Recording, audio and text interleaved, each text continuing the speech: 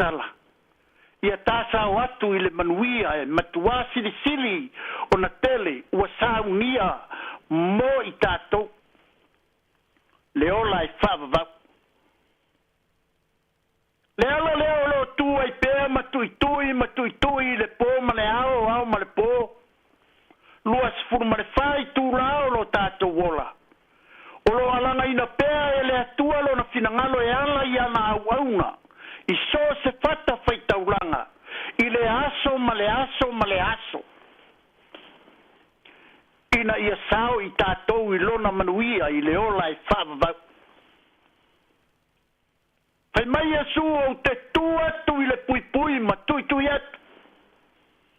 Ai se tasi e whalongo mai lo leo, ma te tala mai le pui. O te uru whale atu i a te ia ma te tali sua mai a, o ia foi ma. Pauta i le mawalunga ma le tangai mawalunga o le atua i lo so i fua ma lo ne yola. Ele popole le atua po le ale i tua i ngā tangata, e iai o tātou tangata. A o lona finangalo, ia maua i tātou, lona manuia, ua umana saunia, mo i tātou lana whanau. A o e alo whaiva i au tiute ma whaiva i le nei aso. Sa ili whātasi ma le ali e manui ai au fuafuanga. Ka longa na leo malu. E wala i ngā ruenga mana le nganga paia. E te maua ai le mapsanga. E te maua ai le file mu. E sao mauri ai le ne yaso. A ia i uatu pea i a te ia o le fio i viinga. O le ona i viinga. O le pale i viinga. Si tia lona suafa mamal. Ia whamanuina pea le atua, e wala i lona whetalai mai a te i tātou, i le nei lava tae au, o le a tātou te talo.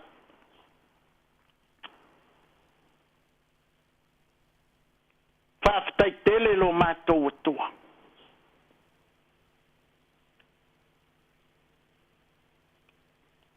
Ua mātou i loa o lo e sa ili pea i a te i mātou. E peia o le fata oto o le ali ie i le mamoe na se i le luka o lona mta upo i sifuru mananima. Na fata ua i ate oe. Ina ia mātou maua lo manuia wa umana e saunia ai le i whawaina le lalolangi. Ina ia maua e so se tangata o la fatua tua ma whaia lo finangalo i le lalolani. I le vafe aloa i ma le uso a tangata, uso a tua oi, uso a kerisiano e le whailonga tangata. Le alofa o laua fio e titoina pea ma tupu pea i o mātou loto. Whaafitai tele leli ie i lo alofa. Tu inatu fe au mga luenga. Au tiute ma whaiva. O le fatua inga tausi. O le tapua inga ta mama tina mātua. O au na malolo ma fatua. O au na malolo foi. Wa whai ilangi fo launga. A leo le au. O le tamaa po le tina. Whapea foi tamaa tina. I maota malawa. O a inga taitasi o whanau ia wa onga. Ai mai se so se ngā luenga leli ie. Mātou te tuina atu whaamone mole o mātou wola i oa au. A wai le aise mea mātou te mawhaia. Ele o le malosi. Ele o le fita. Ele o le poto, ele o le iloa whai ngā luenga. Ai au noa malo whatasi mai. Ele i umane manuia se au ma ngā luenga. Ai ule ali ie, a mātou ngā ruenga i le manuia ma le alofa o lau fio. Ia mātou i loa o na toe whafo i atu i ate oelo vi inga. Whaftailo manatu mai, whaftailo whasirisirino i mātou i lo lava finangalo. Ia whamanuina lo suafa. Whamanuia le le tio whasalalau le si fonga le lau mua i le li pule, ma le mamalu lau whaingā ruenga. Ono o le ava noa o lo mātou maua. e tau longo ai pea lo fina ngalo paia. Ia whamanuina le suafa mamalu o lau fio. Le atua le tama, le atua le alo, ma le atua oe o le anganga paia. O viinga le au ngoi o mātou roto mo mātou ngutu. Ameni. Ameni.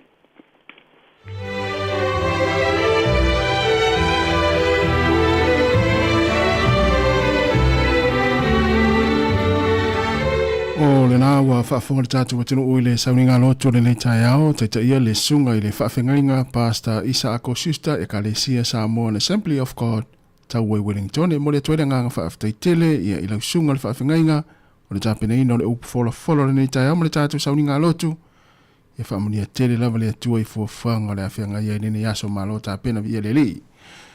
Whaamonia atu le nei yaso i fuafuanga mga aluenga le awhenga iai, ia o le tapo inga fo il falitua mo le no fal mo le mamalu le Kalesia whaafetai tele lava. Se fulu iwa minute te enei le tu la fiti o le vi ingo le tua, o na whanga solo i leo le tātou proklame le nei tai au, tā lofa lava.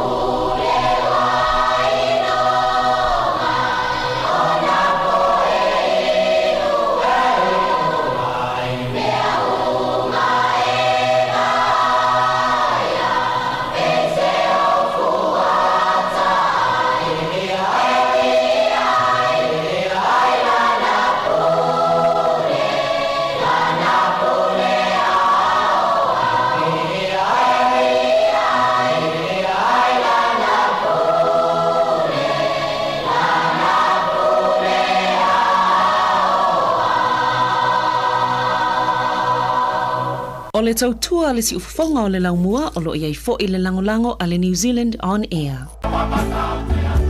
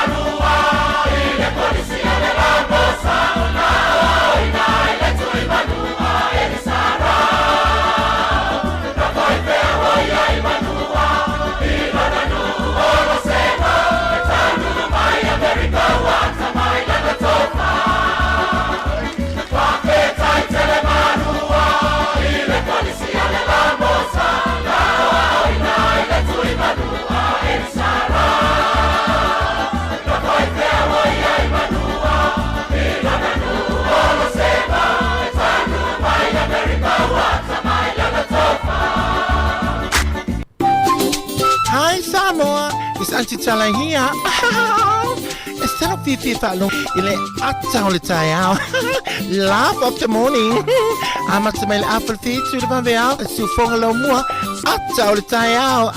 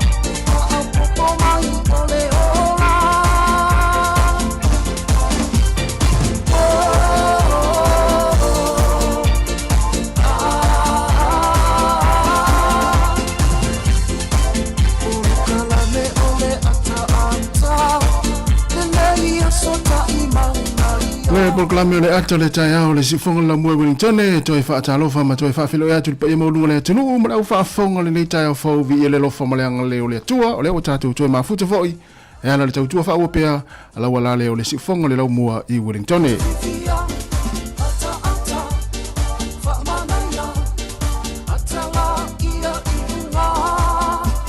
ya ile so fa ma malo le tatu o fa le Yesu Kristo fa filo I ma toi fa atalofa toi le pa mo lunga le tunu ya ai mai se o fa fonga le sua ia sunga I fa fengainga tai tai o kalesia e mai se fo I au na le tua o fai la ungo le tala le lei a pe ona fa talo fa ina yo tatu mutu tau si tonu ainga mo tanga se ngase mo tanga tama tua ma le lo le tatu o tinu ia ilunga I o le tatu ala leo le tasi o no tesi ma le tasi fa mo le si fonga lo mo Wellington yo lo mafuta ma ia le to tele ia le ngati tonu ainga fa pe fo tonu nga luenga lunga la wala ya lo fa longo mai ai la ava vale awanga ia tuai le pisi ai le nei taimi nga luenga le nei tai au ia fa talo fatu ia fa mo pe le tatu saunga le mu ya misi la tu sa nga lule wole fo ina amata mai la tu nga luenga le vavea na leila ia a lo mafuta mai le tatu tua ia e fa talo fatu le proklame le ata le tai au le si fonga le mo Wellington e lungo tatu penga fa ilangi le Facebook mo le tatu YouTube na fa mnatu atu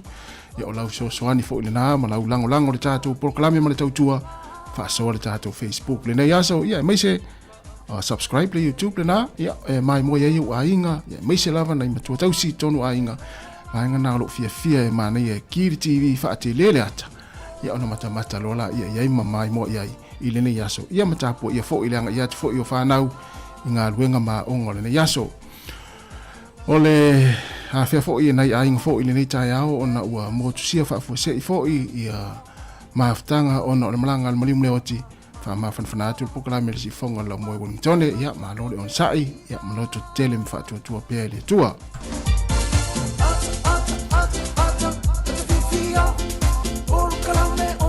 Tato mafuta le proklame le ata le taiao ia uso fia ia felua fia le ni taiao lunga le wala nga lue fia a mata fia fo ila nga luenga ia me se fo I manava ma le fia wa ia tu sa manava sa finga luenga na po manatu ia vanga na le lunga le wala wa fo I ainga ia fai se malo longa le ni taiao ia alu fia le fale o te fa no la tu fo ia mafuta fo I ma ainga ia me se na fa na te me te pena fo ia la tu nga luenga le ia so tatu mafuta patalo fo so se tafo le ni la langi lo mafuta ma il tatu tunu ia me se ai o le malo tele o Amerika le ua maua le lato presidente ia le o tu la mai ia Donald Trump e fa foi na foi le si fata usanga ia o na paia inga la no fo inga I le malo tele o Amerika ia masalo foi o tala na ia o le a la walunga foi tala no anga foi o nei vai aso ia mese ia le la fa la o tele atu tatu proclame o tala la walunga le aso I le aso ata yao e le tano atu le fion le pule ia masavilin kasiano ia le au te lenga ia whaafonga i le aswa tai au. Ia le la te whangasoro le tātou poklame, o le la watu whaafiafianga nei mara whepese le kūkama, na soro le le tātou talo le tau. Good morning, kia ora, tālo whalawa.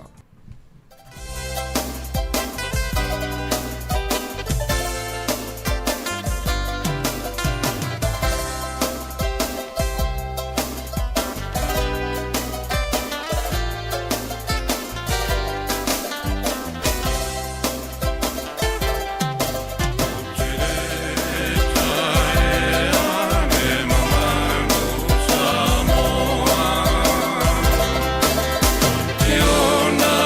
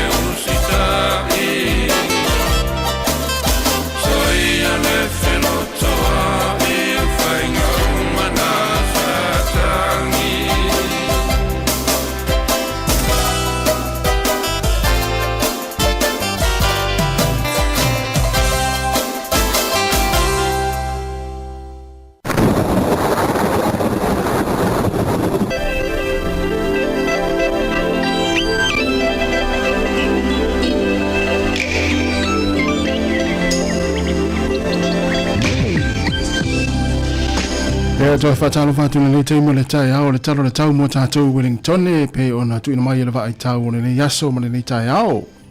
O le vai le la le yaso ia awa ia tu ulu fo ina timu lo winga e la timu ia ma awa fo inisio taimi i nei Wellington.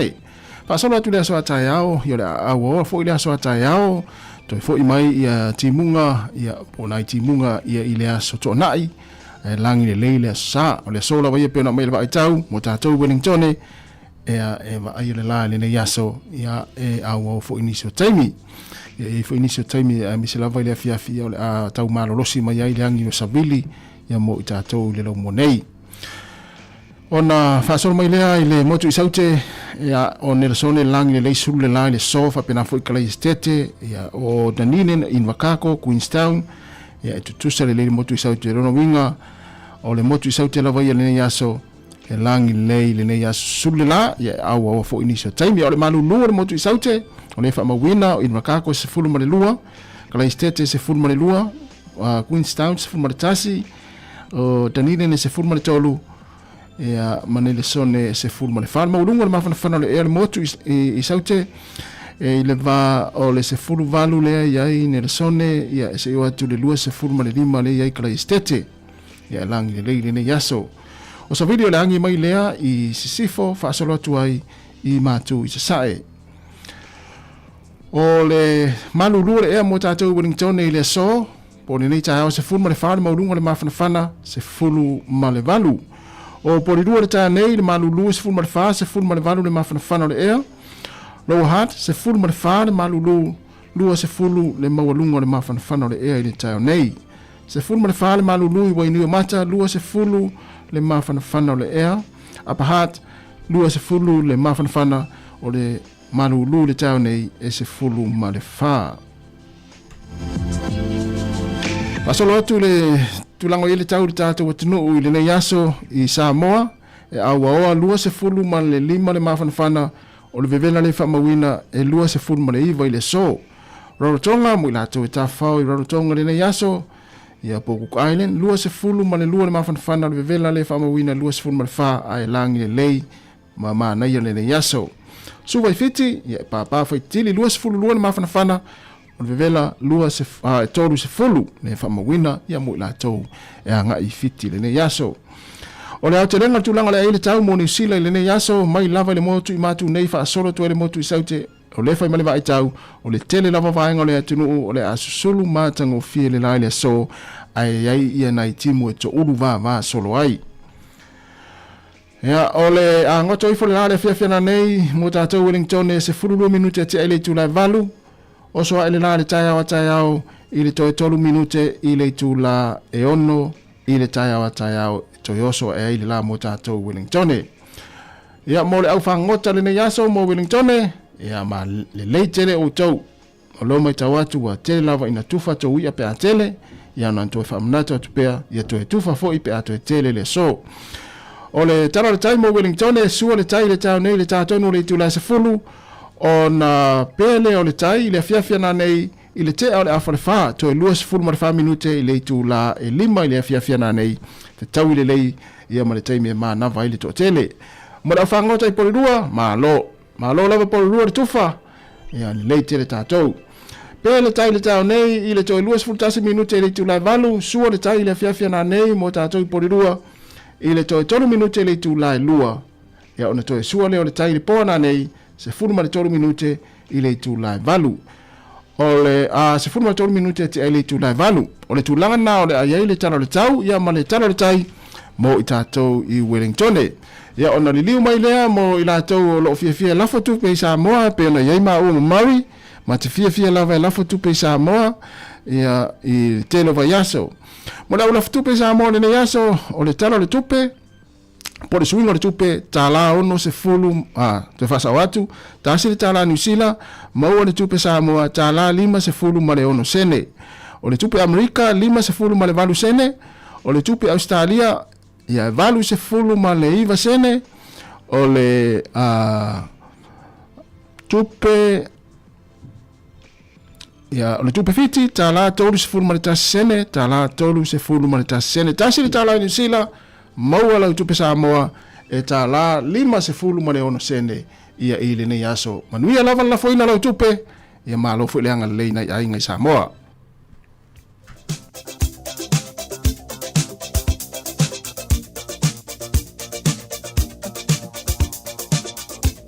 O whaamurianga o soifua ma sa whanau, tato i meri masani la vanena, aso whanau at samoacapitalradio.co.nz.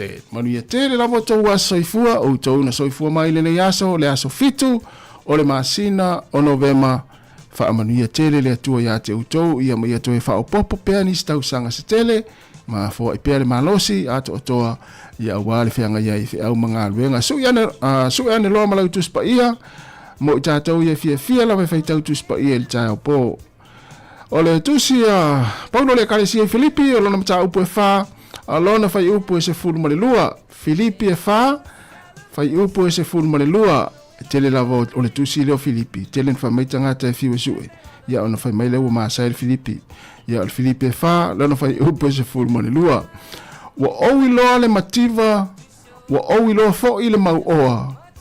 O i mea umalama o te iai, ma mea uma e o ia te au, wa o ina iau, ia o maona, ma o fia ai, ia faulai mai mea, ma ia onge mea. Filipe fa, fai upo e se fulu ma le lua, wa o iloa le mativa, wa o iloa foi le mau oa, o i mea umalama o te iai, ma mea uma e o ia te au, ua o ina iau. Ia o maona, ma o fia ai, ia faulai mai mea, ma ia onge mea. Manuia tele o tau wa soifua, ia o le pese le nei, ia lela ape pese atu el mata o fai pese. Ia mo tau wa so soifua. Manuia tau wa sofana, manuia tau wa sofana, manuia tau wa sofana, manuia letua.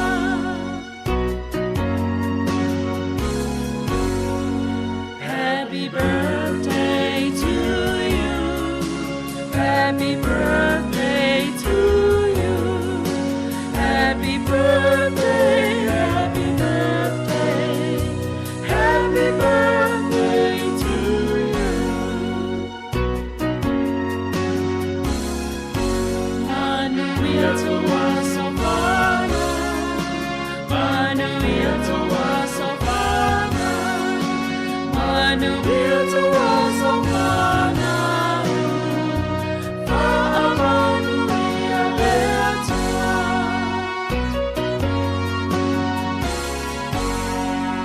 Mai le se ufofonga le lau mua, hip hip, hooray!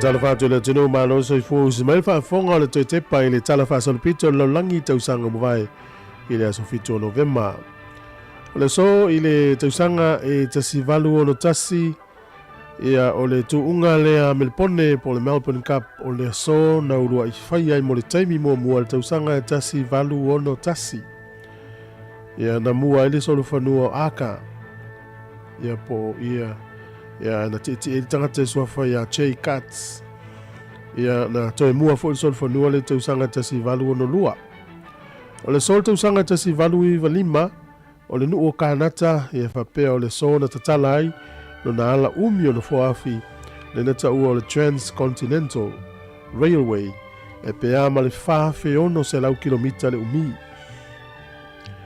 o le aso nei tau sanga tasi iwa tasi wha ia na ulua I whaiene no minga mumua a le newspaper le The New Republic. O newspaper lea e whaamaumau ai ia tala o Porkiki, al mano Amerika. O le sofo te usanga te siiva te sifa, o le nuu le ingoa o Kiocha Upei to tonu o Saina. Sa whaima kolone o Siamani. A o le sol te usanga te siiva te sifa, ia na whao e sea mai ai pūlenga. A le nuu o Iapani. Siamani a sa pūlea le nuu le titil nei. ia mai le tausanga e tasi valu iwa valu. Ai o mai tasi iwa tasi wha le taimi o le tau mua mua laulangi. Ia ua maua mapu e vai lua e Japani. O le sol tausanga e tasi iwa tasi ono o le tamaitai o Janet Rankin. O ia le ulua i tamaitai mua mua ua filifilia e le konkelesi le malo Amerika. Le tausanga e tasi iwa tasi ono. O le sol tausanga e tasi iwa fitulua.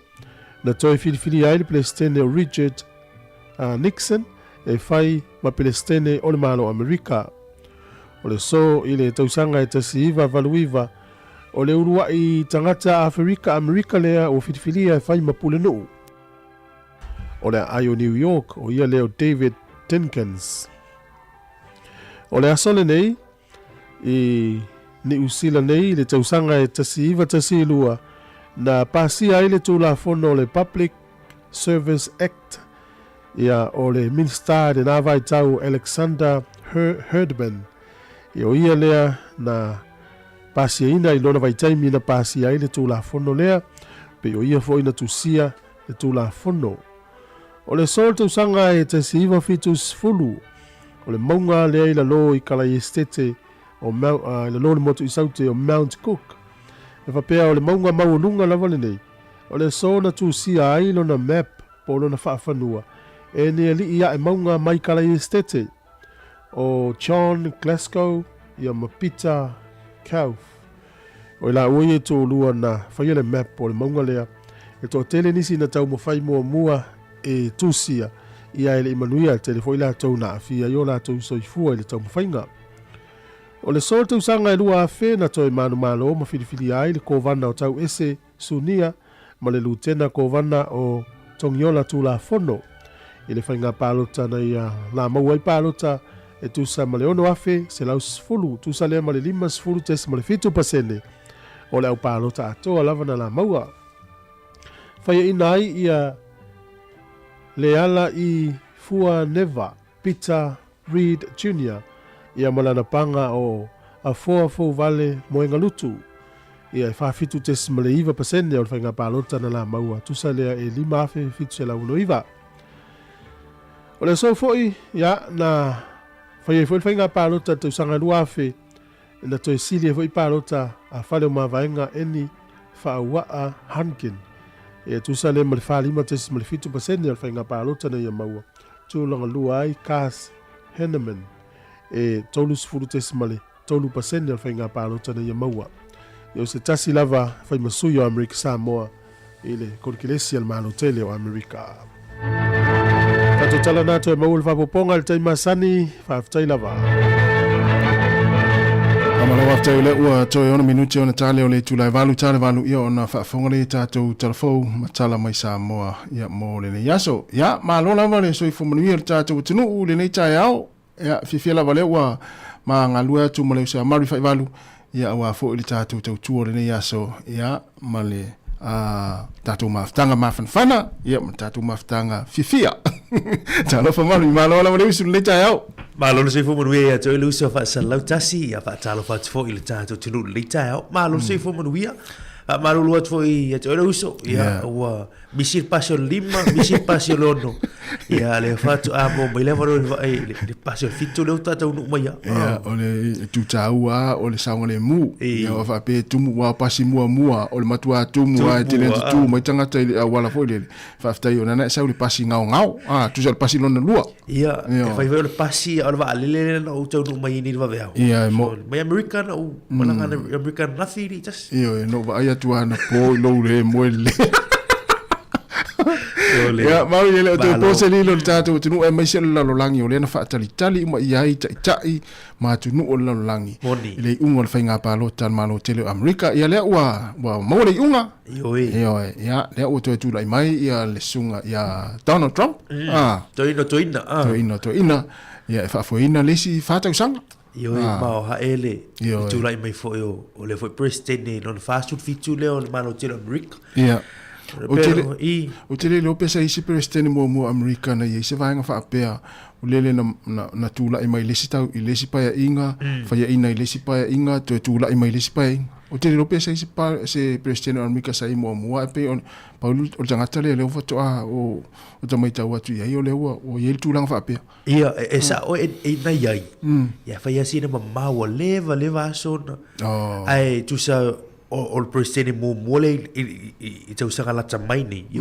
O ai fa mo bonga ia sa ai tu ele si presidente ia o te mina fatoa tu a mata mai ia. Ia le malo Amerika ia o leva so. Ia o presidente la le Trump. Yeah. Ia lo afilo sulu na le Sāmoa ile venga palo tale le te Sāmoa Biden. Ia le ua.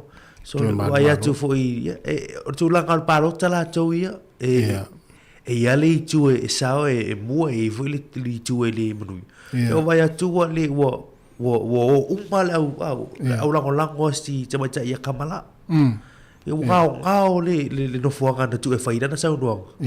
Ia ai sau I fa forzagatsa fa mai la le fa yese ale o vai tu fa bongo le tau le fa tu a umana na vilia le te mai tai kamala ia fa manuia ile no foi le o consider o malo ia Trump ia o anga na me ni polokiki moni va o al time palot ia o lo time tu la mai le ia fa manuia le sta ia tu langa na o lo iai ia ai tarsia ia na o fia fo ila o Amerika ia e mo ila o la e fia le si vaenga e fa no le si vai ia e pe o le la langi ato le sa fa tari po ila tu lai mai ia tava e fo I fa mau fo ma tu singa ni so tanga fa mai ia sa uni o tou na o leva na Amerika o le ola ia le taimi ona alua tu le tamalo ia o tu ese o me se lava le au vaenga ia le au fa tu pu veves I moni la to no fo ile no fo mau po a vai fa pena I Amerika. Io.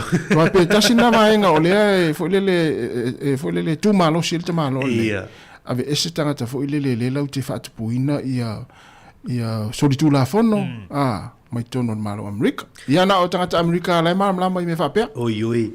Ai vai tu fo to telo ta tu tanga ta Sāmoa I o ala papa Amerika. Soli. Fia. Telefone fia ile. Ia se te mortau nei tatu ta noi I fai ungo whenga whiwhiringa nei o tatu uso I motu sa. Kilo manu o le utau nuk mai nisi o vai ngai. Ia e mani, o le ala whatulanga o le ui, ia o sui ni whenga malo. Ia ala malo tele I o Amerika, ia ai, o te vai atu wha maubonga ia na wai ili pōna pō. Wa ma fuli ai lalango I le senate, wha pia fo ili mauto sui, e o foi kovana. E martu ese al por kikia Amerika la tu. Moi. O le ua ma fully umai I le vanga fa faile I Trump. Lo winga o moti no o fully le party le Trump I le senate. To e ano le sfulu valu palo te mo mi ele tula Trump I le moto sui. Ba o foi la tole le majority na ile moto sui.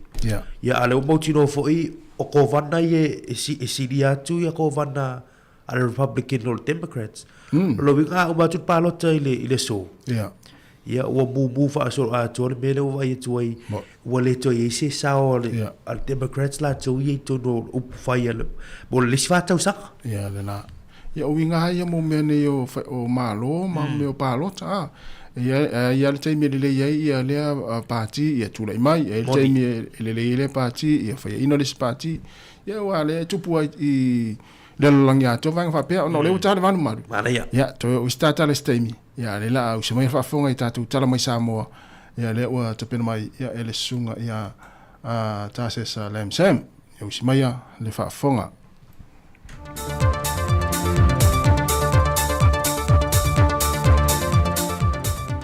O se mai el whaafonga I se isi fo ile nei whaopoponga o talafau mai Samoa. E ni tanga I mea loo te tupuai. Watu I nātu e le whionga le minista o ati na e mga ruenga te tele, o ia foi o le minista o company Waa Samoa. Le tārusanga I le kāpineta mōsana I o enga, o tilu e le company Waa, I le whaia leo se whiwhiringa ini Waa se lua o loi au se tālia. E sa ili mai e se sui o le Waa o le MV Lady Samoa, le ua wha lia le whionga le minista, o le mawhai o le toi ave nai ni uta mamafa pei o na iai mua, e le tūlanga o le toi au sia e le foloa le malusi anga sa iai mua. Mo ni uta mamafa pei o na tā ua. e le ngā luenga o le toe wha le leia o le Lady Sāmoa talwe nei, na alua le tau e tolu se lau wafe tā la, mai na amata i loo na silasila le pulenga, e le au mai o sa isi wa afou, e tau aveina ma wha awau le au o nanga. O le tau o le waa e pe o le wha loa le whionga le minister, e fitu miliona tā la tupe Amerika, mai o le ama whaifo e le MV Lady Sāmoa fau pe a taulu mai, o le tau aveina le au o nanga a ngai Amerika Samoa, wha pe foi le motu ia manua, ma le atu kuki. E le o se waa fau e pe o le tā ue le whionga olo, o le waa walata i le 5 tausanga talu o le wha au ngai Adelaide au se talia, mai o lona sawa o lo wha mawina i le 30 i le 35 minute, pe a whai e malanga i le vāleo savai ma upolu. O lo sa i lia mtanga luenga o leo se ali i maitonga o lo au maulea tunuu, na whaadia i reporti mtanga luenga o leo, na ia ngau ia maia se manu papalangi mai le fio anga sali le longa i savai, mai e o mai le teminei o lo sa i lia lava e le maua. O se vaenga fo i le reporti leo lo ta wai, o le tamatonga le nei, o le toa lua o se tamaitai o le fio anga i pei o na ta ua, e le iai son a inga i Samoa, ai wa wha manatu fo i le mtanga ruenga leo i le atu nu le sa i lingo le nei tama, o se soli tu la fono mai mawhai o na mōli ai se tangata, e tau mawhai e wha alafi se tangata sa ili, e le mtanga ruenga leo. Mai i sa i linga fo i o lo te tonu mtanga ruenga leo, o se vaenga lava o le atu nu, o lo la fiai e le o mawhai o na malanga e se atu ma Samoa. E o mai le so, e le au sia le afa o le whaitaua whai o tangata po le whai numera, o lo wha mawine le lola pālota le atu nu e te tau o na pālota mo le whainga pālota tele le lua whelua se funma leono, na wha e loe le komsina o le ofiso whainga pālota i atu ia Filolo John Stanley. Ke minei wa kol su fiku wafe badu salau badu sulkan kai bada skala. O le ngumela le e kakau o ngā kaunga i le lola kako whainga pālota le lumunga. Kaunga salau su fiku wafe, lua salau lo lima. So you're looking at fiku su iwa afe, ko salau wha lima kakai e le skala.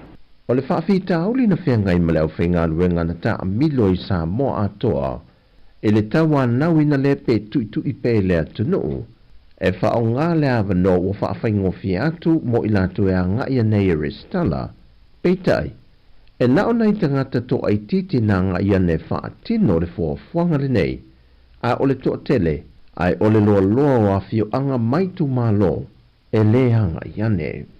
A o nisi il to tele na hanga iane fo i wha atino, ai le o malama i pepa e wha maoni ai le latu le stala, e pe o se leisene a veta avale, ma le pepa whanau, po se tusi folau, ma isi e pe o na leva o na whaalawi loa le ofisa, e lunga o ala leo ma televise le atu nuu. E o fo i le whainga faudo wha o ngai nei lupeng ta whailangi e restala mai ei tangata pālota, ai me se lava ia i lanto o lo au mau i atu nuu i whafo, e o mai le teminei, e te le atu le whainu mero tangata Samoa o lo au mau le atu nuu na wha o ngaina, na i lol mamalo le atu nuu, o lo wha mautu i atu nuu i whafo atu o Samoa.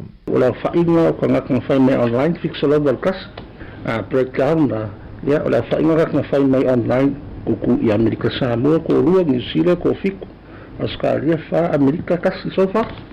Ko so le o kanga o no ye review ko so le i o le review o kanga le approving officer le tun peitai o nisi o le atu nuu mai o na whaongai na le au o nanga to e lava o le o mai Samoa po e le ata malolomi tamatama i lima e se fulu e ato o toai la lato restala i lunga o le lola pālota.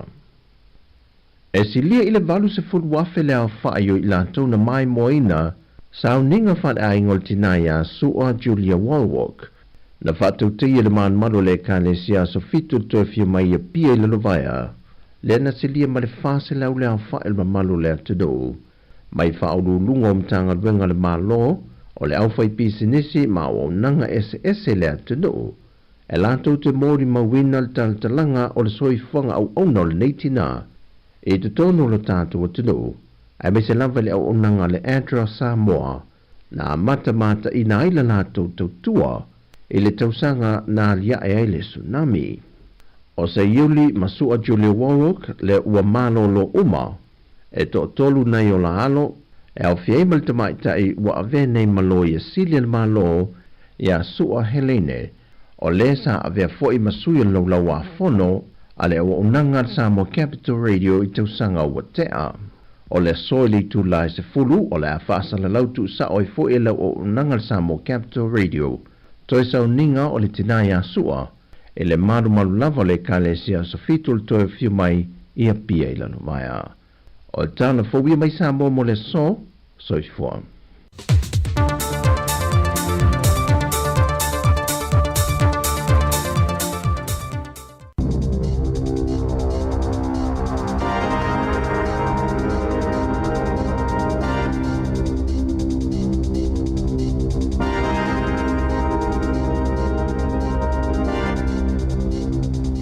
Tala falava le whaapoponga momoa telefon mai le si ufonga le laumoa i Wellington e mole nei tae ao 5 Novema lua whelua wha. Wa au whaatasi le palemia New Zealand Christopher Luxon whaapele sui palemia wawa samana i Winston Peters ma tai o isi malo le laulangi e whaaleo alato whaamalo i le sui le Republicans Donald Trump. Ina wai ule whainga palota tele le United States o Amerika ma ua manu malo masiliato na palota na ilo le sui tauwa ale Democrats o Kamala Harris leolo avea nei masui peristene. Santu sia laksa ni lungo le ex o le United States o se tasi o pa anga pita tawa New Zealand ma ua whaaleo atuaila na whaamalo ya Donald Trump. Le peristene filifilia ma usau ne whaawawo na fauli sotanga New Zealand ma le whainga malo fo ale United States. Na tu sia fo e wawa samana e lunga le upenga fsota inga o le ex e whaapea o le ua whaali fina ngalo tangata o Amerika ma ua tāpena ma le fia New Zealand e ngā lulue malola tau peristene fo ma le sui peristene. O nisi o taitai la langi na vave whao o ato alato whaamalo e yele pale mio Israelu Benjamin Netanyahu, peristene o Falani Emmanuel Macron, minister puipuinga Israelu Itamar Ben-Gvir, whaapesa tasina vea ma peristene o malo Lucia Dmitry Medvedev, isa saunoanga Donald Trump i Florida, na ia fola ilo na manu malo, au whaita wina pia palo ta inisio stete ia tele ina malo sele lango mo vainga whaite tele lua, ma o se tete pito ta wai whainga filifilinga mo se peristene. E lua se lau fitu se fulo palo ta i te tawana au sia se suina ia mawhaio na manu malo ai, ma o toi malo fo ile Republicans ile Senate. Na siitia lau ngao le tālama siitia mawalunga le tau le Bitcoin i le asolulu au peti le au whaife whaatawa inga ina o manu malo Donald Trump i se tete au tuia sa mo umialo na manu malo ai ina ia toi fo ia i le whale pae ina o mautu le manu malo le Republicans i le Senate na whaapopo inai fo i le avanoa le whaapa ua la fonga whaapopo tiu te o loa ma ave e senator la fono ina ia te lele sa olotonga o pisinisi a la tau whaatawa inga e whaatao lao laili mau ainga e tasi te si male 5% na si itia ili tala ili se lau 5 si male tolu yen o pito mawalunga talo maile masina o iulai mana silia to male tasi le pasene fa atusa ile euro ai silia male tolu pasene fa atusa ile peso Mexico o le Bitcoin na si itia lo natau ile fito se fulu 5 fe tolu se lau fito tasi tala o no iwa sene ma ua mawalunga to ile fito tolu wafe fito se lau iwa fito tala male valu sene le masina o mati mua sa folfola i Trump o le avele United States mataita i le lalangi i tupe le vaaya le wata o Bitcoin ma le cryptocurrency ma le ato fia le li billionaire Elon Musk e pule ina se whainga e ilo le iai le au se tusi le whaalungo tupe na malo ma matau ni vainga lo uso ona whaalu le titau iai tupe ma whaale le iai le awala e whaalu ai tupe ale ato no o. E lima se fulunga luenga o fofole TVNC de wha amano lope vaea, ma o se vaenga o le toi wha atulanga o le ngā luenga ina ia wha asawina i le tolu se fulu miliona tā la, ma ua wala au lieina lau whai ngā luenga ini whonotanga i le so. I se whi au na wha aho ina atu le au whai ngā luenga, na saunwa i le ofisa silo le TVNC de Jody O'Donnell, e lima se fulunga luenga le wha amuta, o na iwa se fulunga luenga o ave isea, ai amata nisi ngā luenga fau se wha se fulutasi, na Sauno O'Donnell o lo tatala le avanoa moni fina ngalo o le au fai ngaluenga mai le ifaiani fai unga se ia mai o na ilo uma fina ngalo o le afa ailo atu o le vaiasa taluaina toisu yei se fai unga mumona faia ale TVN said e tāpuni eila lato upenga tafa ilangi o le One News peitai o le afa awau ai o le afa ai titia. Wa sitia atu le fate si male valu pasene mai le fate si male ono pasene sa iai le numero tangata eleini ngaluenga i titono masina e tolu e o mai le fai unga o September o lo sitia pele numero tangata uatu ua ngaluenga e mawala lo atu na iloto langa sa valo iaina e le maketi tautupe ma uala te ili fate usanga mawalunga pia ia fai numera wa atili sitia le numero tangata eleini ngaluenga una ufa ititia le mana onga moni tangata fai ngaluenga ma sitia le numero tangata mai fafo e whaatumuina avano whaingaluenga i le atunuu. Ia Sāmoa miaina ni se whaatinoina inai taimi ua tuana i atu e se lau whaasfululi mawhi fit se lau tangata sa iei ngaluenga ua le whaingaluenga. E tolu tesima le valu pasene le si tanga o tutongi le tausanga pe ona whaaliei whaamaumunga lo fisa whainumera whaamaumau wena a New Zealand.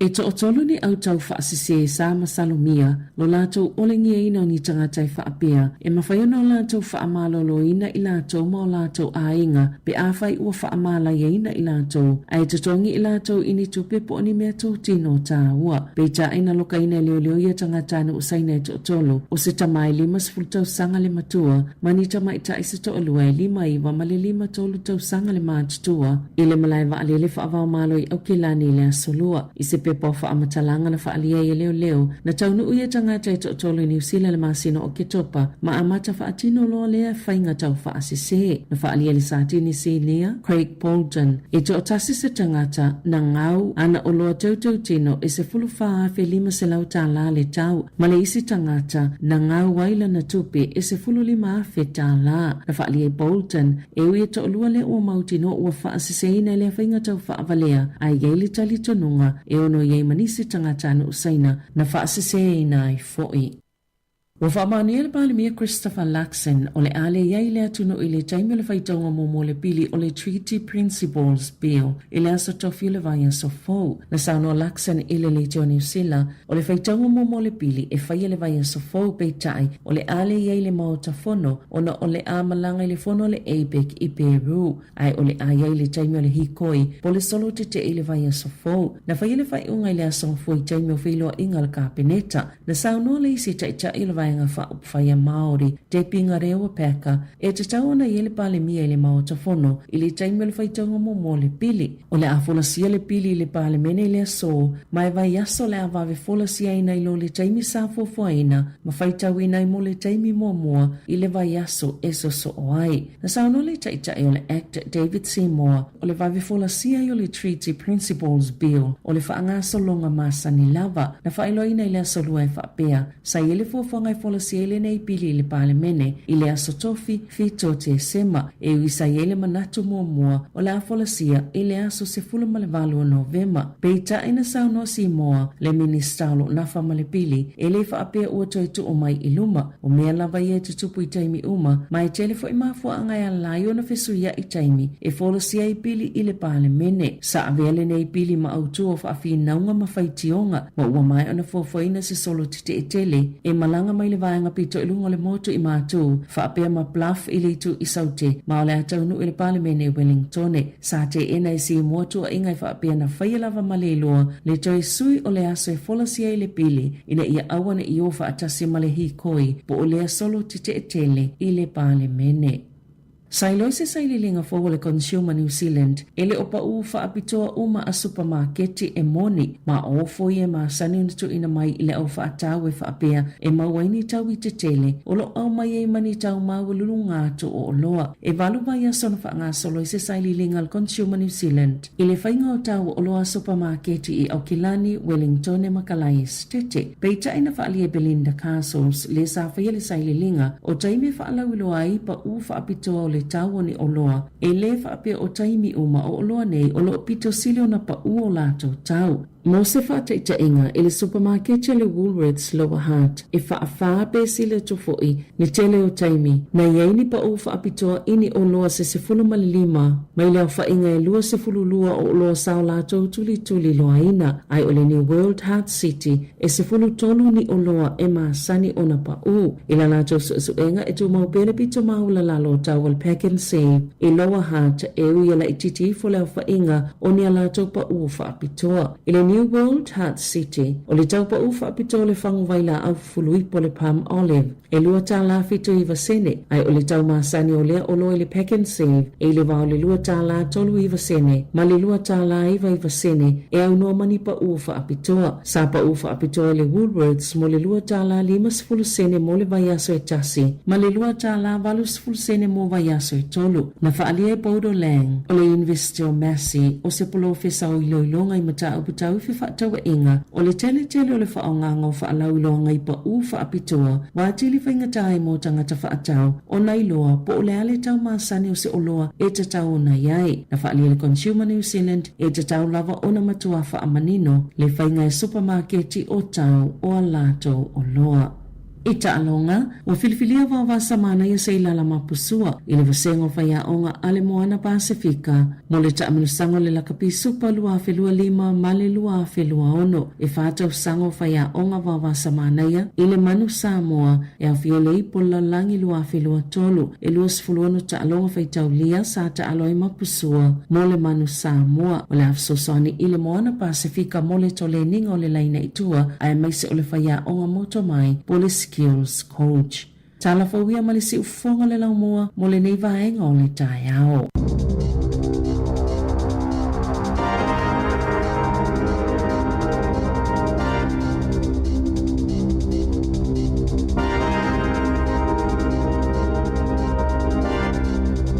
Pamalo whaftai le whafunga mai tātou tinu o lea ua se 40 minute ia ua te ainei le tūla e valu na o mai atu le whaponga mo mua tātou talfau pe ona tāpeneina e Sabrina Kasiano ia mai sio tātou tala mai Sāmoa me lo tupu sio tātou tinu ia pe ontu ina mai le sunga ia tāse salam sem tu whafunga li tula iwa le tau nei i tātou talfau matala mai Sāmoa ia malo manatu o le teimfun nei maru o leo tele na usu fo ia wairunga na wana to tere matua mori nei whanau ia ongo le nita iao ia tamaiti ia fa pe ana tu whanongolongo mai ma leo mamari se tu lo nita iao ia to angale onga mata pena le suenga wa ia nei whanau leo wa amatara tu suenga neva yaso mar e to tele yo whanau ia vasinga sutasi fulua suton ia ai o te mine le umaro lo ia la tu seniors ia wai wolea ongal ma vangana ma tu sutasi lu suton ia le sila e malo lo fatu alu ai tonu te me lana suenga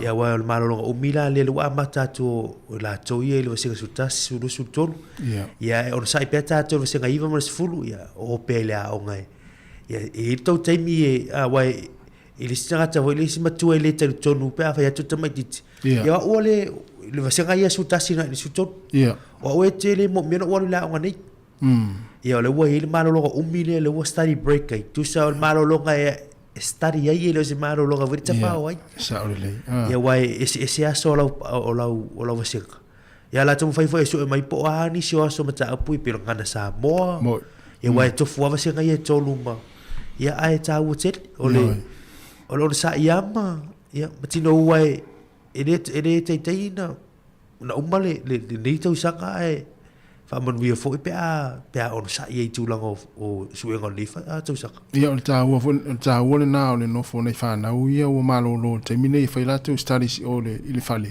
wa la va i matua le no fo ma va ia ne ia o le fa me on a tu fo ile le on fa young studies wa le o langa sa o me sa ia maru ia sola ta pena lo suenga ia school si Sāmoa ia sola ia ta te alu fa alele ia male ta te alu o le ifea i o le aonga te alu le aonga ia whaia ta mea aonga ia lai wha apea isi o li ina na matu wasenga ia sola o lau te alu te taai o fuli le te onga tae whiwhea ai le hei siri ilo walu te whai mea aonga i o le aonga nei lo u nofu i le whale wai whai avala mai sole tu mea na sawe whanga moa ia sawe whanga pua i se tu lo wal whafonga mele tu ni tae sawe tu no mai se ti ia le ai ni mea onga nā tei mi o tai au ia e anu vui a ta anu lai lea onga whai ta mea onga ta pena i mor suenga ia lai le si pisa foi le mo ia lai ta mi milo so le ia nei te ni ti foi ia manai ta mai ti au ta ia lai fai le ia mea onga ia lai alu lo ta ma fo ile au ai sa o e ta se fa ma dia le so roanga le ia wai e pe mo ni dei foi ai dia tunu so o meu fe awa me uma te mi uma mai ti nga asina mele a mana tua i tau tu ava no ni ma tua i fa no e me se ala pa fe le wa ia wai e ile time table su enga ia a fa yo vai so follow su enga ia mono sa vai nei fe au fu ia le la para te mi ta pe nai a fa yo ta ya lo su enga ia a fa yo deila ia mo la no wai su enga study breaks e fa tonu la au mai si me te wina sa mo maria sura ele ai mesta mai titi fai mea onga se tai au i se aso i se au pato a tele a fai a mea onga i le po ia wai fai fe au li tai au o atu le fia fifa to a tau fai ni mea onga ia a o lea vano le leile mo nei whanau ia o lea ua malolo ni se whanau ta pena la tu suenga ni se whanau na ua ta pua i fai mātua le neva i aso ia lue suela na lean pulealan ma ta upura sue ia i neva i aso ia ai fa lo mai o tama ma le no la ta pena la su enga le yaso ia ma te fa amni atu le tatu programe ia ma le tatu tua e o to su enga ia fa mal losi ia o te fa lo te mama lo a mi sia lo te ma te le ne pele ma pu yaso ia manu ia lava su enga la fa ngai mo to fa na neva yaso ma ia ia o le nei lava va yaso ma le tulanga pe ona ia i wa le o mai al palo ta America ia na o tala al palota mari na tala al palota le ua tele lunga o ala televise ia mo ofisa fa sala lau na al palota America le ia ia o tato ofisili fo ina ni tai au ia fa pensa mata fa inga palota na po ia o la se vaenga na e mori mawina ia po le fo isi a fa pe fo na te ala ia America o le te fa longo mai ia e fia vala au mai fa so mai so langona ma na ia tele ma tu ti fa longo lava ia te utuna sa palota ma ia le mafu anga sa palota ia Kamala ia po le afo le mafu anga na palota tamo kalolo wa fa sa mo ta to Mario kalolo Donald Trump malo kalolo Trump malo le ta se mai tu lango palota le atu le manu ta tu so le o sta mai ia sta mai tu le ma le ele o mau tu lango o le tala ta mai mo si le fiorta tu tunu e to e fo ia le tatu botule sa e fai lato fai nga filifilinga e ta ola run off ila suliva november ni tas ana fai ana lato palot fai ana na fai ta si o mala so nafi pe yo na e fo i malo teli ala mafu anga lato e fo i to e fai wo misi mafu anga le mai mafu anga ona mafu anga le na fa sala mai lungo li ti ala televisi le KVC e mo fe mai ko misino pa nga palota tu e mo mia e panga le au sio le 5% o palota e mo mia ala la vatu le ata o le palota no po e to tolu panga ia na o la fionga ia le manu peleti maunga ma le to faia la pui o la uole le se e to fa le tu la me temine o la palota no mo ine le po tolu afe ono se la ono se fudu palota le alo ia ni on tolu afe ono se la ono se fudu o le pasene o le palota le la mo e tolu su ono tesi ma le 2%. O le sipanga leo vai tau tolu ma tau fete. Ia o le tamai tai ma le tamalo le la ti tau va. E lua afe se lau ono suluiva. Lua afe se lau ono suluiva. Al pasene lua su tasi tesi ma le 5%. Ai o le panga lea na isilia le pono po mai mo lunga palot. O la fionga ia pula Nicola pula ma le to la fionga ia pulu ai junior fa fe lua se lau valu sut fa palota ma le paseno palota lo ala au sia fast food lua te si mal fa tu sa le la tala o lima fulu pa fa mo ia na so tu le manu la pu il tu sulo te si mal lua fa mai la io palota no pu ia so por tasi erva vea te minu sila fa to ai lo mai le va ngale ele mo fai e su i panga ni to lua lea pulam pulu ia po le manu mala pui ona sa fie tofi pe a fai se i vanga nawa au sile 5% o palot Le le fai le la sulivo November. Toi rua ia so fai si la tu palo te le solua. Ia e vai tu sala na lua le ilunga. Na pulu fa pena ia le manu mala pui. Na suina a le la ele ma fai ona tau vava i tau tolu ma tau fete. Ia u palasi o tu ese la tu.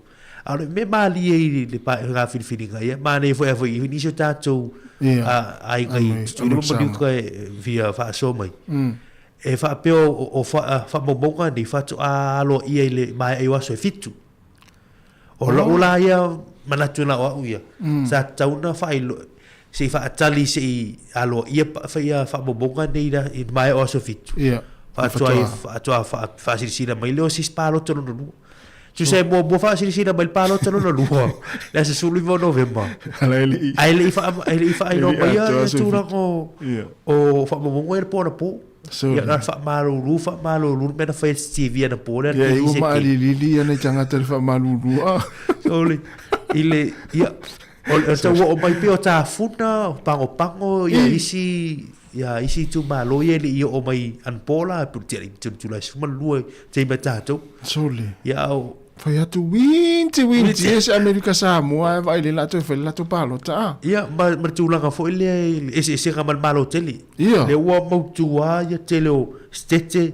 o ai ma tua ile se stete ia tuila lu o sa territory e pe la kwa la mo tino kwa ma isi territory ia no ta tu ai tu le bolu ia ta tu si ai I fa mo ngai le pono po ia ana fa pe fa nga fa u ngol pono po o suil fa nga malo tu le bolu se e mai tofia ia pula Nicola pula mala fio nga ia pulu ai junior vanga na le fast food lupa sene la walele si dia la le fast food lupa tis mal fa le to sao mai ile fio nga le manu peleti monga mala pui ia itu la fa monga na po ia mana ifo itato ia fa fonga mai Amerika fa pesa palota ia mana ifo fa me so finangalo ia tatu tal noi ia I palota ia wa fo ini tala na to fa fonga mai tatu tal fo ni ta yao ia e fi fa ali so finangalo mana ia telefo tatu tal noi ia mal tatu ta upo ina tatu tal noi ia ai vai ngale wala mai tu fa mai fi tal noi mele no tal no to na fi mari le tangi e pole ia ta tele ro pole ma fu angale fa mai fi tal no mai le wa tele le tu ia ta mari tangi si oi tina tangi si ai pi o ta mari ia me sana tina ia wala mai e tu ia tele ma tu tangi si ai so mo ia tu ta mari tangi ia tu so le o le ta pu ma tu ma si dalle le ta tu ri just o le fa ta wali so fa malo ino le na o ma ho fa o le oli pa ta ma fa na utama ia me voi ale le mana tu foi le afia ia ta tu me io afia con so fa malo le ma ho fa ia o tama ye to a to e o po ai di ia ele fa ilonio na lagona mo ni mana so aru saulo wala wona so ia me o loi mata ma la ele ngana wa tau te loi vo le ngana loi mata tas ele wi ko loi mata e tangi vo le walu tina ya pe tangi po le lava stupe e sia ngana o loi mata tu sana matan sa o le so fu malo loi no le tu pata ma ia sa wan masina ne le ta o November November ia na ia umana ia foi wa fa amana tu mana ma ia fa ta wai foi le so fu malo loi na mai se lava ta tu tama ia tulanga pe ona fo ni masina ia tulanga ia tang ia ele ase ele pule ale si tang ia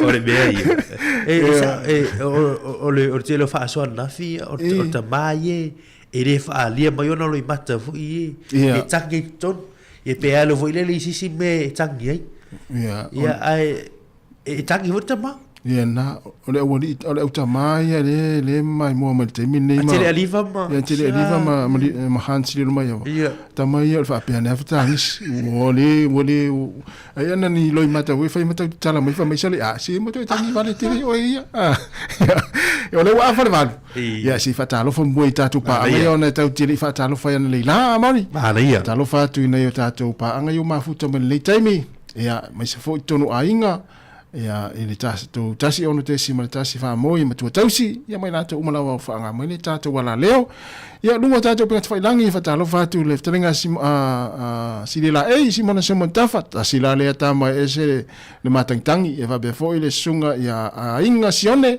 ma lo whaaftai sauwao nila tofa ia le sunga a Paulo Faleniko patalo fatu fo ia Rachel Sifa ia le fatu fo Rachel ia o le faletua ia Silulu Bolton ia mai se fo ia fa wina Danielu o le ofita ngisi ai wa matana o mai fa wina Danielu ia fa vale le fu semi ia le sunga malutafa ia mai se fo ia Antele Aliva ia o le faletua Erika Maoe o le mafuta mai Samoa so le amu ia Erika Maoe safatoa ia le tama lea o tapsoa li mayama tasi lea tama le tingana le simetangi a tangia Chris Charles ia fa befo ia Anita Savange o Savage ia fa befo ia mafo Eric ia o to ina matua ia aveau na ma aveau tama lea tangi foi ia o malo tu tasi ia Fido sao o ia o poe fatu ia vai le wa matana o mai le ofitangisi sunga le fafengai nga pasta eri leu malola pasta ia mal fatua le masani tangi mai fu nafi o menora avamua faea ia fatalo fatu ia tesalemi ia onai native a malo faftai ia li leota o kasto tele tato o mai mo mai ia tu fatu tato Facebook ia o le sunga faleli popoli ia mal tamale ia e tele na tangi tu alfata vale e dia la louta a famasanga leo to 2 minute tale tu la eva la watu fa fianga nei ia manisi ona nga fia fa la wiloa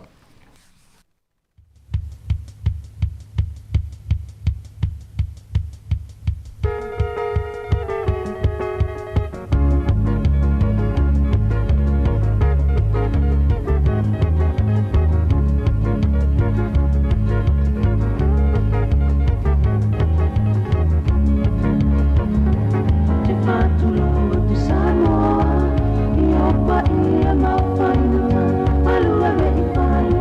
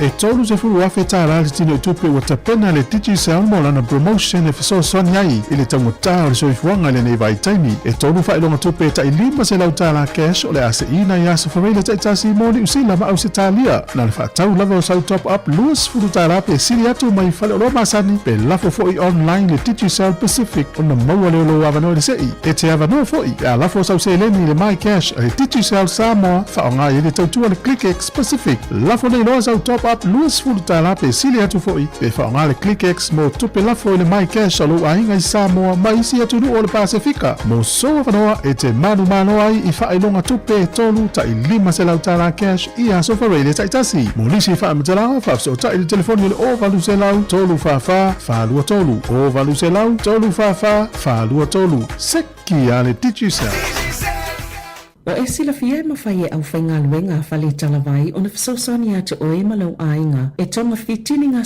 se lai te manu angai le tu ngā tele. Mo lau sila fia e anga wa umaleu whainga luenga i le whale talawai i mata upataulu soifua maloloina ma o le telefo i o taimi e le tau whaiasa wa wanoa e mawhai lawana e talanoa ia e iso o se taimi e ta aua tele le sila fia e tina mai le 2.5 i le 1.5 tau sanga le mātutua ai mai se lava tina mata maitai o lo o tele ina wa aile soifua maloloina ma le tau singa o ainga o whale talawai umalawa e mawhaiano lato whaatumuina pepa mo o whala au tali ni fesile winga i au whala au fesosani inga se lai te pe o le tale fulu wha iti ngā fesosani foi ini manu anga la iti o nisi whale talawai lato te ofui natu tui pui e tau fia ile a fia ile misela tale vivini fulu male koviti siaki mafuaile mawalungo le toto whala au mo siama e a fia ile plada se itulo o vai e tulu yei mata mawhala au moni se o ngase o tina mata maitai asiasi ile upengo fesota inga o le healthpoint.co.nz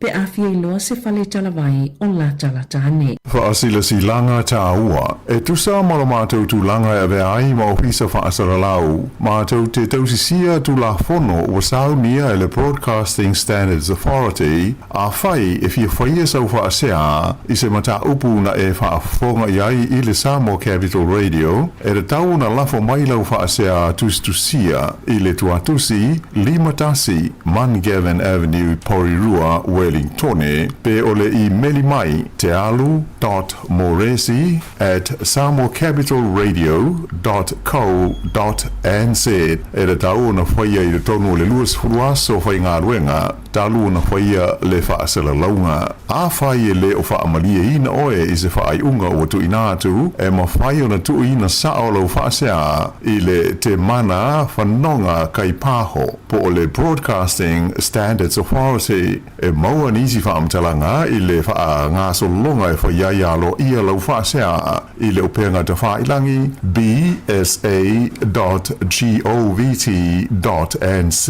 whawhitai Malo whaftai o le whasilanga nei e fia tuina atu e mua lava o na mātou whaapoi lili a whaala autu manu iau pa ia Samoa e mai le taisa masamo le tui manua se ia pa ia filima pulitu na tawilo ai malo tulona lava ai te talo atu lava ma le whaaloalo tele e te tauai i alo matama whanau o ni paolo ma le fo i mani ngafa ai mai se feo i o le nei nu o whale alupo wala ngase leo vai o na o taunu mai le tusi mai le sunga i le whawhengainga i a ne maia ma le kalesia e whakasa i vautupua e whaatala ula mai lo utou mamalu mo se fsosoani mo le malu ia tāpua i wa amata ina o na ngā luenga i le taimi nei ua tāru sanga tuai ma le whaaloalo ina i awhia mai ma su mai se i tātou talanoa ma whaali sau whina ngalo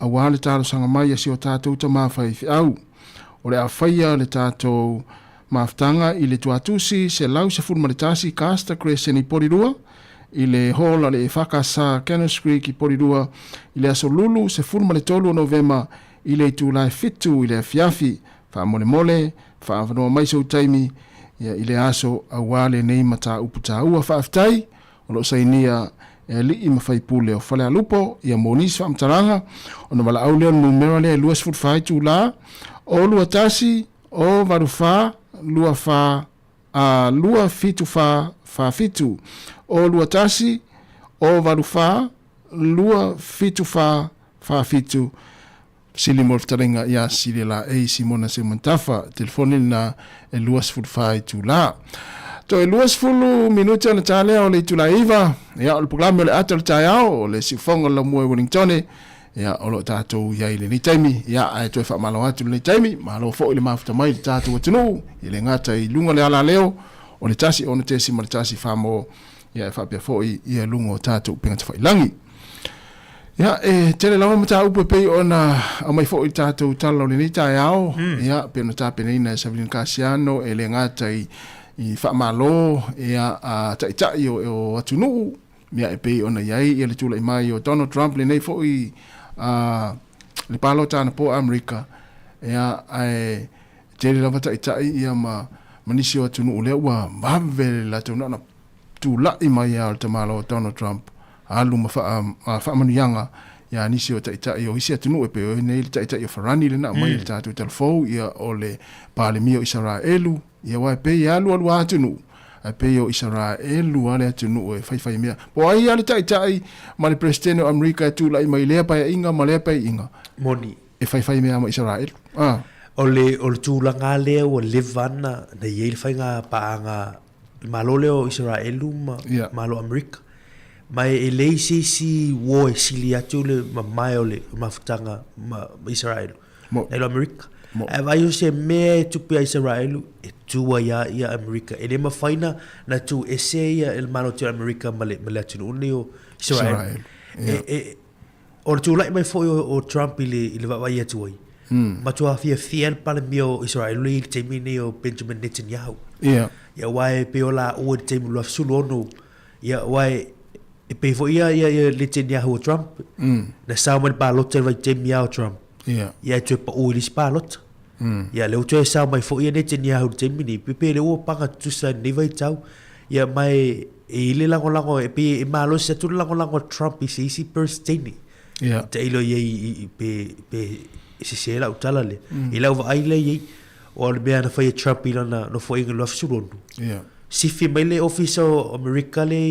i Tel Aviv ave ia tu Jerusalem ia o se mele ele fai mo Moses birthday ia le mo fai Trump le la mai ne a foi tatu telefo ta son malo Trump ai si ti le ta wota la le America ana po si ti ta la si ti foi me welo Bitcoin foi le tupe foi tu sa isi tu tau fa pisinisi ma tu langa tau tupe ele fia foi la lulu corta la America ia tua maro certa la America o to ia America a to Samoa ia o lo biga o fa tele i fa momonga ia la tamai o le lulu corta la America o le maro si foi na corta la ia o le tau fa unga o le tala na e winga i vaenga na wa e talo mai mauri ia o le ane fole le mua le fai nga palo ta sa fola Donald Trump o le ave le United States of America ma ta ila langi tupe le va ia vaenga na pe o tino tupe cash fo ie lo no winga o le la ia o le la tatu wa ia le tulanga le na tatu tal no mai le telo tau sanga ia lo tatu le to fa nga ina ni tupe cash ia le ala na fola Trump ele fai nga palota atu lai mai ia ele to la ta America ile vaenga le o tupe fa nga ina tupe le va ia po cash ia la fa nga lo ia vai volele o le Bitcoin ia le ngole si vaenga le ia mai si vaenga mana ia mai o le vo la o fola ia ole ato fia le pilone le no so ani a Donald Trump Elon Musk ia e pule ina se fainga ilo le ia le ausu tusi ia le faalunga o tupe ia le malo ma tau ia vai uma fa pe o le ma e fo ila le lango le ia wai le tio ale la tu sa morta malo le Musk le tu era tu ta mo fontanga la malo tu pule ngana ta le fai tu fana miliona ia ale fai tu sa le ori sita ta lango malo sile ia Donald Trump e fai sa exritas le ai o le te ia foi lo vai tu ri ese foi le penga te fai langi ali e wa mo Twitter le na ye mo mua ala tu ta lo mas sui fai ngolo le X Ele lo se ex foi le se ex foi le masani na le waita to ulu va mole futinga ulu le ex nga le ex le pena te fai lang pe your Facebook le va vetele se o tato va vetele le pu e me o fa tu le ex o le ex le tasi le ex le ma le talo mo le la ex le ex na le masani waita to fa patu stem le ex le pe your Facebook le pena te fai lang tu le o te no te va fa peso le wa va ila le mama o te la lo langi le o te ai tori te le o le meno le ex fai sau ex tau fai sau ex o le lo la wa ia uma ex va nga ia o li leota ia Erika Maoe ia o fa o Elia la luta o nativo o lele morio ta si le fai ex o lele morio o te salemi te va nga uma te lo le va vetele le o mai ia Samasoni fai la unga o van skipper o ma talafa skipper ta si le fai ex o tamale skipper ia na ia ma si anava si anava la mo ti no mo tua uma me e wai le si on ex mon Instagram Snapchat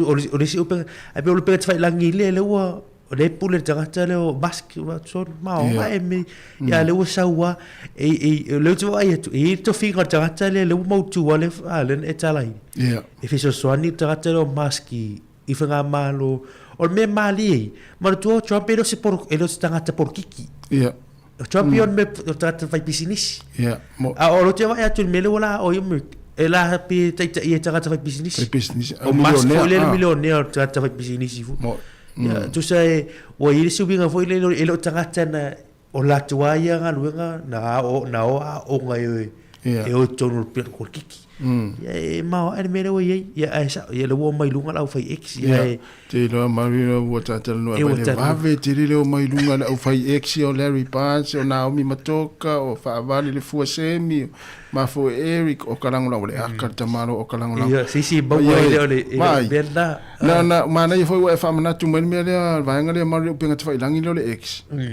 ni te fo o misa ni lunga ni te fa pe tu te mana va te fo se u se si tama fasili lon to fa sa ex fa pe me lo tina la le ex night mai le ex no mai mari metas mai po fa sa ex ya le ese le ex na le ma sen to lo le si ya me ai si na fa ala lo fo ni ta to mas pola mo fa ngoi for ex le se tangata le si sa ta no fa mam la le po le ale wingo ex no le tisia le ex o le ex ese le o le ex le penga te fai langi o le ex foi ngale o le ex o le matai tusi le ex le ma sanin to tawai fu so me o to fa patu o le ex o le ex o la ex foi le o le fai ma vidi tia le lo tina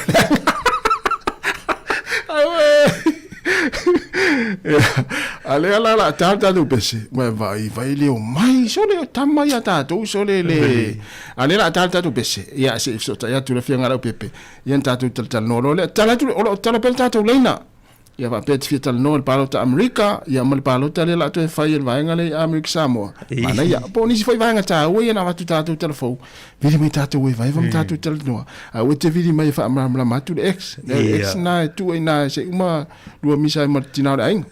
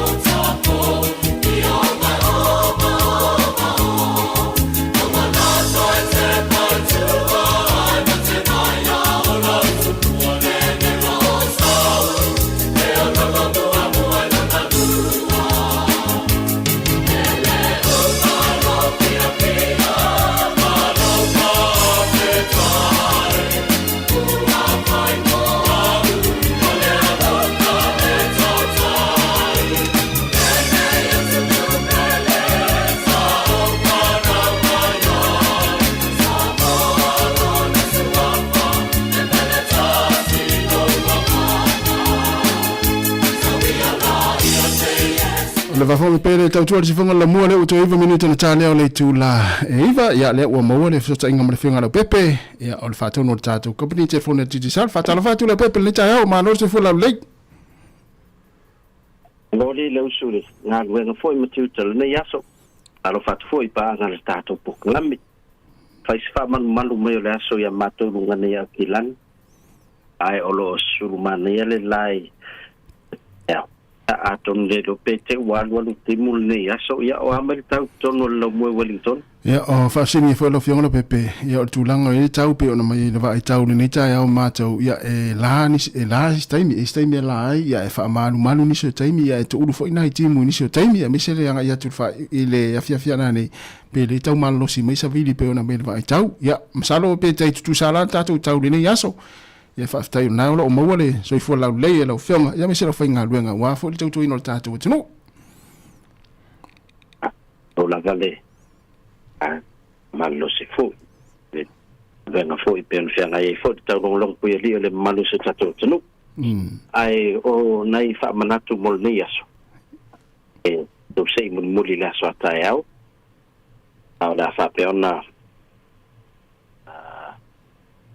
pa ai le to telu la to lo fa tau ia top up tai luas futa la pesiliatu la en fa ona fa tau le top up se fulu duas fulu to fulu limas fulu mai so se teri lava keti da pena foi ia tato pumping sim e o tapa pe te ngava al tato se na ole luas fulu to fulu limas fulu po ia na vili lava early numero o wat se lauli nai lunga al tato pe patapa ma fatino lava ole foi no le o le si vanga ta ua fa ngai na foto tu click se la foi selen ma ua lava noa ai no to sei apena foi pe fa tau top up line ia tato website masani pionele Digital International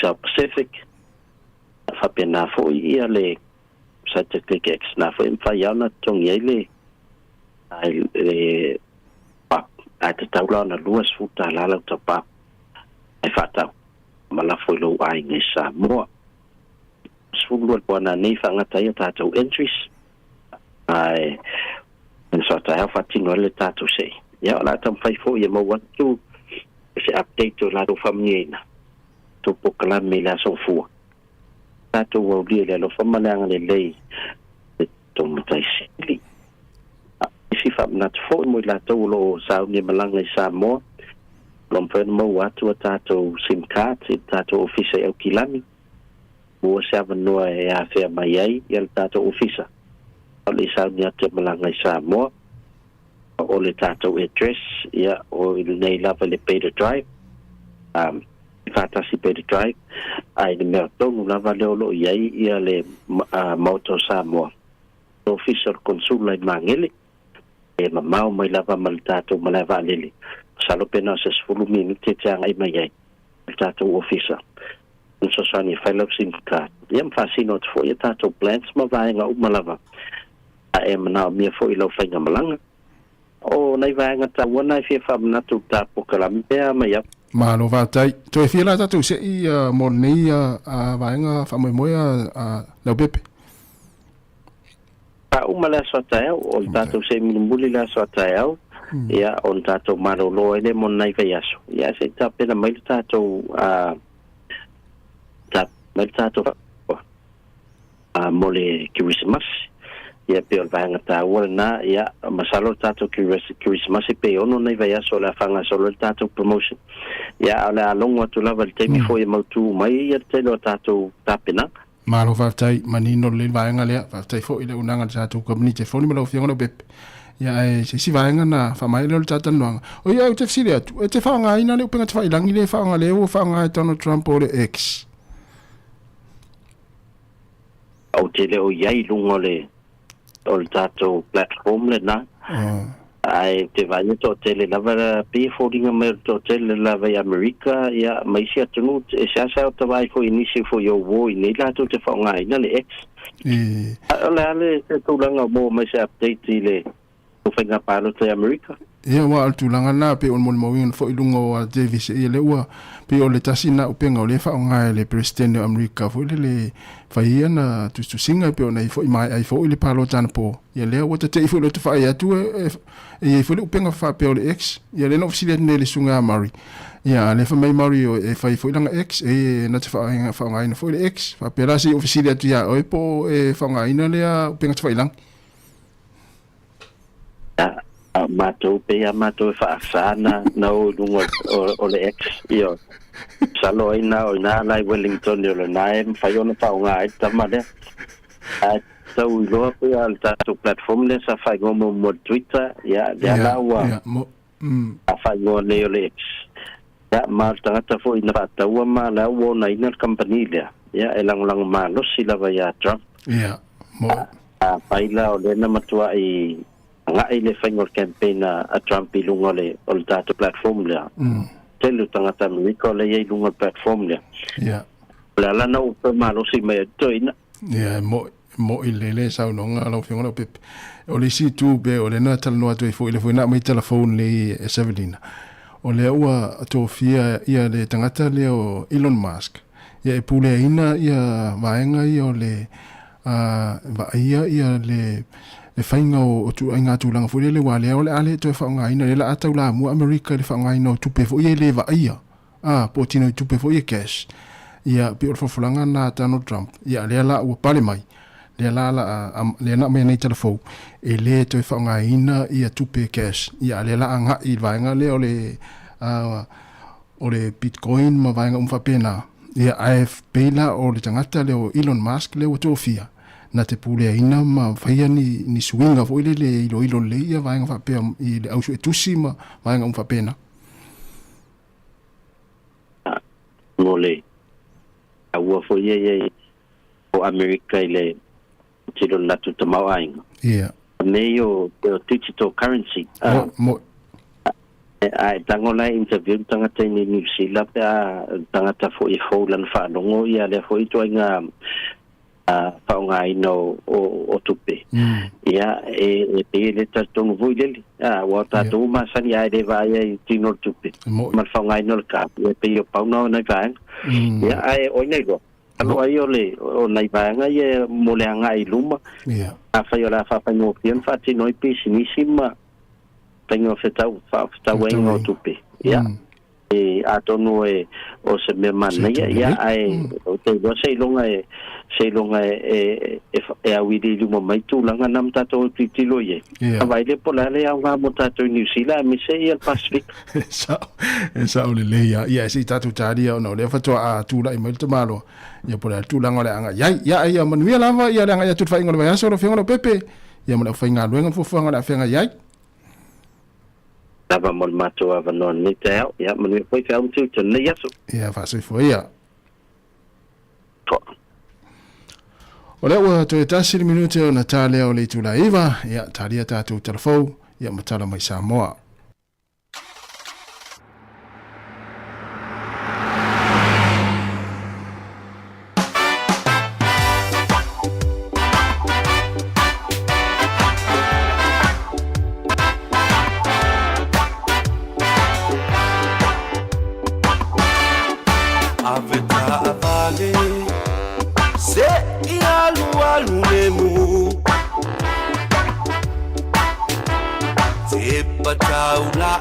tangata ua tumu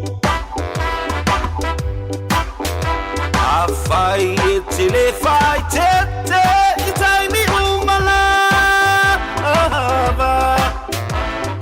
eo o se fa alabe iso o se tangata abeta avale aua e te halu ona ya faina se tangata ile awala vai le leina tamaiti ole onga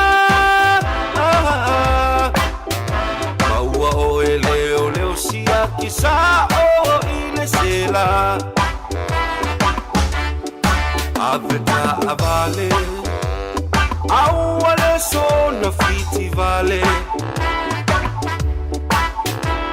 ne fonga umile na no foyo utalane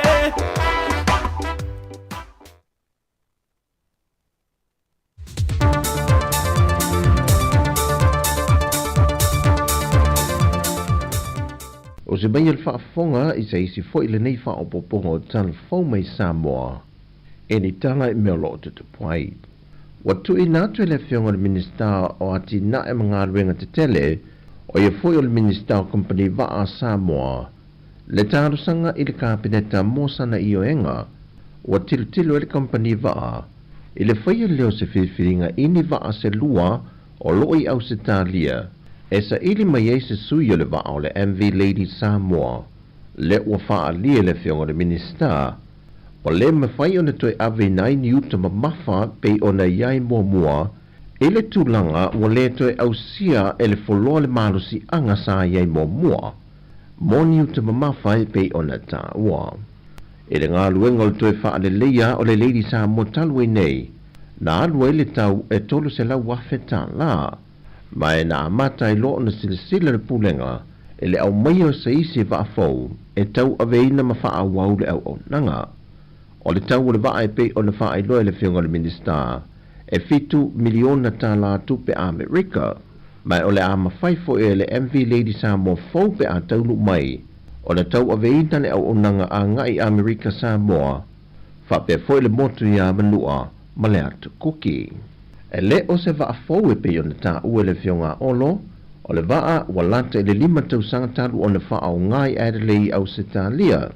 Mai o lona sawa o lo wha mawina i le 12 i le 12 minute pe a whai e malanga i le vale o Savai ma upolu.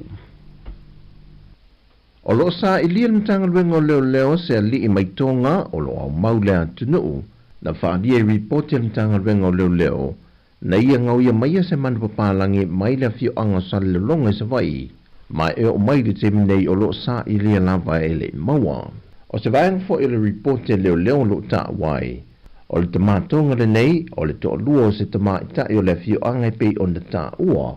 E le iai so na a inga i Samoa. Ai wa wha manatu fo i le ntanga ruenga leo i le atu no le sa i lingo le nei tama. O se soli tu la fono mai mawhai o na mōlia ai se tangata. E tau mawhai e wha alafi se tangata sa ili. E le mtanga ruenga leo. Mai isa i linga fo i o lo tali tonu mtanga ruenga leo.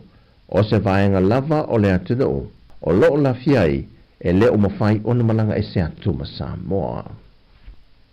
E o mai le so, e le au sia le afa o le feita wa whai o tangata po le fwai numera, o lo wha mawine le lona palota le atu no e te tau o na palota mo le whainga palota tele le lua whelua se funma leono.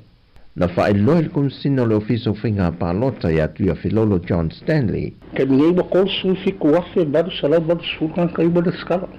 O le numela le e kakau o ngā kaunga ile lola kako whainga palota le lumunga. Kaunga salau su fiku wafe. Lua salau lima. So you're looking at fiku su hiva afe ko salau wha lima kakai ele le skala. O le whaafita auli na whengai maleo whainga luenga na ta milo i Samoa atoa. E le tawa nauina le pe tui pe le atu no. E wha o ngā le awano o wha whaingofi atu mo i latu e a ngai anei e restala.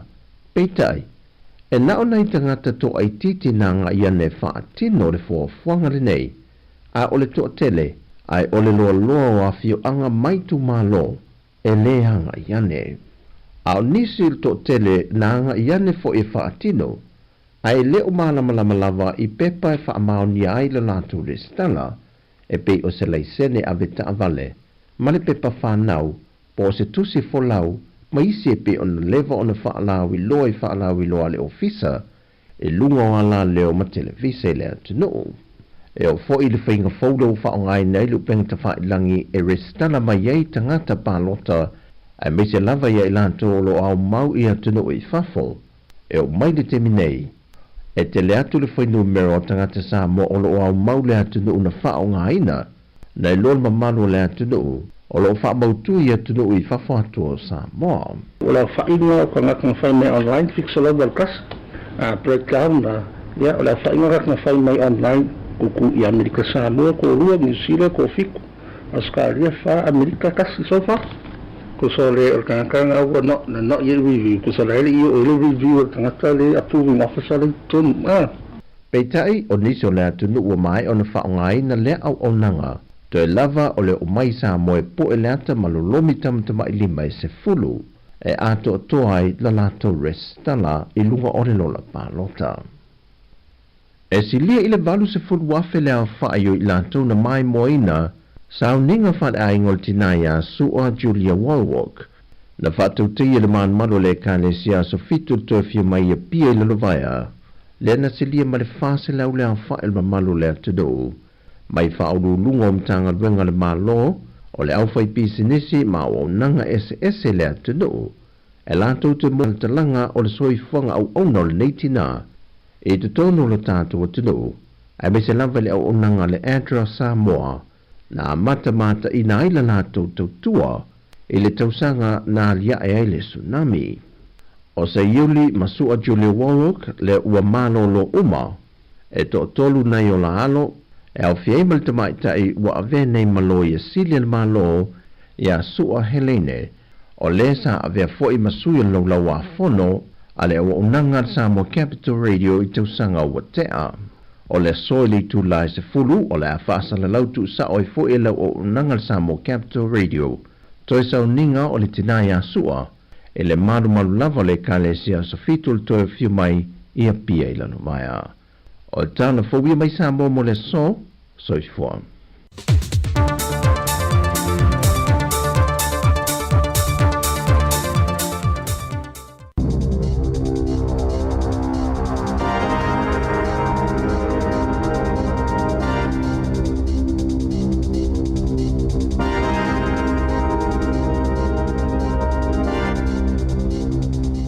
Tala falava le whaapoponga mo telefon mai le si ufonga le lau mua e Wellington e mole nei tai au fito Novema lua whelua wha. Wa au whaatasi le palemia o New Zealand Christopher Luxon whaapele sui palemia wawa samana i Winston Peters ma tai o isi malo le laulangi e whaaleo ala tau whaamalo i le sui o le Republicans Donald Trump. Ina ua i ule whainga palota tele le United States o Amerika ma ua manu malo ma siliato na palota na ilo le sui tau wa ale Democrats o Kamala Harris le olo avea nei ma sui peristene. Santu sia Luxon i lungo le X o le United States o se tasi o pa anga pita tawa New Zealand ma ua whaaleo atuaila na whaamalo ya Donald Trump. Le peristene filifilia ma ua sau ne whaawawa na fauli so tanga New Zealand ma le whainga malo fo ale United States. Na tu sia fo e vava samana e lunga le upinga of so inga o le X e whaapea o le ua whaali fina ngalo tangata o Amerika ma ua tāpena ma le fifia New Zealand e ngā lulu e malola tau peristene fo ma le sui peristene. O nisi o taitai la langi na vave whao o ato ala tau whaamalo e yele pale mio Israelu Benjamin Netanyahu, peristene o Falani Emmanuel Macron, minister le puipuinga Israelu Itamar Ben-Gvir, whaapesa tasina vea ma peristene o malo Lucia Dmitry Medvedev. Isa saunoanga Donald Trump i Florida na ia fola ilo na manu malo au whaita wina pia palo ta inisio stete ia tele ina malo sele lango mo vainga whai te tele e lua ma o se tete pito tā wai whainga filifilinga mo se peristene. E lua se lau fitu se fulu palo ta i te tawana au sia se suina ia mawhai o na manu malo ai ma o toi malo fo ile Republicans ile Senate. Na si itia lau ngao le tā lama si itia mawalunga le tau le Bitcoin i le asolulu au peti le au fai fefa atawa inga ina o manu malo Donald Trump i se tete au tuia sa mo umialo na manu malo ai ina ia toi fo ia i le fale pae ina o mautu le manu malo le Republicans i le Senate na whaapopo ina i fo i le avanoa le whaapa ua la fonga whaapopo tiu te o loa ma ave seni tu la fono ina ia te lele sa olotonga o pisinisi a la tau whaatawa inga e whaatao lao lai le pita mau ainga. E tasi te si male 5% na si itia ili tala, ili selau 5 te si male tolu yen, o pita mau walunga, talo maile masina o iulai, mana silia to male tasi le pasene, fa atusa ile euro, ai silia male 3% fa atusa ile peso Mexico, o le Bitcoin na si itia lo na tau ile fito se fululima fe tolu selau fito tasi tala ono iwa sene, ma ua maualunga atu ile fito tolu wafe fito selau iwa fito tala ma le iwa valu sene le masina o mati. Mua sa folfola ia Trump, o le avele United States mata ita ile laulangi i tupe le va aya, le ota ua Bitcoin ma le cryptocurrency, ma le ato fia le li bilioneo Elon Musk, e pule ina se whainga, e ilo le ia le au se tusi le whaalunga o tupe na malo, ma mātau ni vaenga o lo uso ona whaalu le titau i ei tupe, ma whaalele le awala e whaalu ei tupe a le atunu o. E 5 ngaluenga o fofole TVNC de whaamalo lope vaea, ma o se vaenga o le toi whaatulanga o le ngaluenga, ina ia whaasawe nei le 30 miliona tā la, ma ua wala au lieina lau whai ngaluenga ini whonotanga i le so. I se whi au na whaao i nātu le au whai ngaluenga, na saunwa le ofisa silo le TVNC de Jody O'Donnell, e 5 ngaluenga le whaamuta, o na 10 ngaluenga o ave isea, ai amata nisi ngaluenga fau se wha se tasi, na saunwa O'Donnell o lo tatala le avanoa moni fina ngalo o le au whai ngaluenga mai le i whaiani whai unga sa ia mai o na ilo uma fina ngalo o le a whai lo atu o le vai asa taluaina to isu yei se whai unga mumona whaia ale TVNZ e tāpuni eila lato upenga ta whailangi o le One News peitai o le a whaawau ai o le a whai titia. Ua si iti atu i le whātesi ma le 8% mai le whātesi ma le 9% sa iai, le numero tangata i le ini ngaluenga i titono masina e tolu e o mai le whai unga o Septemba. O lo si iti apea le numero tangata ua tuua ngaluenga e mawala lo atu na iloto langa sa valo i aina e le maketi tautupe ma ua lata i le whātau sanga mawalunga pea ia fwai numera. Wa atili si iti le numero tangata i le ini ngaluenga una ua whai iti le mana onga moni tangata whai ngaluenga. Ma si iti le numero tangata mai fafo e whaatumuina avano whaingaluenga i le atunuu. Ia Sāmoa miaina nisi e whaatinoina ina i taimi ua tuana i atu e se lau whaasfululi mafe fit se lau tangata sa iei ngaluenga ua le whaingaluenga. E tolu tesima le 8% le si tanga o tutongi le tausanga pe ona whaali e whaamaumunga lo fisa whainumera whaamaumauina a New Zealand.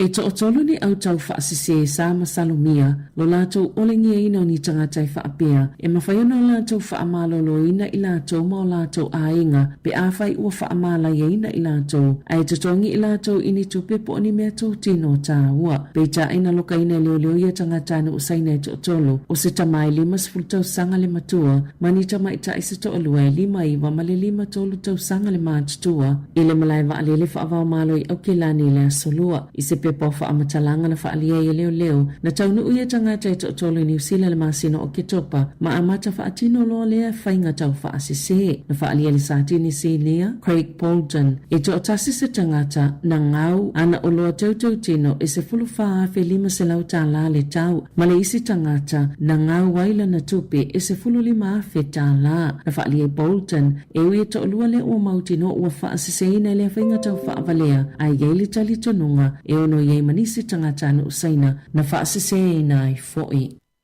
Wa whaamania le palimia Christopher Luxon o le ale iai le atunu i le taimi o le whaitonga momo le pili o le Treaty Principles Bill i le aso tofi le vaya so fau. Na sauno Luxon i le Legion New Zealand o le whaitonga momo le pili e whaia le vaya so fau peitai o le ale iai le maota fono ona o le amalanga i le fono le APEC i Peru ai o le aiai le taimi o le hikoi po le solo te i le vaya so fau. Na whaia le whaiunga i le aso fui taimi o whiloa inga le kapeneta. Na sauno le isi taita i le vaya nga whaia Māori, te pinga rewa peka, e te tau na i le pale mia i le maota fono, i le taimi le whaitonga mo le pili. O le afola sia le pili i le pale mene le aso, mai vai aso le avave fola sia ina i lo le taimi sa fofoaina, ma whaitau ina i mo le taimi mua i le vai aso eso so o ai. Na sauno le taita e o le actor David Sāmoa, o le vave fola sia i o le Treaty Principles Bill, o le whaangaso longa masa ni lava, na whailo ina i le aso lua e whaapea, sa i le fofonga folasia le nei pili le palemene i le aso tofi fito te sema e wisa yele manatu mua o la folasia i le aso se fulu malevalu o Novema. Peita ina sauno si moa le ministalo na famale pili e le faapea ua toitu o mai iluma o mea lava ia tutupu i taimi uma mai telefo i mafua angai alayo na fesuia i taimi e folasia i pili i le palemene sa avele nei pili ma autua faafi naunga mawhaitionga ma ua mai ona fuafuaina se solo tite e tele e malanga mai le vaenga pito ilunga le moto i mātou faapea ma plaf i le itu i saute ma ole ataunu i le palemene Wellingtone sa te ena i si motu a ingai faapea na whaialava maleloa le toi sui o le aso e folasia i le pili ina ia awana i ofa atasi male hikoi po o lea solo tite e tele i le palemene.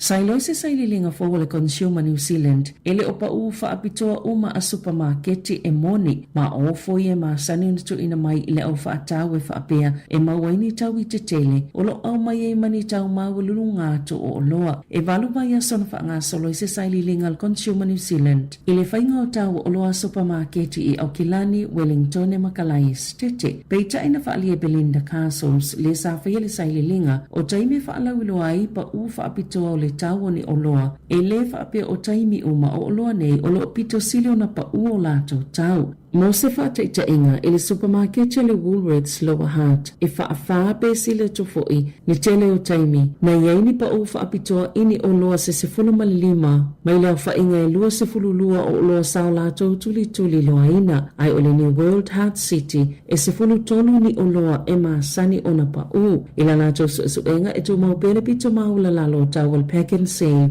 i Lower Hutt e ui ala ititi fo leo whainga o ni alato pa u whaapitoa ile New World Hutt City o le taupa ufa apito le whangu waila au fului po le Palm Olive e lua tā la fitu iwa sene ai o le tau maasani o lea olo le pack and save e le wao le lua tā la tolu iwa sene ma le lua tā la iwa sene e au no mani pa ufa apitoa sa pa ufa apitoa le Woolworths mo le lua tā la 5 sene mo le vaiaso e tasi ma le lua tā la 20 sene mo vaiaso e tolu na whaalia e paudo lang o le University of Massey o se polo fesa o iloilonga i mata au putau fi whaatawa inga o le tele o le whaonganga o whaalau ilonga i pa u whaapitoa wa tili whaingatai mo tangata whaatau o nai loa po o le ale tau maasani o se oloa e te tau o na iai na whaalia le Consumer New Zealand e te tau lava o na matua whaamanino le whainga e supermarketi o tau o alato o loa. Ita alonga, wa filifilia wa wasa mana ia se ilala mapusua, ili vasengo whaya onga ale moana Pasifika, mo le ta sango le lakapi supa lua felua lima male lua felua ono, e whātau sango whaya onga wa wasa mana ia, ile manu Sāmoa, e a fiole i pola langi lua felua tolu, e lua sfuluano ta alonga whaitau lia sa ta aloi mapusua, mo le manu Sāmoa, o le afsosani ile moana Pasifika mo le tole ninga o le laina itua, ai maise o le whaya onga moto mai, polis skills coach. Tala fawia malisi ufonga le laumua mo le nei vaenga o le tai ao.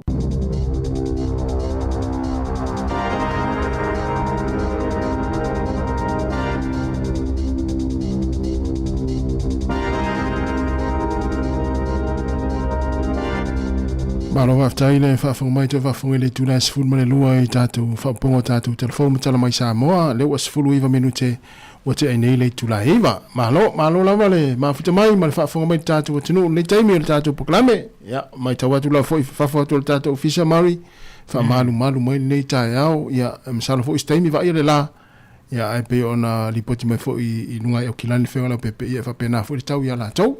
Ioi ia tāua tele ia le iaso ia i tūlanga le saunga le muilunga le tele ia e uila wala tātua i le tau mawhanwhana tas ia ai o maru rua le e rei teiteina o tātua i le ia waina walu ia mai ai ono vela le vela tūtau sanga nei ia i lo o istau sanga i tau mawhanwhana lo tātua anga i tuai sa olele ia e mo ila wale o tātua anga ia tūtau mawhanwhana ia ma tau whai unga fo i le fo i tau sanga ia ai o lo whalongina fo i nisi o taimi susu ia i fo i tau Mona te ilova ia i tangata fo ia isi tangata le fulu ia o le tinga le ulu vaenga umwhapena ia mafua mai ia isi mafua anga ia ono swing o le tau Moni ia ai o le whaamanatu lava ia o lo sa ngari mo te tawa ona fa mua wai le tulanga vo le tu o mo ta miti va tu lo ta oto mo tama nga se mo tama yo nga se mo tina ya mari ato ya mari fi ta miti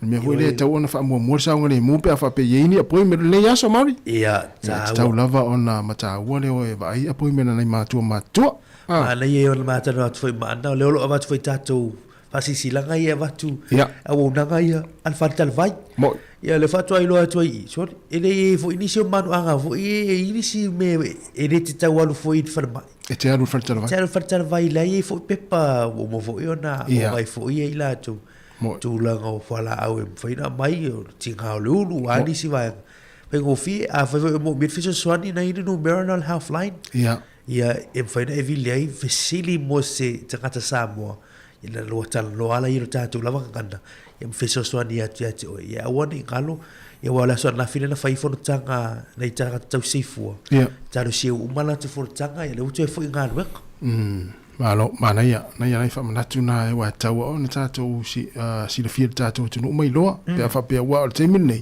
ai tanga mai vili sa wa po minne vai fo mai wa mana o mi la vale vai fo mai nei po ta ya e mo tino ala ta mai le aso mo wa lo po minne o le vai aso tua ona o tulanga fo lele wa uti fo ia matola iti la fa nga luenga po nei fo mai o le me baliel na le so nafi fa le fono na foliva le si fono na fa la fo le lua e lo la po ita se foi la se vai la e fa ba tu sole o le fa fita o le na mo tato fa yo le o ese o tato fo mai ma balanga Australia ia ma tato se fu ia le la mo ba to sioki o tu la o le batu malanga tu Sāmoa i le furtanga maro tu pulenga tas ai ma fau le telefon ma ia tau sui nei mata tau sui fu batu wa fa fi ga tala i Sāmoa i la ai batu ai ia mo tu mai si tatu fal mai le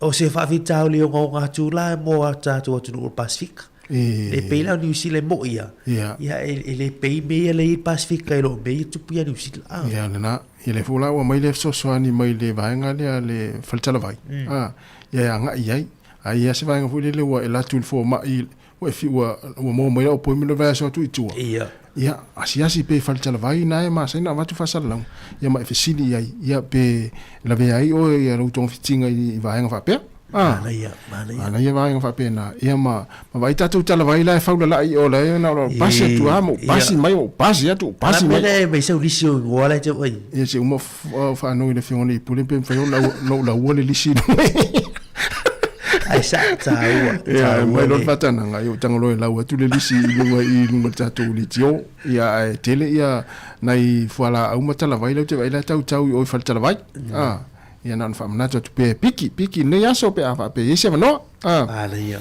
so le fa wa mtau tia li le tau fa vale le na ma o kilani li le na mai telefon mari o to le mo to o fiso to le na fa le ai a tangata mai le tunu o saina ia to inga tau fa se ia le wa uma tau fa se tupe ma vai ngam fa pena ngoi le bank account ngoi tupe wa ese foi lai to ia tau fa se o le wo mai foi le fe wa i ma fa pe tangata ia e ma fai ona ma tu fa ma lo ina oe pe fa pe wo fe tu oe ma fa ma la ia oe lo ai ia lo no winga fa inga fa pe o lo wa lo ma tu lo la tu nei o fa tu amari ia fai ona fa ma lo ina oe ia pe fa pe wa i mo fa te inga mo se tu lo ia po fa pe fa ma la ia oe ia ai o tongi o la unga luenga ia ete mo ni me fo le me totino ia na lo le si mai lau TV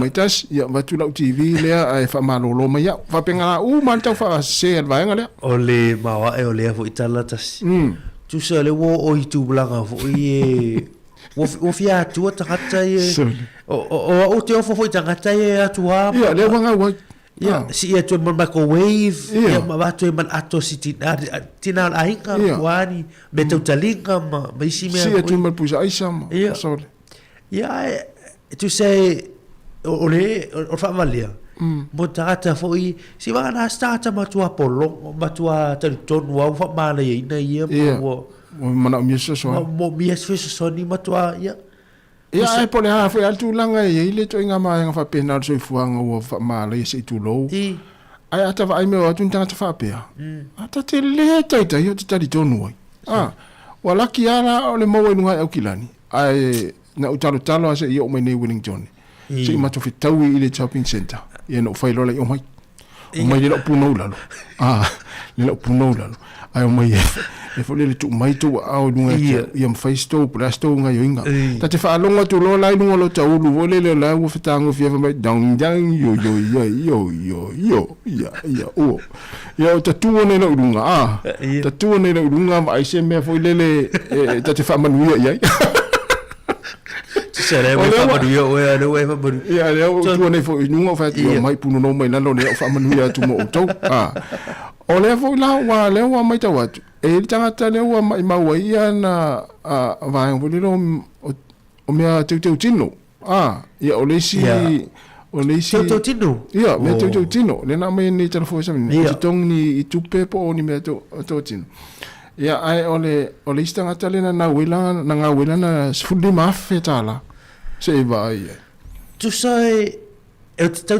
tonu pe nga pe vai tau fa si tanga te mea tau tu pe e lungon banking ma o mo to o to le tonu le i tu nga tanga vo le tu sa le fai man mo tino le mele o te ofo la avis fully mafi ai o tu so le mele e fa malo lo ina tanga te se fa malaia e fai fa malo lo oi so o tu so o be fai ele tu e o mai tata ia fai fui le pe e se le ia tar ia te ro elo tatu tata Sāmoa ma la mo tatu tata e te lo elo le to Sāmoa tata fa vale le tai yo e fa malo lo fa pensa ka Sāmoa nga me ia wa la te lo ale uma ai tar si e o mai nei Wellington o tangata o te fai ai o fulele e fai e la tuli o le ori until e liva tangata e mana o mia to inga tangata fa pe until e liva ia ma faltua minora fa o lo di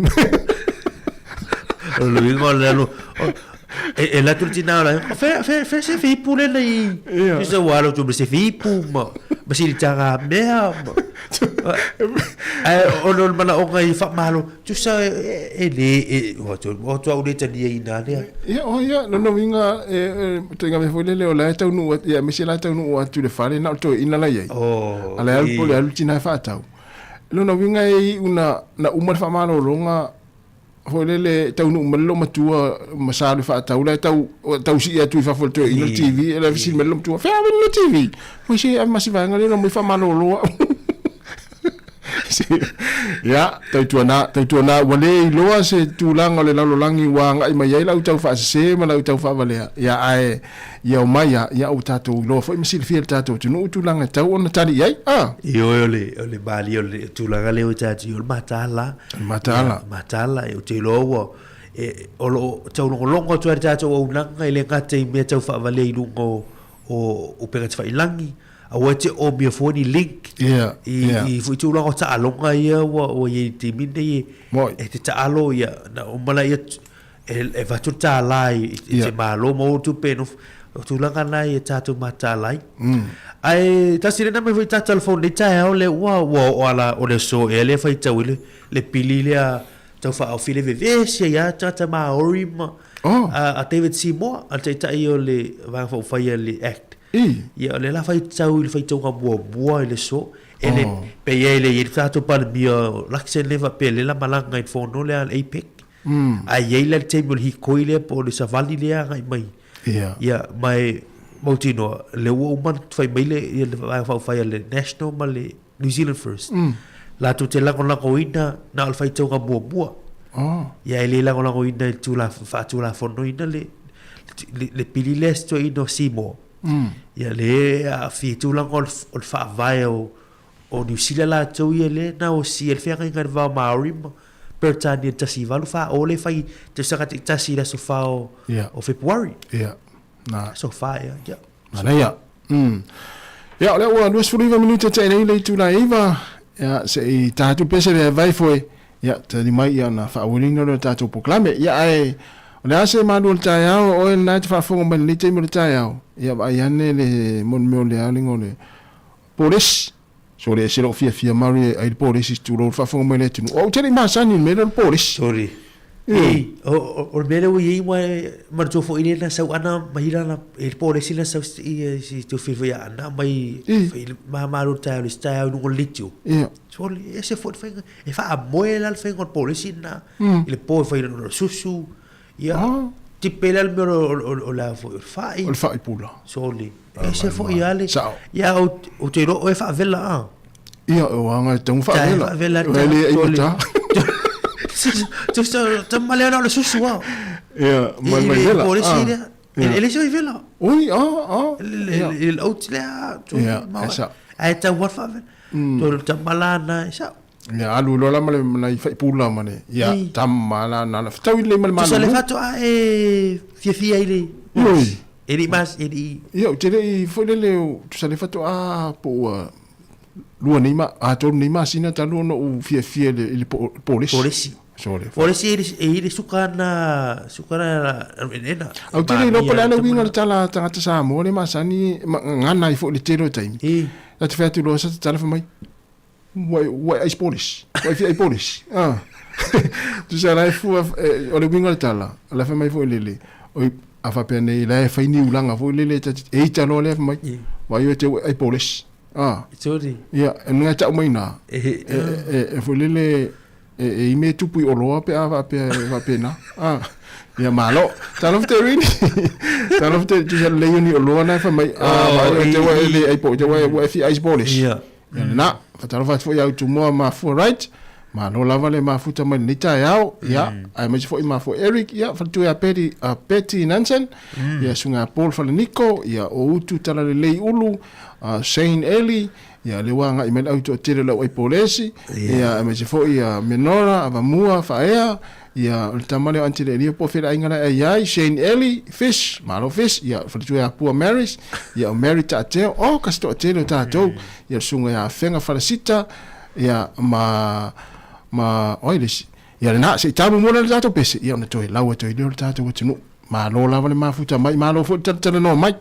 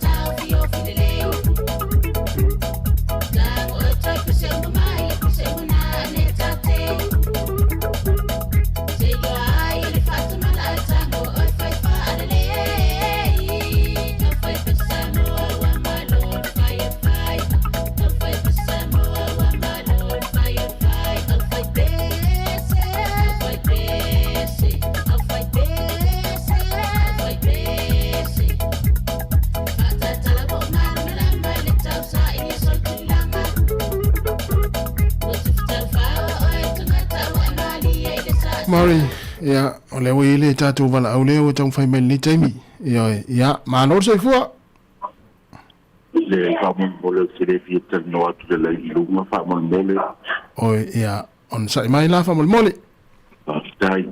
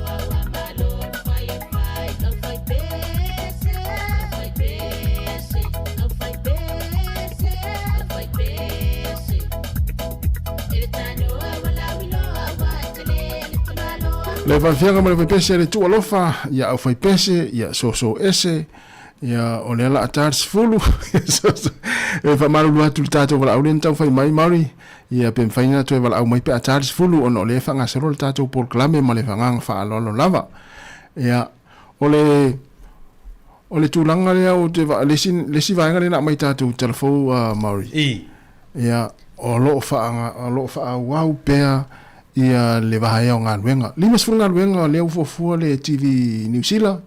Ia wha malo lope vahaya ia mo se vahenga o le toi wha atulanga ina o le ngā luenga ina ia wha asau ina. Ili tōrus furu miliona tā lai pe o na mai i talafou. Limas furu, mor TV nser la tau ia. Ia. O le me mau hae le tūla i mai o le aswa na fila le wha ilo mai nis wha mau monga se lau valus furu wha hafe. Ia. Le nama hui talafou sa vini le aswa na fi. Se lau valus furu wha hafe ngaluenga tangata le whenga luenga le wa o te ro le au fi tangata le malo le na fa malo lo ni le na vai ata roi nei mo fa popo le limas fulu na ia o le me mau ele wo tu la yo le timini to te tangata le wale ngaluenga e ni so mo le mau ni so o le wo fa mau dia ngalu fa tasi o nu kali ngalu fa tasi ngaluenga le malo e se la batanga luenga ia le wo fai vai umala o ia o fai gatala i galuenga ia la ia malo ia e fai gatai le i trate fai la to mokesi tu so afianga ia lo malo i tulanga ni ia a mesala ia fa pe e galu fa tasila o to no ia tasi singa tu se galu malo ia o tele o se la volvo su fa fere tangata malo tangata ngalo malo tele ia tangata i wavaya malo lo mai ngalo ngata lo vai ia wa te lo le tele tangata lo anga i Australia ia e leisi si la sanga e ono anga ia pe fa pe wale ia se tali fo le mo singa luenga Australia le utua ia to o nisi lo a matana nga sole America ia o na matal normally te mai tai vile ro papa trivale ti tasi pasika ia o te mai tai longa ile fasa lau o Pacific o so Pacific o alo papa trip o lana tala ya popole ye le tulanga o lo ia ya le lau fa mo ni mai limas fulu ya ngalu nga la tipile fa ai lo mai la e tipi e TV said ya le o nanga Pacific Pacific le ye mai o ye le o mautino pe ya o lo na malatu e le te tau na afia fua ia tulanga fasalango to Pacifica ia lunga TV New Zealand wa pe o ia na le vai ngana Pacifica o ia correspondent at TV tasi so se mea ia vai vol mentu po mai vale i ta fitoala o ia foi le sale tu so le aso le na tu po ia le silo aso e vai me lo po mai Samoa tu so ia malanga solo i mea to Pacifica ta Pacific ia o lana tala nai popole i tulanga o melu i suinga o te usanga fau leo whailo mai TV tasi la le te isela ko to pega te whailangi fo i leo One News lo winga pa wale me whaina e mawa i tala fau a leo TV leo no le fiafi ia paune na ai ele o la le te isela ko to pega te whailangi e fai tau wai telefon ia o tātou ne si fonga lo mo le o tātou o i tūlanga le o fai o tātou telefon e fai tau lunga tātou penga te fai lang ia le peila tamara te tele ia wai ia e tele ia ngaluenga wai o tonga tau si fuanga mo o nei business ia o tau ia ata ma fofo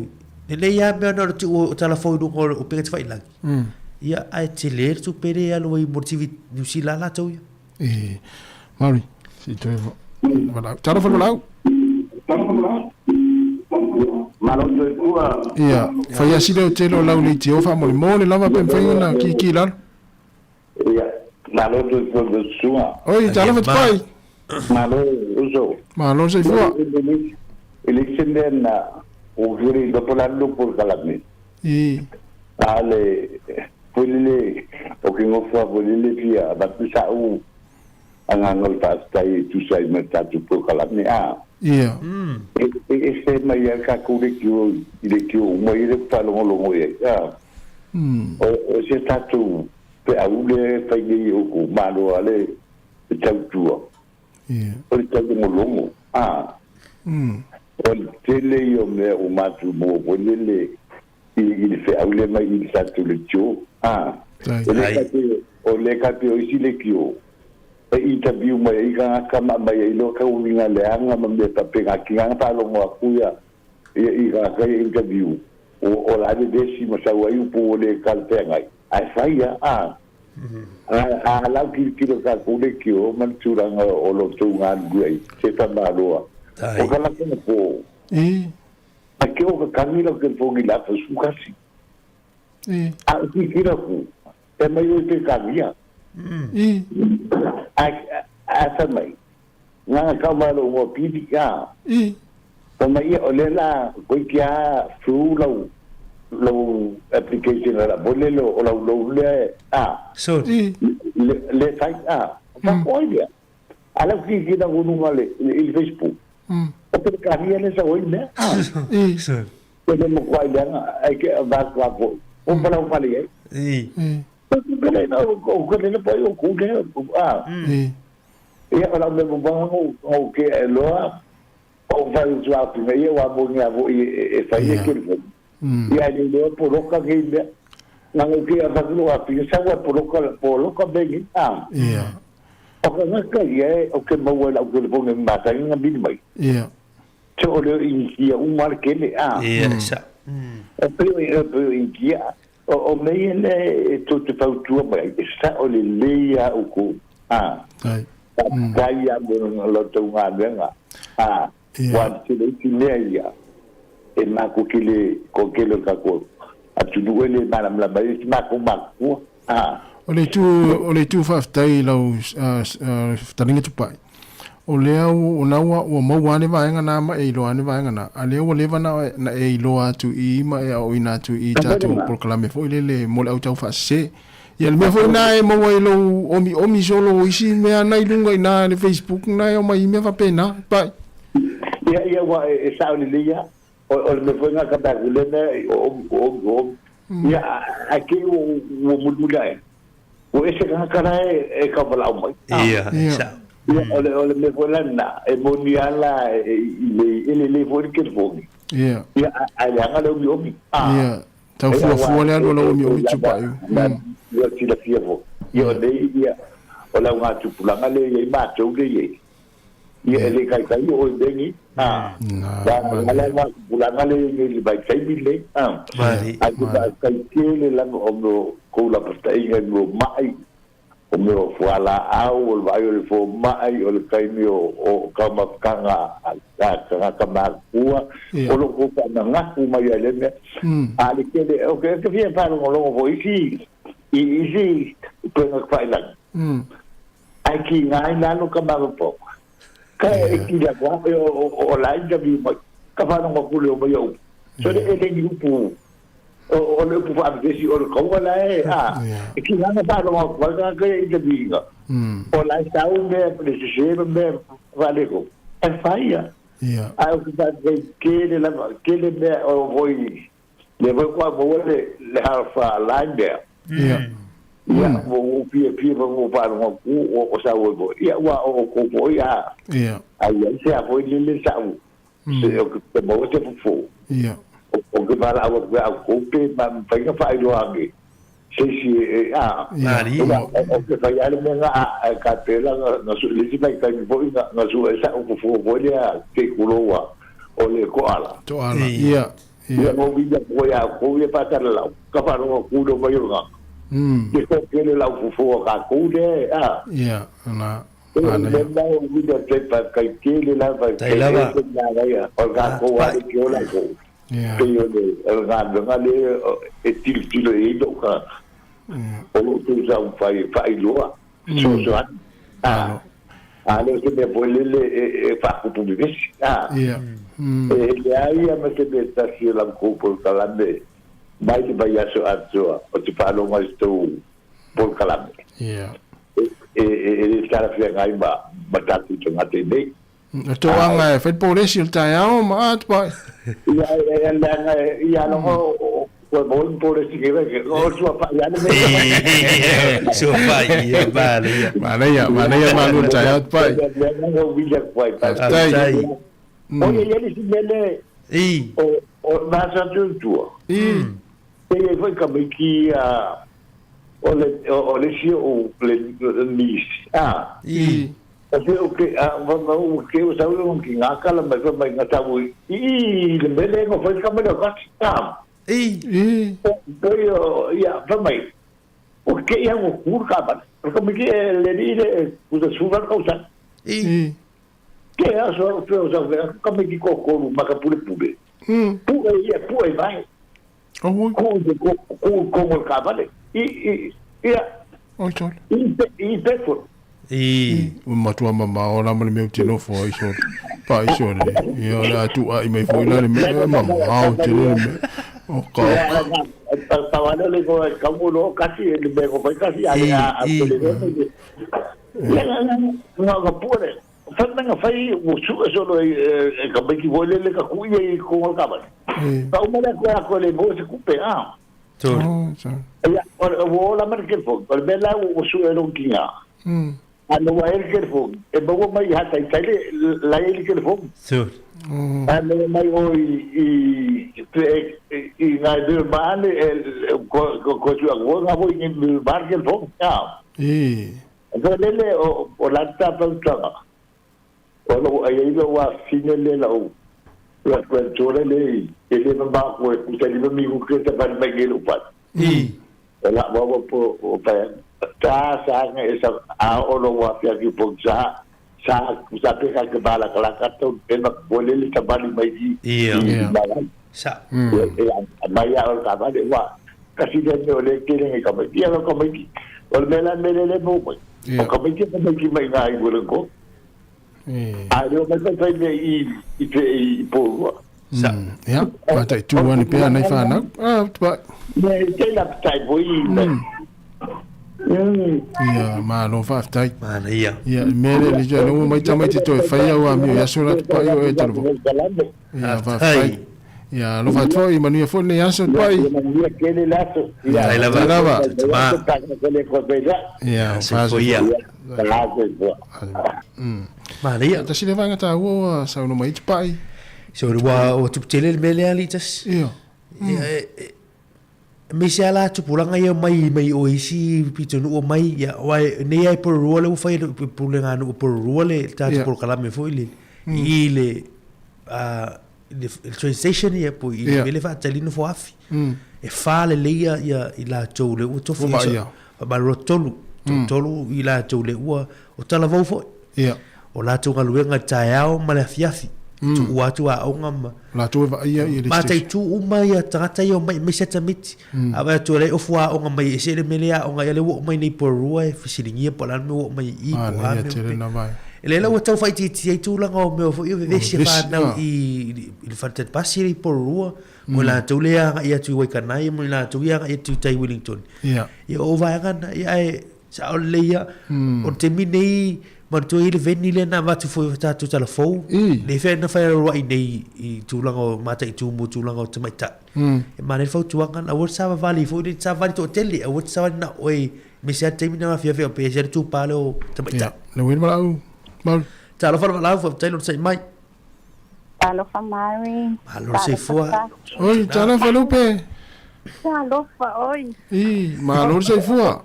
Malo se fua. Malo ko malang manvia Mari. Taila vai, tina Lupe. Wa mai le tau stete o. Ia, stava o vo ia ele. Palo salia. Amerika le wa mo pe o le fu.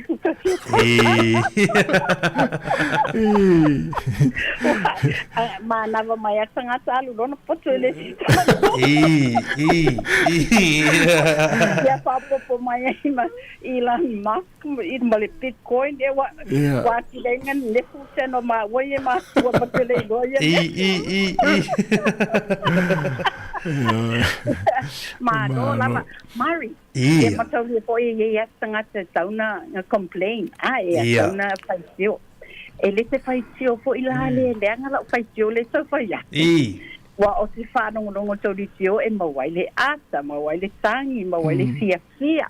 Mali. Pa wa le mele te wa fo i fo i le mele sai malanga ni Sāmoa li chokum lenga fai. Sa te foi le Mari. Sa mana o fa pe foi te tu mai se vanga na wo msia. Foi ta mai po ai le po le wa usa fai mai le wala la mai ia plesteno no ia. O le tele plestene o tele lo. E foi mato ai na tele. Pe sa ye sa tanga ye se fa pe ia. Ole plestene le a fiti ole ole o prime minister le a fiti ole foi le o na sa mate atu po o ai ia nai toi na ia fa ai talo fa o ninga lenga le a mari ri toi to a mari fa le fa toi fo ia na tina man le a fo tong fainga o kana mana ia o kana mana ia le o te tani malo Sāmoa ai pa ana si o mai tai tina Lupe. Ia ola vitala foi o e sa no mani wai e sa o le o to tiro tangata no tau mate po ina ita ai o tiro pena ma o la matanga le sa o te me tau no to ita ia fa sila mai ele e sta si foi le o polisi o le tatu matanga luanga foi le vai fa fo sa mo pestalia no mea simi. Yes, waffle. Ai sa o le mana ia. Mana ia. Lena la umama ia nei tangata. E tatana ni pina mai. Ele luma fa te o sa mai gana sa mai fea sa mai fea. Mana ia. O ia wa mela lena ia ma wo maritoi. Tau mate po ila te ita. Ya, fa mai matoi. O fela prime minister in cielo te vai te. Mai le ia. Ia. Ai sa mana ia. E vai tiralo. Mana ia. O rua matasi. O te fia o manava. O te fia so polo kalame o fa longo toi nei Brisbane.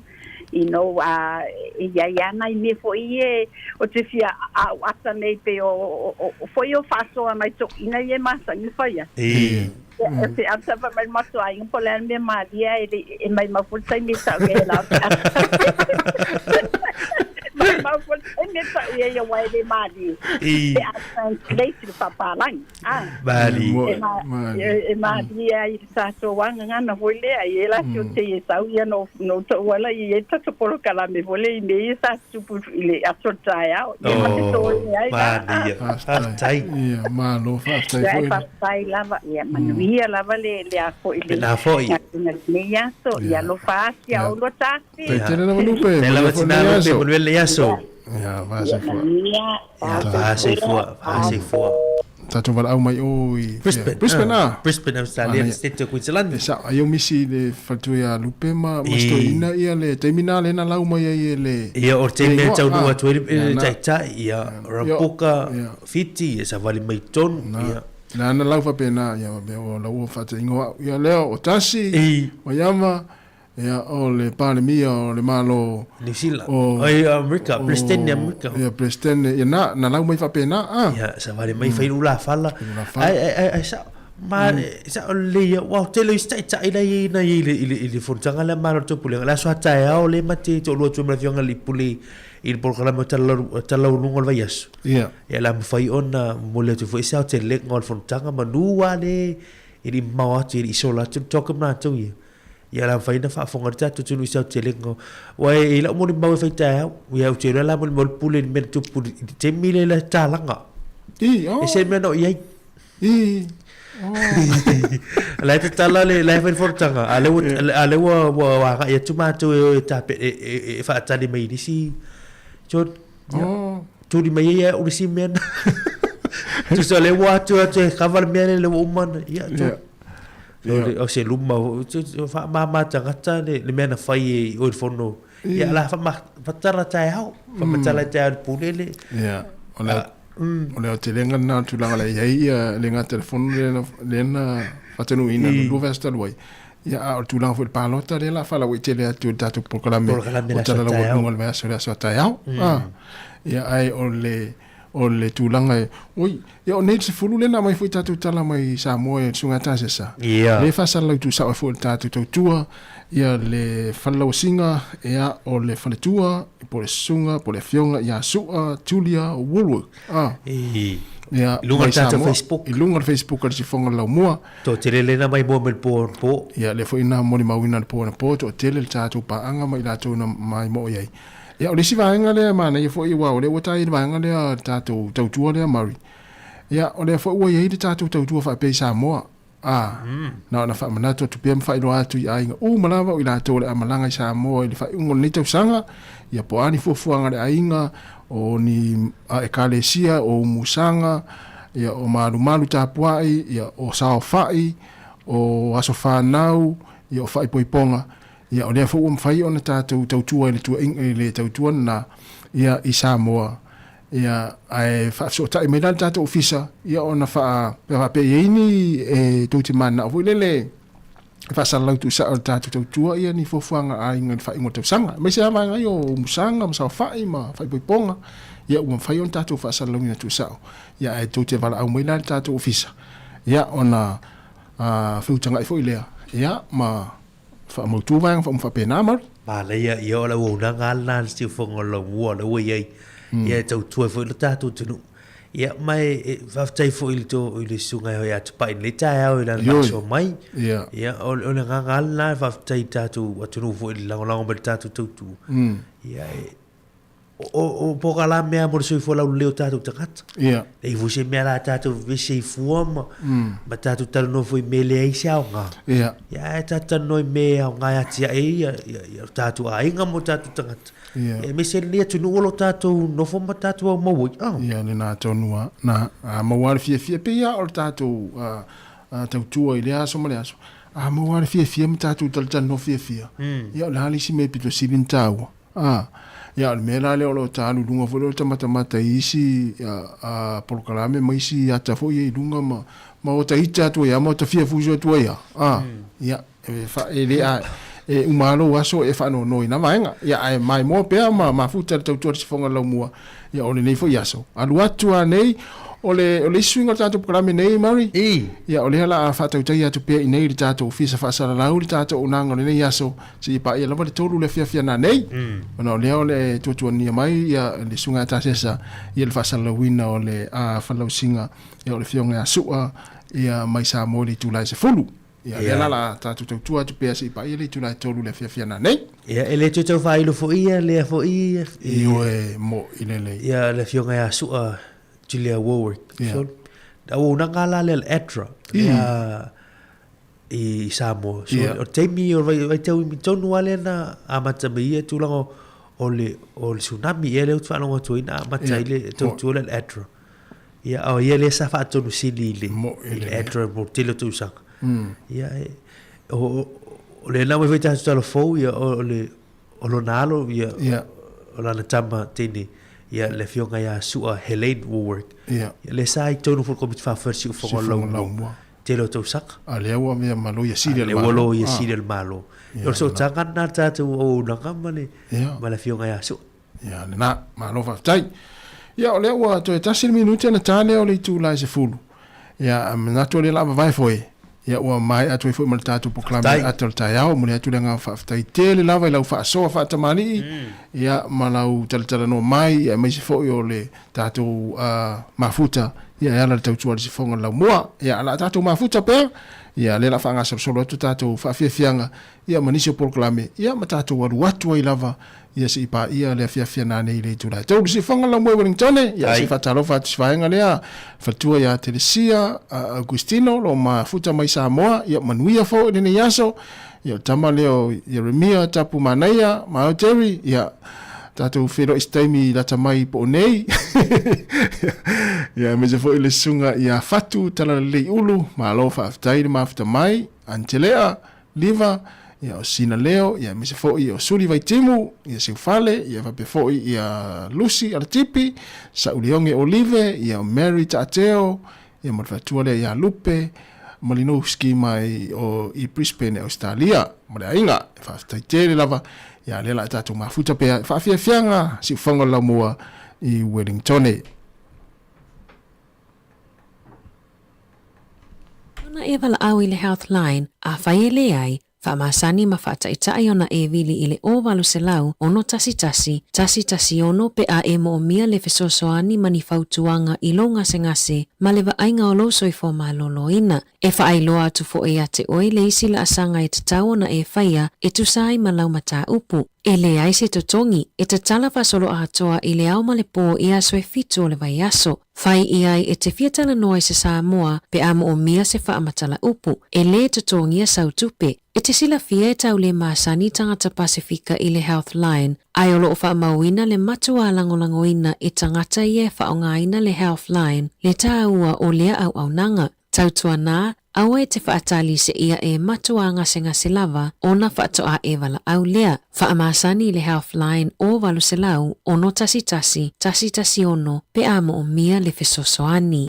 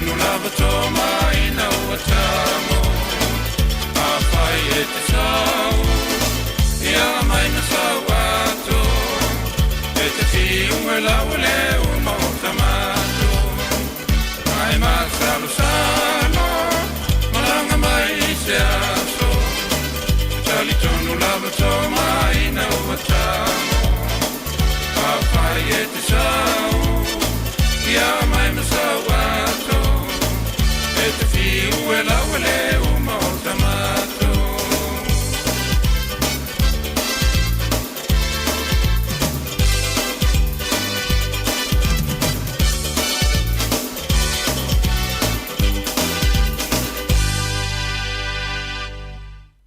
O le tautua le si ufonga o le laumua o lo iai fo i le langolango a le New Zealand On Air. Wa ona minute o tēnei le tu la se fulu ia e le whaasilanga le whetu nā tu le teimi mo le whaafonga mai le tātu a tino. Whaasisi la atu le awa ma le whaalalo i te tauai e tālo sanga tuai i tama matene tuai o le kolisi o Sanele i mua moa. O le awhaia le tātu whonatanga i le astona i nei, le asoiva o le maasina o Novema lua fe lua se fulu ma le wha i le hall a le Holy Family Parish i le tu la e ono i le fiafi.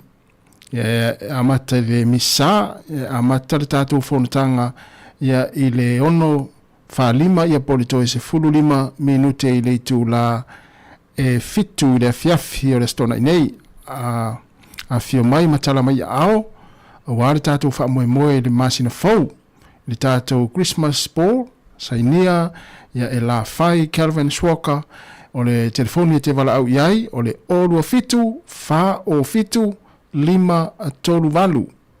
Tue whasa watu olua fitu fa o fitu lima tolu valu fitu. Ia e te wala au iai ia tama umalava ma teine tuai o le koriso sa nele nei Wellington ia le wha moe na le astona i nei ia e te wala au la numero na le sunga ia la fai Kevin Swalker o le olua fitu fa o fitu lima tolu valu fitu. Ya alofa aftai wa fitu minuta te enele tu la sfulu ya o time fo ona ifa afia fianga su ifilo i mon moli atu ya wa fo fianga i tato tunu inga luenga ma tiu te fo i nei tai au ya meise ya faiva alo filima lo fianga yai ya nisi o tato tunu ya meise la tonu nga luenga ya sta vale afio lo nga lue fo i da wa ta vale ya na ona tu ya tupea ma fa amna tuatu lo saunga le mulunga wala au fianga i fe au nga luenga o le nei tai au. Patalofa tu le telenga at pa isimota yone talofa pa ya manu fo ne ya so fatu abe fo ya le sunga ya afenga farsita ya malofa tai mafuna mai sini australia to tele lo australia le e mafuta men le time ya uti lo wa america la wa fai ya fia ma ta fao le to tele ya le wai ula to fainga palota.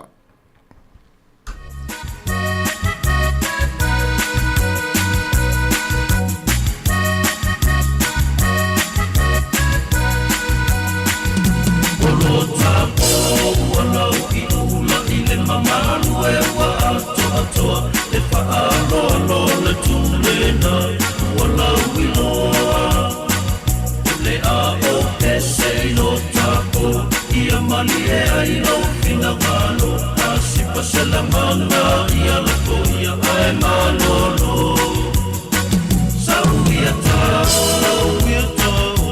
Sanele ole a fo o ua mali la alo ole a o ua mali se mano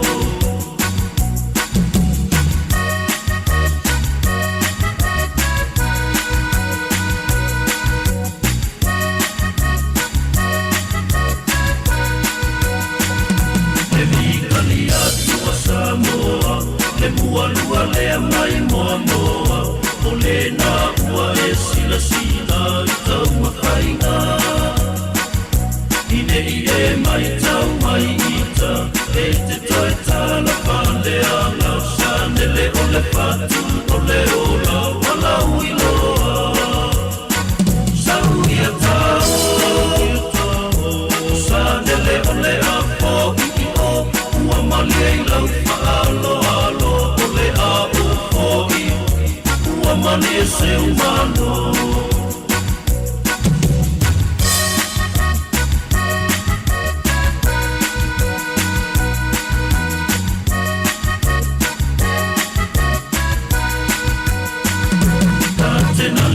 lau tau tainga Wan mo se punu lima nei tau sanga Wa malo tau mani e toa Ua malo fai o le fai Vasane le mua mua ua tofia I le fili fili ngā o se tukusa Ia paa pua loa lou soi fua E le atua le tama Sau ia tau Usane le o le afo i o Ua mali e lau faalo alo o le ao foi Ua mali e se umano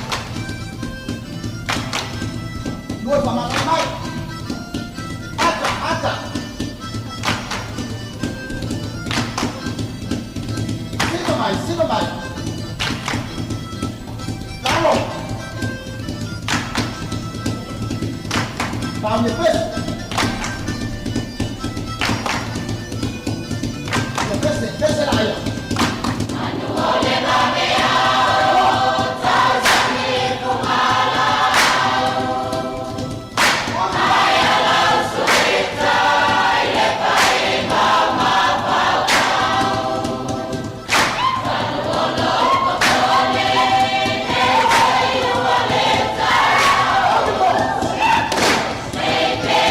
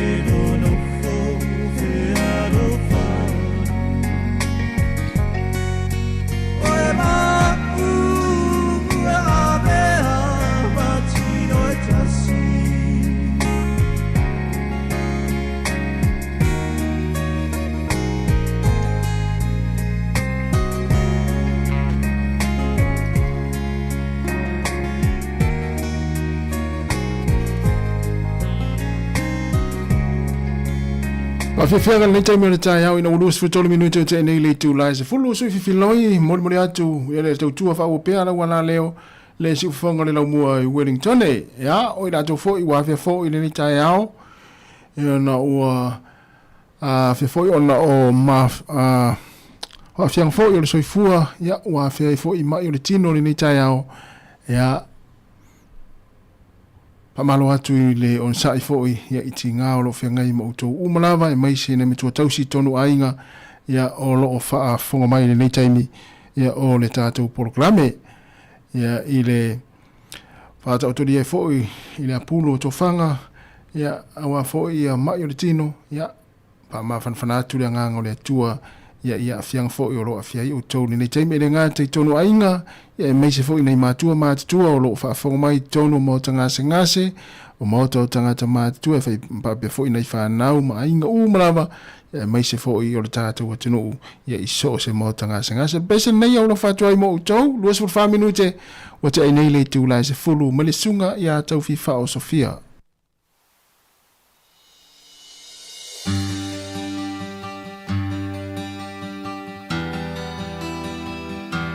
Tava tu le sunga fa lili tui fa taile ma futa mai.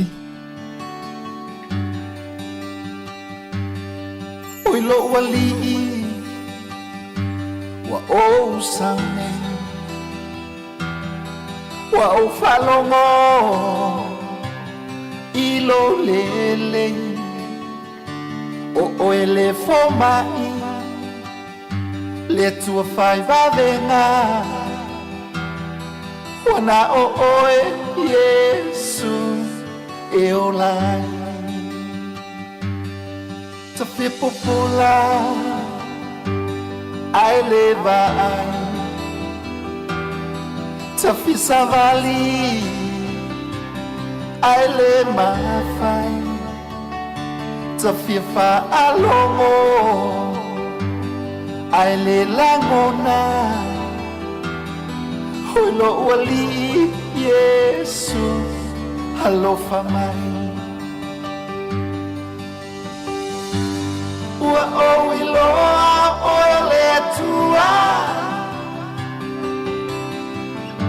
He malolo ai sawaso He savavali ai pipili Oi, lo ali, say hello for mine.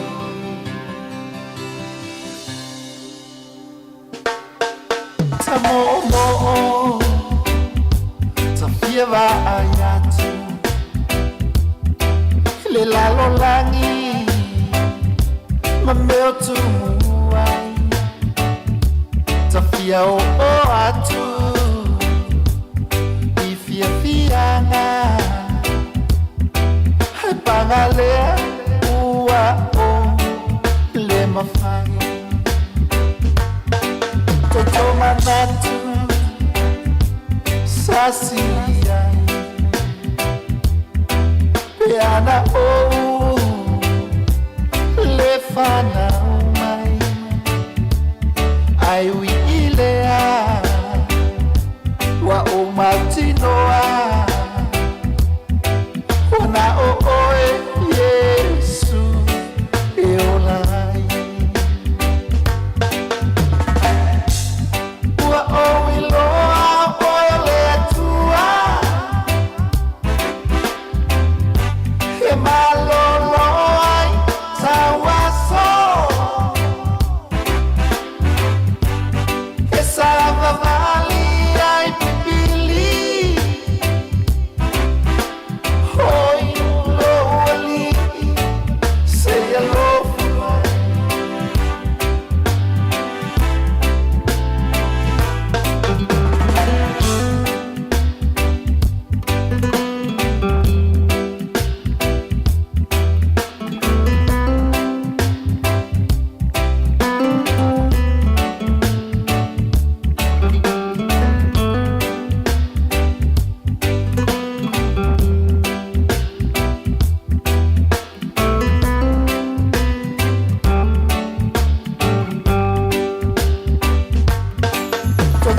natu Sasilia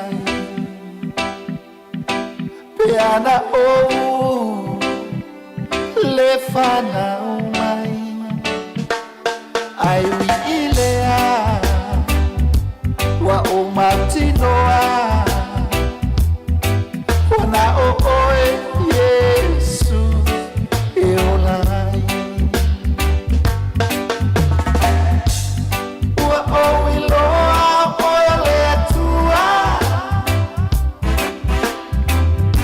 Ke maloloai Tawaso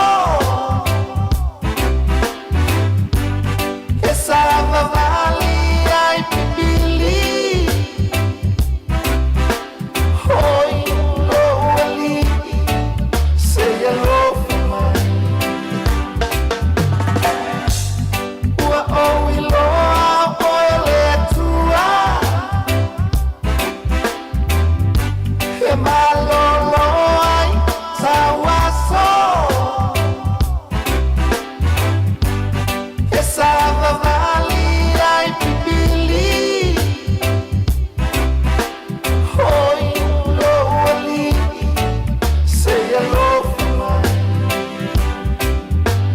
Hoi lo ali Say hello for mine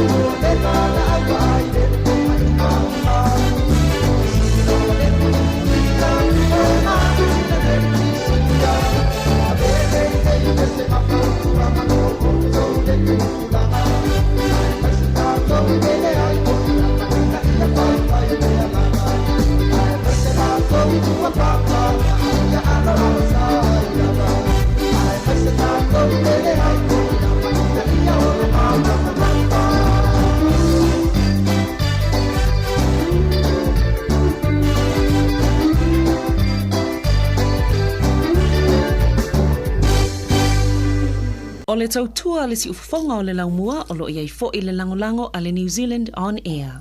Whawhiwhianga sui whiri nei taimi o le tai au ina uto e lua se furu tasi minuti ana tā leo le tū lai se furu manatasi, tārs furu manatasi.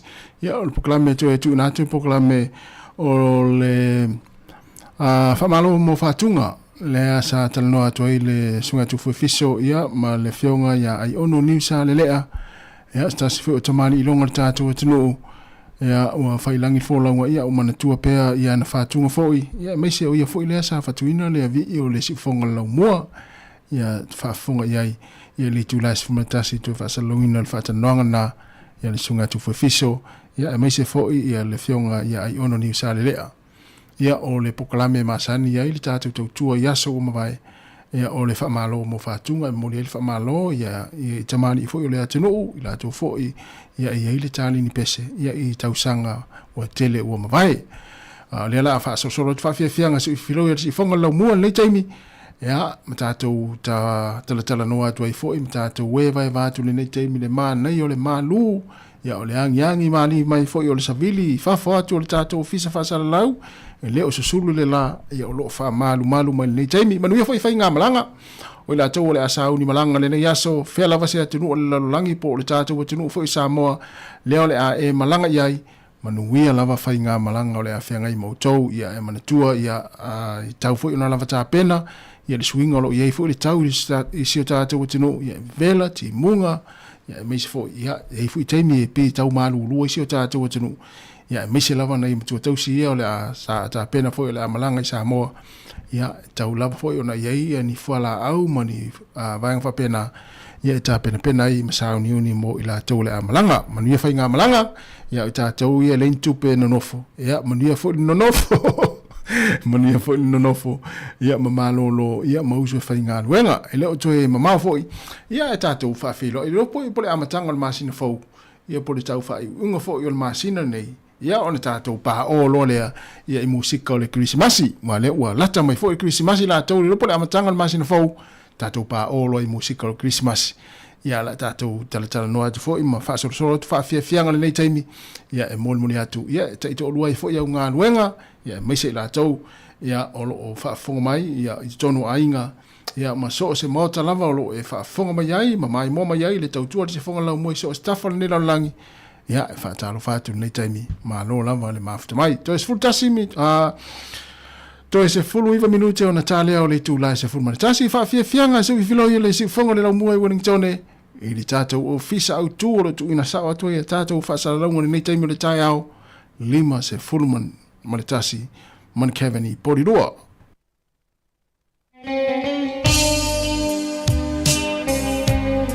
Talavatu ya ta laumata ta Philly Milford ma lo lava whaafitai le mafuta mai perise whalitutulu e me se fo ile sunga wa lele mati ya fai ma ni le taia o fa vesia pe ari la valitu perka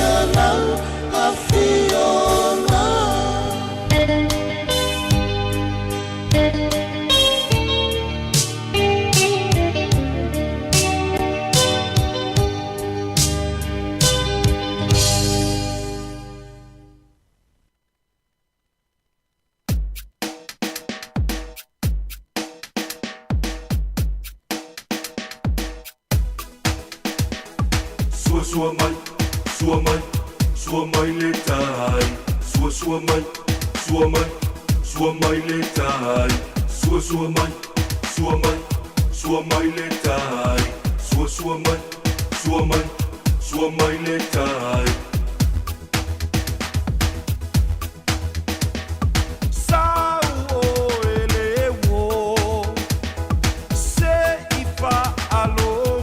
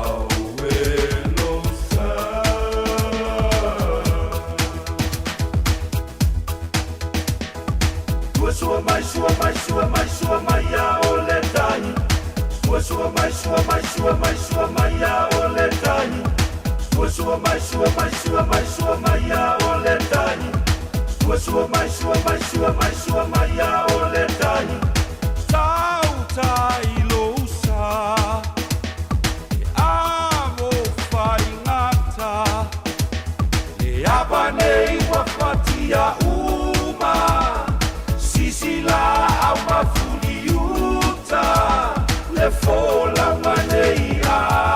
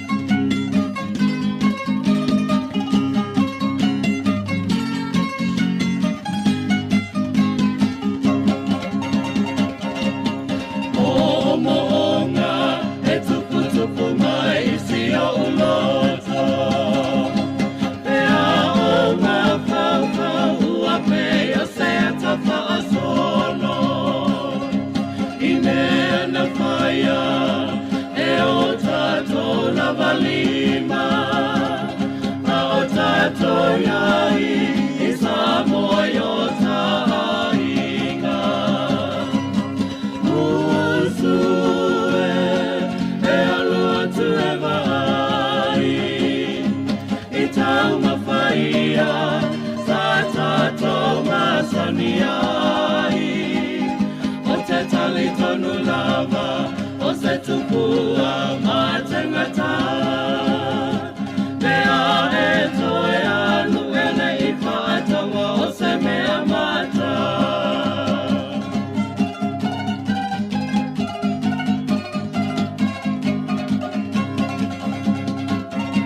O tae au uma E usuai I le maumanga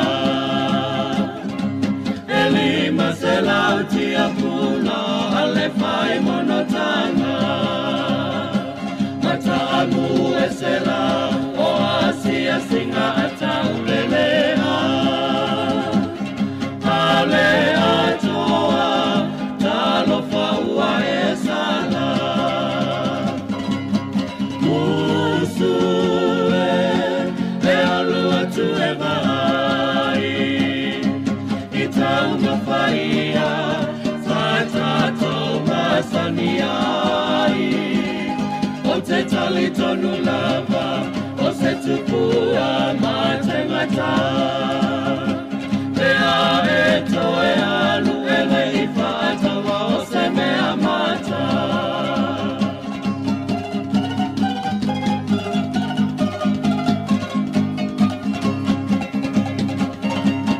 Se io o ia I tae o asosa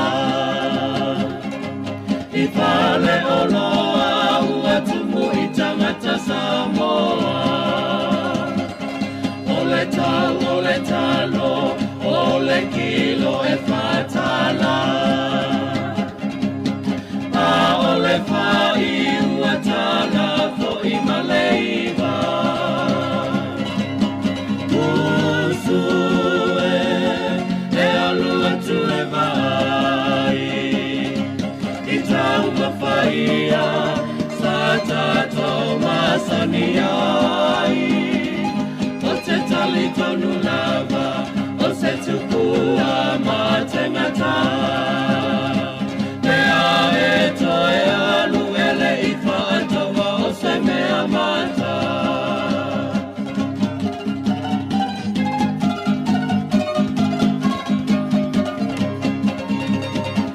E tangi ai le anganga E malingi I loi mata I tau samia Ua e se le tau mata Wha ele anga Anai o ulau whanua Ua sue tupe ai O saina mai ni tia Usue E alua tu e vai I tau mawhaia Sa tato masania O te tali tonu lava O se tupua ma tangata Mea e toe alu ele I whaatawa O se mea mata O te fia e whai roa tuna tunu le teimi o mawala venoa tala noa foi le susunga ya ai ono po le fionga lau pepe niu sa le lea whiaunati ya o le sui foi la pese o le tai mane o Aotearoa. Ta alofa le sunga ai ono, ma alo se fua. Ya, I le anganga whaanoalo. Whatalofa tua I lau sunga tu fue. Whatalofa tu foi le pulenga o le siufonga o le laumua. Ya, e whatalofa tu foi so tātou watunu pele. Pa I o leo whainga ruenga le tua maulatou whale tua. Tupu matamali I mato o malai fia. Mai sena I o tātou mātua mātutua. E o lama yalo ma whanau si o tātou watunu, whatalo whatu. Ia, malo le soifua tu foi, malo ngā nui. Malo la foi le soifua I ono, whaftai foi le awhanoa e whawhanoina tate. Fitu wha I le nefia fia le lau tāleni o le fa tu pese ia o le nganga po kala me fa malo va tu fa malo mo o tau o langina ia pese matusia ia fa pe foi ia ona mai tai no le tio fa long fa fo ele tu ai sai la azu ga yono va tu ele va no fa lo foi ia a fi ona manu ia mai se foi ai nga o lo fa fo mai mal fa lo ia fa tai tu foi ia o lo ingoa o ai ono niu sale a fe unaki o usa fa na wi fasto uta ia le olanga ato o si unu fa pele lo nganga o sa na pu sa fata ia o le tale atu lea tu foi ma lo fa tai ia le si lewa fa fo mai a fi ona manu ai ono ele pe ona ta mata tu fa pele I lauta leni o le musika po le fia la pe spesenga. O le pese le tai mane o Aotearoa. Na mata le tai mane o Aotearoa, lo sao I musika pe sa ai se tai mi mua na e pese ai se o pese. Ia fa tai tu foi mo le fisili. Ele ai o le tali le fisili ele ia matai le tai mane o Aotearoa. Ia. O lo matou nu I sa na putu fue. O se nu e tale ni ai me o le pese ma le tala au. Ia. I lo nu le o sa na. O ina fo ina a mata mai ai o na o fatuina pese. O le pese mua na o fatuina o le manatua le tausanga tu fue ai manatu te manatu se vai me o le ono se fulu ana le fitu se fulu.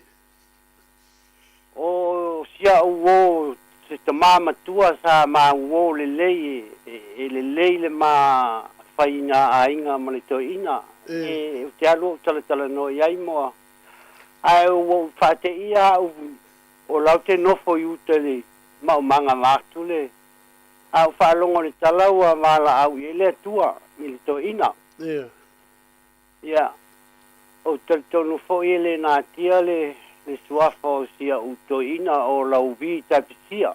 Ia. Mai no masalo pe tolu ani tu la no fatu ina ile vi o le toina. Ia.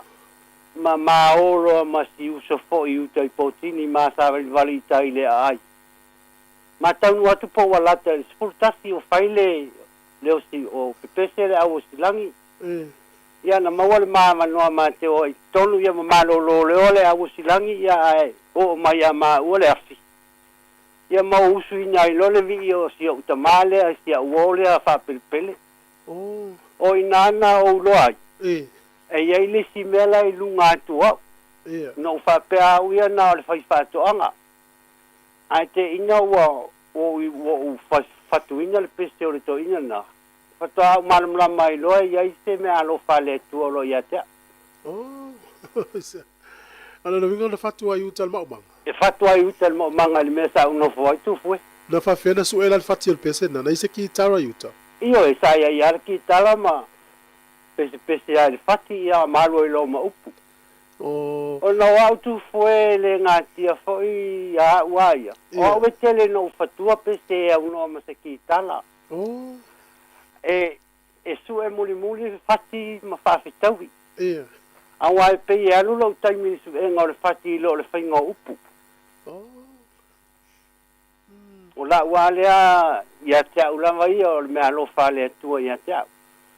O le tele o pese e muli ane ma wale fati a upu la tau e fainga fie ana fai. Ora no vinga la sonoanga I ono o le vai tau le ono sfulu fitu sfulu na mo e fatu ina le pese. Io ina ua mala aule atua I sia ua tamalia. E ila se au fai pese sa moa ina umala le vi ile o sia uolea. E se au fai pese sa moa na pese e pena matalona e fata mo e lau tale ni le sa mo. Ia o le lama tu fue. Ta ia o usua I matou nu lama o le uso le ia mai nu tuinga le ama. Ia male uso ia va lalonga fau o matou na sa matou.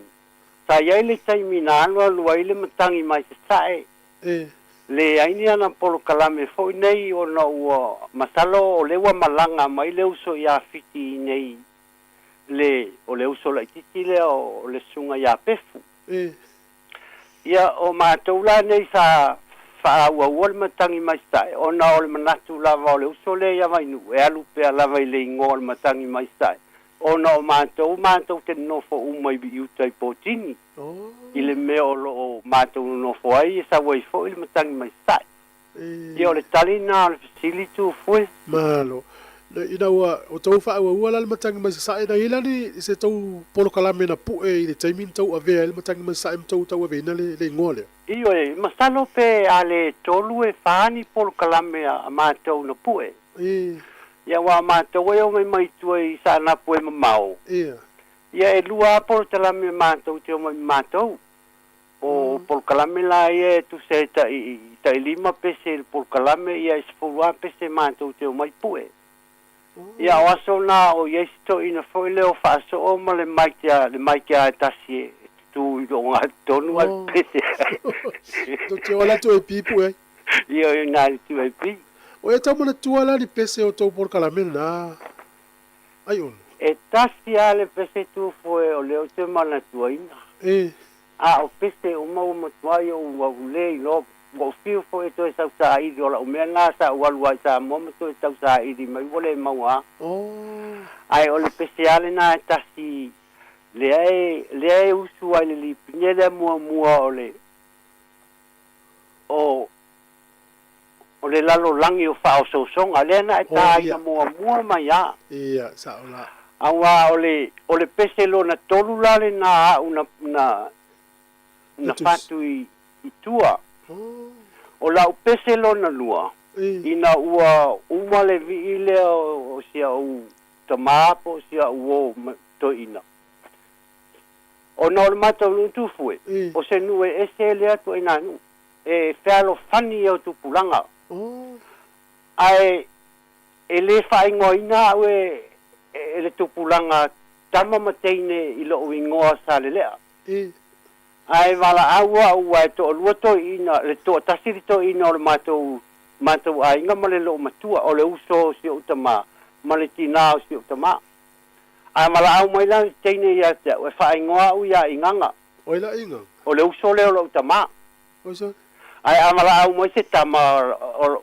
na fa ingoa le o ia nesa o le ingoa le o tina o utama ale alma fuang o foi le pe e ula fa pena ia fa pena foi la u ia la tau o le lua la o pese na fatu le matou nu tu fue o wanu lo fa fitau tu se na tau uma ia ai ngor matou nu il pese le no fa ia na ole fai se awa malo na fale tu mala na fa na wele ita o le pese o ngala ngo matou nu nei tu e tu se tai to lua mai tai to tolu i ai nga e foi na le wa fatu wa ile peste ia na walu le pu e ata ai aveli ile pasi sa fe lu e foi sia uona i ngo ya aper ia mata tai fa longo lo le ia o lesto ina na tu se to tolu ia tanga to la tu ai nga le to tolu pe fa longo ia ai va ai la tu foi el mentu o le mafe tau ia mo le to nga ia uangi la ko e ku e ikar ko inga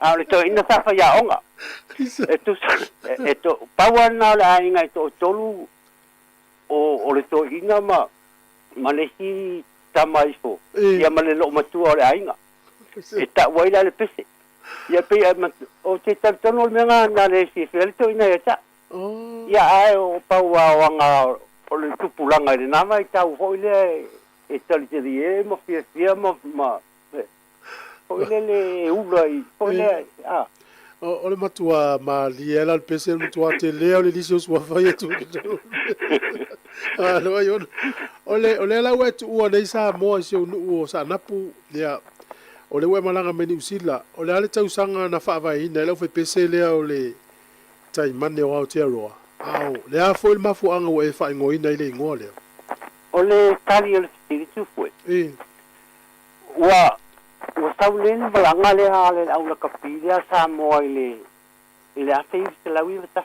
ya le la to tua fo ile nei na o mai sia mo nei ya tero E pe o inana tupu mai ia te au se mafau o le a o to e tango e to e tau mawhai ma to e tau la langa le tā leni wa a mata o na ngalo atu. Ia. E pe o inana mawhai o na o manatu o na o le tālonga la e le misi a te au se tālonga o te mata ia mo o nofo matusi lalo ia i koa a Sāmoa ma au sa lātou tā alo. Ia, peila o le mea ngana umai no leo tā longa ia a mata lona o nofo ma patu le peste. Ia, na mae le peste le nā, ia, ma a mata toi ma toi wha lesi au peste sa whai o le peste o vi inga o lau whanua i Sāmoa. I le taimi lea ua se pulu tasi tau sanga le tuto tasi o le tātou watunu. Ia. O le pesera lea na o fatuina i le tasi le afe se lau fitu spulu tolu i Sāmoa.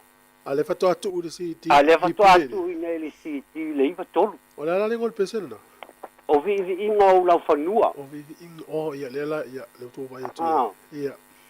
Tuso tasi nā pesena, o le pesena na o fatuina i Sāmoa sa ave le tau vanga le nei na whai. Lea na sili ai le au fai pese leo le poto. O le poto ta. Ta ua io e. Ia na usau ale o ma unei. Ta e foi la si au fai pese i si o mātou pito nua ina i sa fata sa lato usuina. Ia. Le pese alea. A oe. Io e. Ia ai le i wafo o patoa o whaalongo ai nei di pine. Malo. Ia, malo whaftai. O aila ni si lea nao fia la vipese tai mane o atero. Wa le ua tu ua uo ia Sāmoa le ntou whaia le mtang maisa. Ia o nai whale tua lama o si o mātou au lotu. Ma whale tua o si o mātou ainga. Ia e mai te whoi o nai o tei ka tō soani whoi. Tei vanga nā ai nā le mātou. O le whalesua le na mātou iai o le whalesua ia keisi. O le keisi so o ialo. Ia ma le whalesua le o whaianga o le whaianga sikai. Ia o le so lua o le siuso au.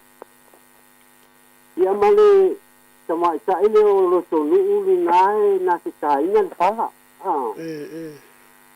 Ia e mai se o uso ia ita ako lea so le whai.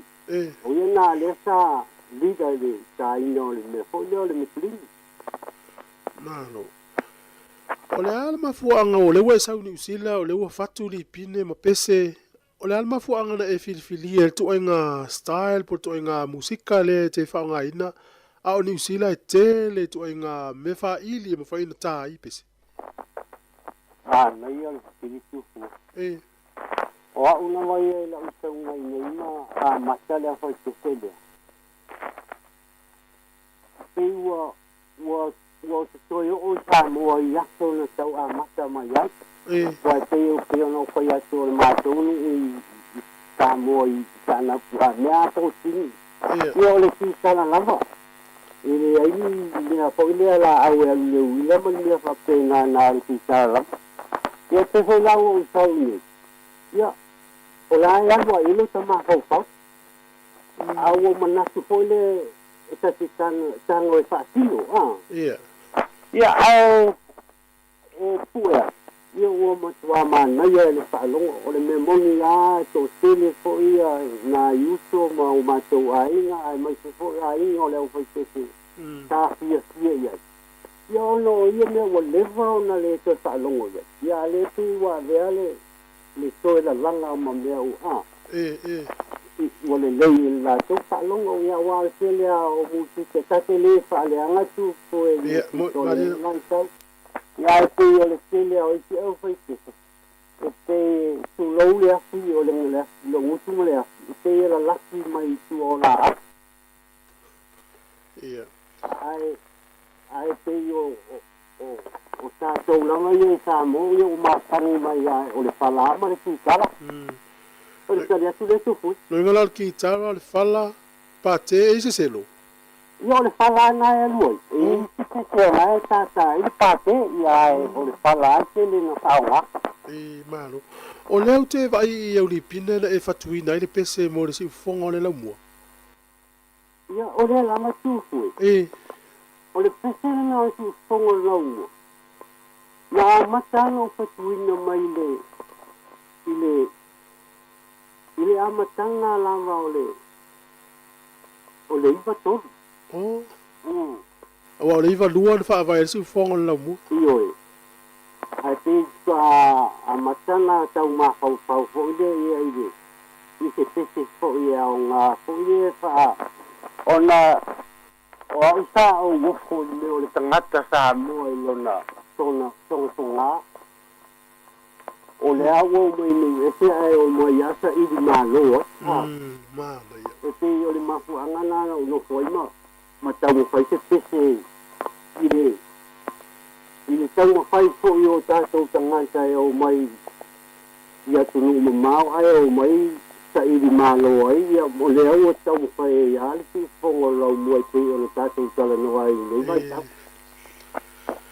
Malo, maftai, ole e fia la li pine pe wale usi ti, e fia si ti na po e ina ilano le ngoa tai mane o Aotearoa. E tu sa e lima li pine tu fui. E lima li pine tau ave ai le ngoa le o le tai mane o Aotearoa. Ia.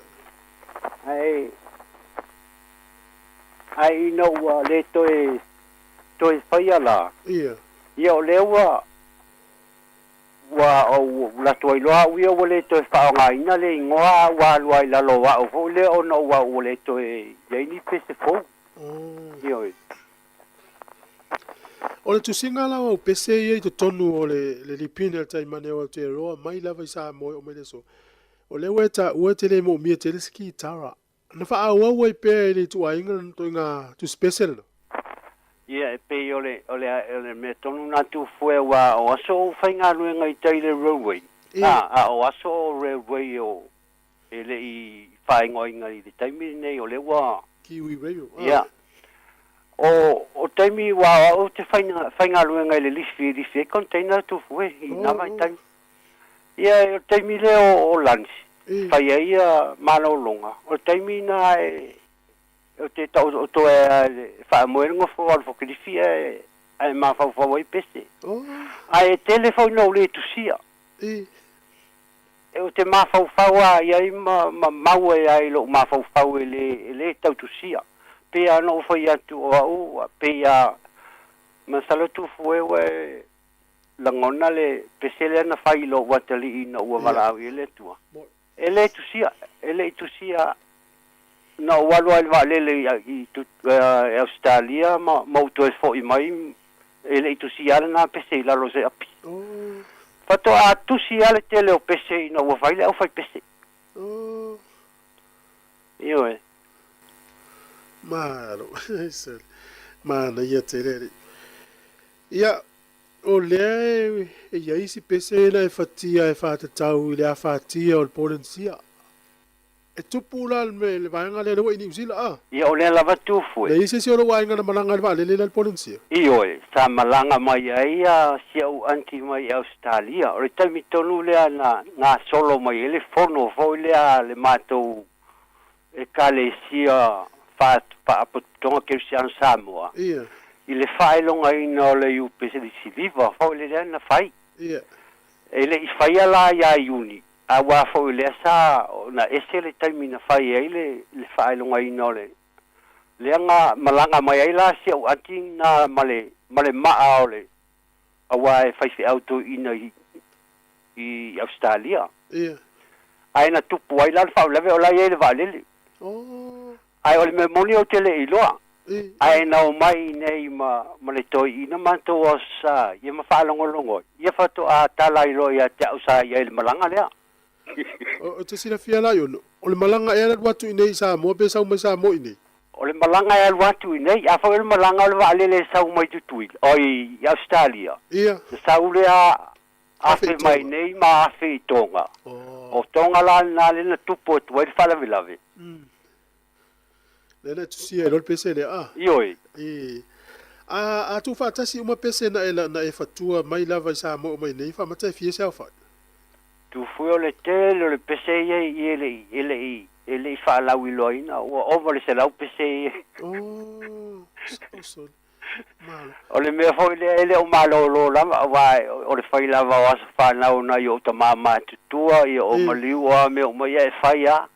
Ia ele ia ma taure o whaalau i loina, al tele o pese. Sole. Malo, ali fatu pese, e te no tale ni pe o matou le tale ni pese. A fatu se pese stasi tau sanga mo tu am tau tia. Wa ule ia tu foi la fam talanga. Ia. Ona pe o a ula mai o tau. I. Elei ma se le lo fat pese. Lei o le winga la tala. Ia. Wa uia, na ia lo mana tu pawale o lo o la tale ni o le fai mo banga.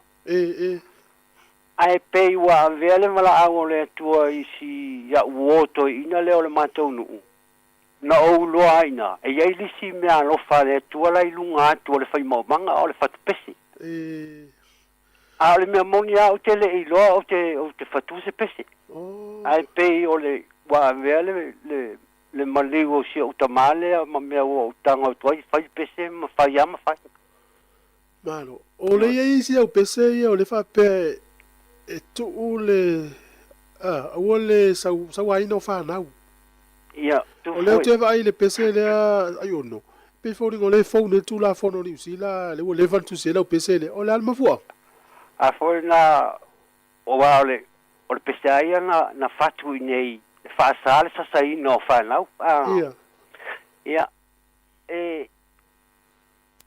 O le mesa e tai si Sāmoa tu foi. Ia.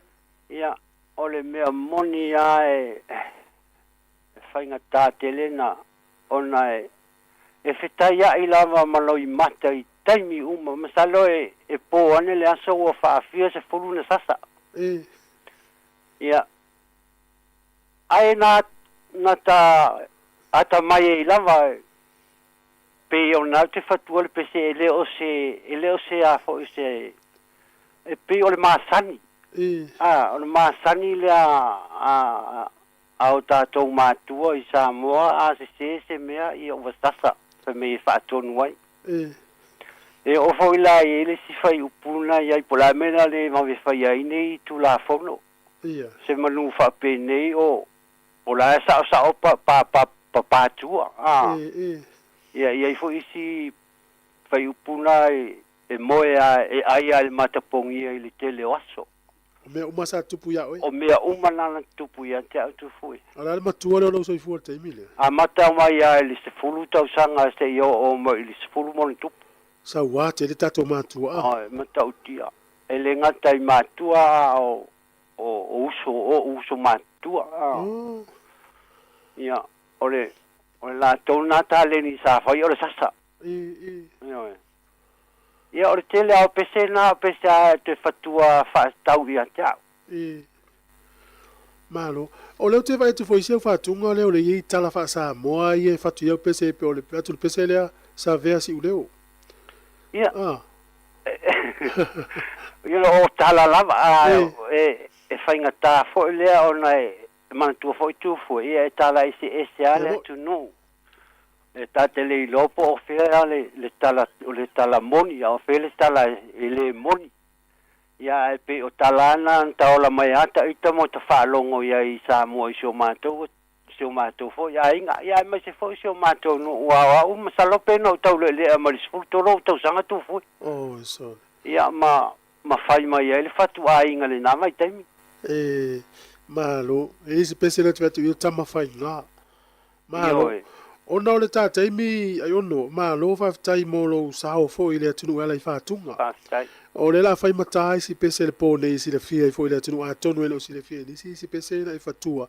Ma le toi ngā musika le ue whiriwhiria. E se fo i le mana ia pe a fua i le talu fou na pu e ai pe ala te whaanonga I pese na pu e le fitu sifunu ma le ono sifunu malo o le a sau whaamanatu po sau whau tuanga mo tupulanga lalva o le tunu olo i ta leni le o le whatu pese ia o la wa fautuanga wa le tele atu fue o tele whaaleanga ina se tangata paua le mea ua o le tele o whaafiafianga le nei vai tau le soifuanga ua e tau le la longa leo ona o le ua manosi tele ia leo o mea ia o mea whaifaili ia o le si foi mea e o te tautonu ele o se mea e fai ngofia pe a lava le se le ni tu foi wai pe o le mele wa fa muta mai ia si o tau mo fai ona ua le ai se le wa se tupe na ia te ia na ave uma fai ele nga lu nga le matou fale Sāmoa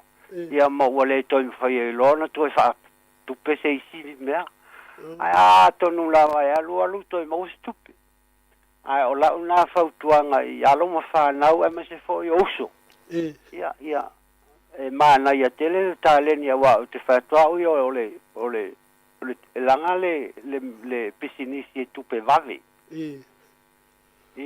malo a fa pe fesili ngia u pesena ia e fa na ula lva ole tunu e te fo ia I lautou sua ia se mana o mia ia wa o ia o te fia I se tasi si mana o ia ina te fa nga ina a fa fe pe mana o ia oi ia ele se fai na tu foi malo va tai a tawal me o fai lo mai malo ayon malo ia tele malo fa tu fa malo wala ngal boka la me fa malo mo fa tunga fa malo fa tai e se si va nga o misi atu te o e fia sa no ia la ta fa sol ne fia o le ta fa ma vai ia o le ia tu foi paula vale o le me o mai ata e mo moli atu la ufa tai mala ufa malo la sunga tai ai mai se o le pulenga le si fongo le la mo tu sai o le por kala me fo a mataina le nei vai tau ono te talitonu ia o ula mo stangata le tau loa awaia a le wa avea le por kala me si fongo le la mo o fa la u loa tu fo lo nei tangata ia mai se fo yo se tau mo fainga vai sa fai mai na mai tau o tu na ia tu se yo mai nei vai tau ai mo moli atu la fa fitei tele tu sai o le nei si afitu foi malo moli atu foi le fa stai pa I o le tato o tu no I la fa sa Samoa Sāmoa a fai o ia se fa mtalanga foi o sas ia malu ave fale ai o finangalo o la foi se fa le tonu ia fa mangalo lo fa tava tu foi ia manuia ngalo ngole nei po alo fatele atu tai ia yono te loele anga tonu a un fa tai atu lau sua foi po me se lo fionga lau pepe fa tai mo le avanoa ma tu fa malo mo fa tunga nei fatuina me se le tunu lo fa fo mai o ma tu talo I fa manu mo pelo so I fu e una I fo I le tua I tonu ainga mai kale sia mga lu ngalo le taimi ia me lo auta fa to fa ma vai manu ia ma lo le fiafi pa wale o le me tu fu e fi fa sao ia o ai ono o man tu foi so mato no oi ono mo le pepe ia pa ia la insta twala ia ai manuia ngalo nei ia fiafi tu foi no ngole sunga alo tele atu o le sunga ia ono ia le na ia sai foi ia sai foi ia fa sai foi ia le sunga ia ono po le fionga ia la pepe niu sa le fe unati ia ma le pepe se tai manne o te roa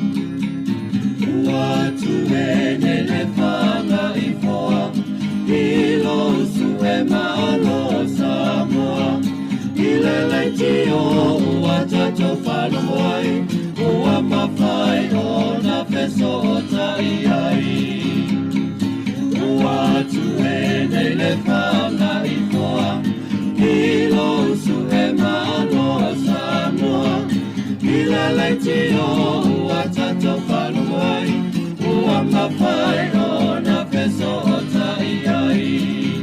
O le tai au le tala lelei, walai o le tato penei, ia so le pongisa o mea umana whai ngata, o nei tā sanga ua tato au lea mai, i nei manui a ua tato maua mai.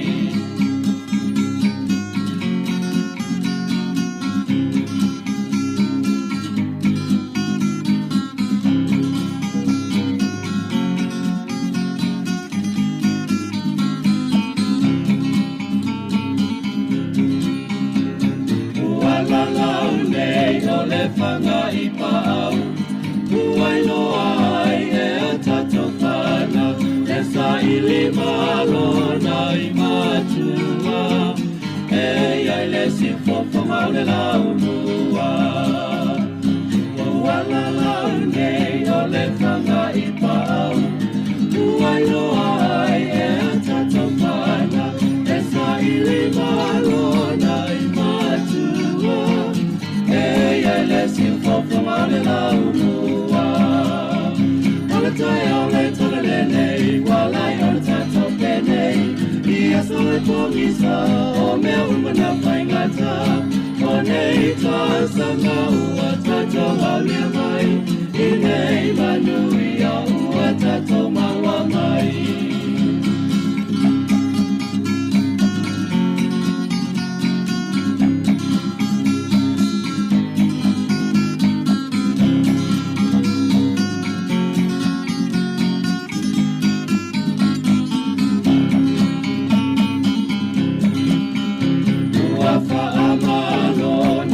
Whanga ia ea, I nei ngā luenga o no ua maea, ia tawi atu ele atua, I nei melelei ua tau whaia. Ua whaamano nei whanga ia ea, I nei ngā luenga o no ua maea, ia tawi atu ele atua, I nei melelei ua tau whaia. O le tai au le talalele, walai o tato penei, ia so le pongisa o mea umena whai ngata, o nei tā sanga ua tato au lea mai, I nei manui a ua tato maua mai. O le tai au le talalele, walai o tato penei, ia so le pongisa o mea umana whai ngata, o nei tā sanga ua tato au lea mai, I nei manui a ua tato maua mai.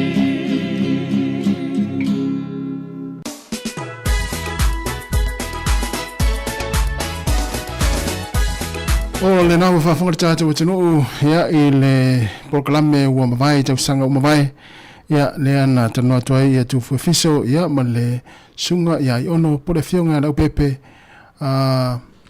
New sa le a feunati ia il proklame foi ia a le si whanga lau mua whamalo mo whatunga mana tu foi tātou proklame le sa whaaruina I le tere I tau sanga ua mawai ia le lai whatanoanga lea ma le fionga pole sunga ia I ono ia New sa le a feunati ia le sunga foi ai ono lea sa whatuina le vii lea ia po le pese lea le vii o le si whonga lau mua I Wellington ia pangalea u whai ilangi fo launga ia e mana tua pea fo I lea tamari o lea tino ia I lana tali ni pese ia e meisi o wha fia fianga ia o lo whaonga ina atu le tātou tautua ia I le tele waso leo to e sefulu vale minuta na tālea o le tu lai sefulu mani lua tāle sefulu lua o na whaafonga lea ia tātou telefon whaaponga muni muli leo te pena mai Savalina Kasiano ia meisi o tātou tala mai Sāmoa le si whonga lau mua Wellington ia whatara whatu le sunga sefa semitone malo whaataitere lava ia malo lava le mafuta mai malo le mai mo mai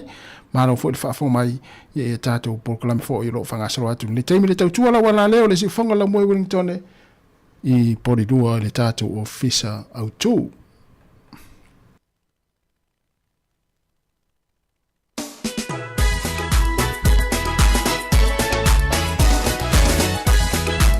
E tua ne runga wha lo mai au tau au.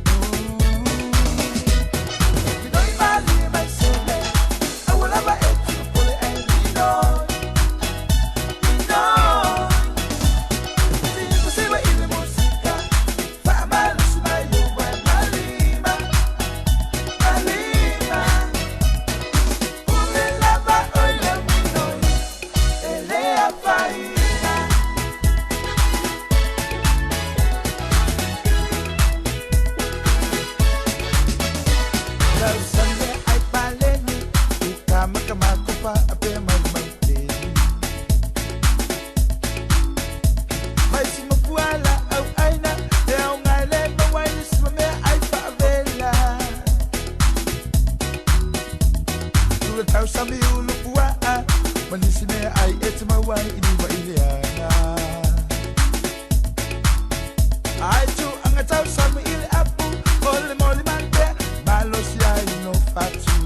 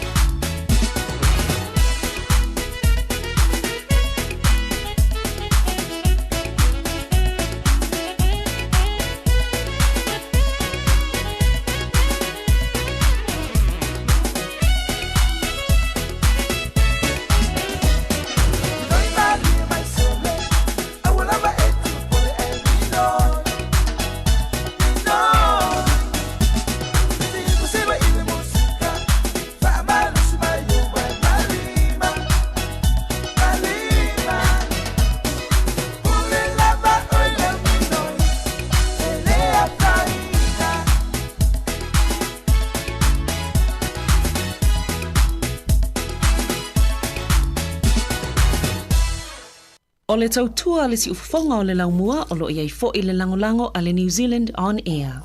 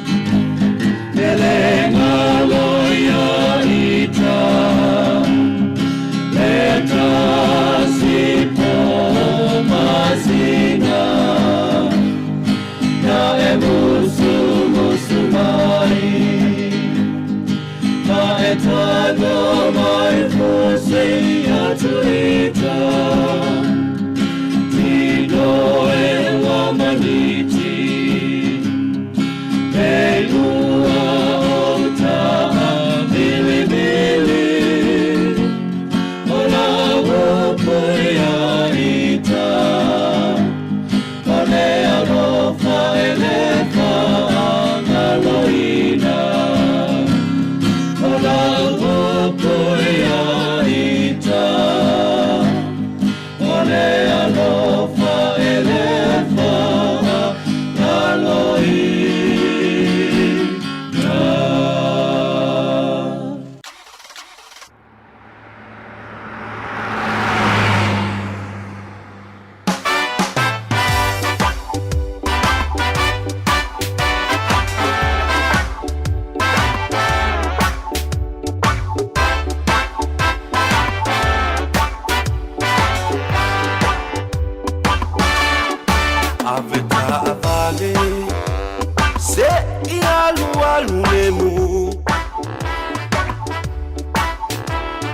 E patau la I tangata ua tumu A fai e te le fai tete I taimi umala E o se fa alabe Iso o se tangata Abeta avale Aua e te halu ona Ia faina se tangata I le auala Wa ai le leina I tamaiti o le aonga Maua o e leo sia kisa o I le sela Aveta avale Aua le sona fiti vale Le forma umile na e no foyo utalane Wa ai le lei luma o le tala no E moane o I o le ata tu le tamaloa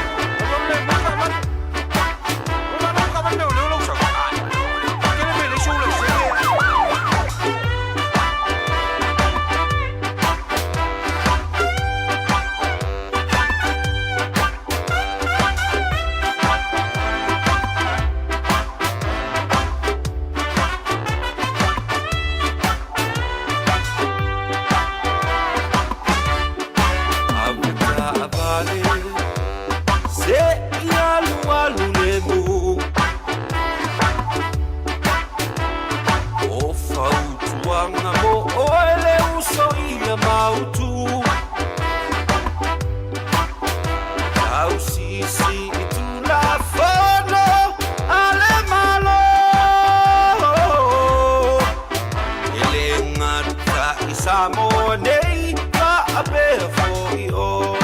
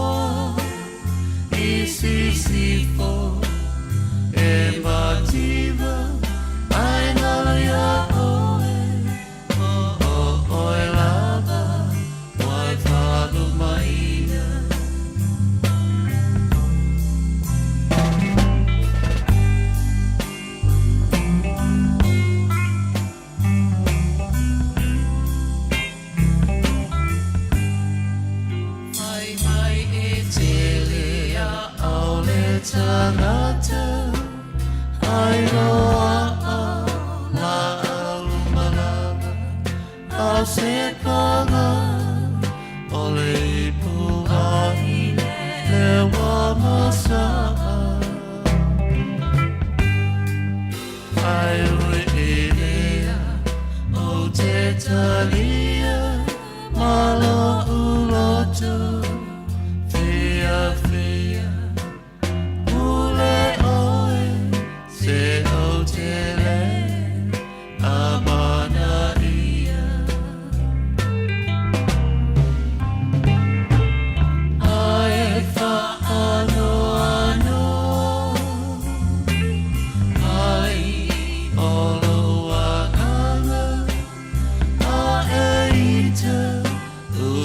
tutuila ua ela ita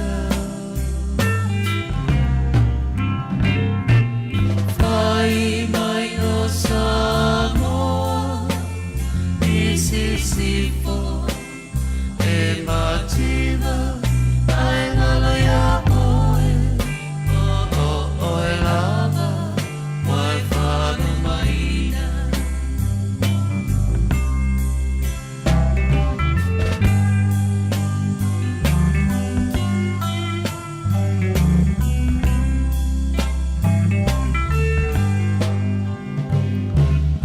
o tau so Samoa se tau tuana sia tai noa ka ai mata e a whelele e mai moa le malo si mai le atua ala tama poto e fua fua o me ana e tawalea ai o matua ai fa ano ano ai o lo wangana a e ita uso tutuila ua ela ita Fai mai o Samoa Isisifo e mativa ai ngalo ya oe oe lava wai whanu maina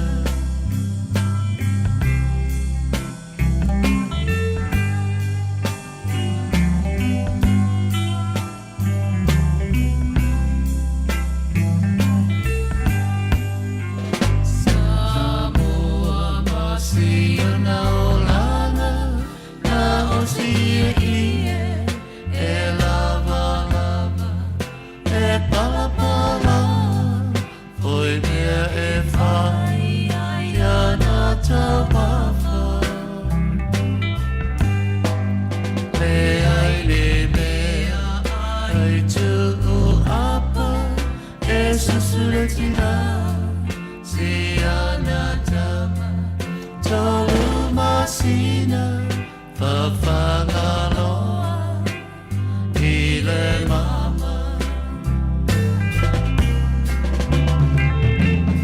ai sea ela wanai nuso elo tau marea na mai betama imoa alele eo io mai awane e tawatua i tanata sia taolanga mana tua Samoa ole penina ole vasa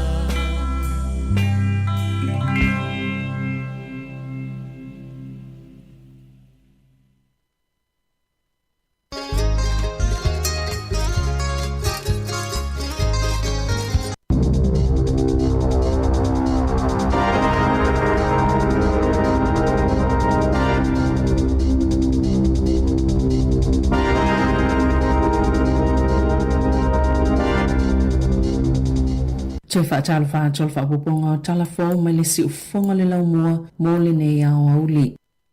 Na saunole tama i tai sui Presidente le United States Kamala Harris iana au lango ina ua mai o na wala au e whailua le manu o Donald Trump i le whainga pālota. E lua se lau iwa sfudasi Electoral College vote se o mai le taimi nei. Ua mawhai o na maua e Trump i le lua se lau lua tolua Harris ai lua se lau fitu se fulu e te tawana au sia ina ia manu malo ai. O lo ufa awa upeo na whai tau pālota i nisi o se tete e iei Alaska, Arizona, Maine, ma Nevada. Wa saunanga Harris na whaiele Investor Howard i Washington DC le na ia ta uai e te tau o na o la tau taliaina le whai unga o le whainga pālota.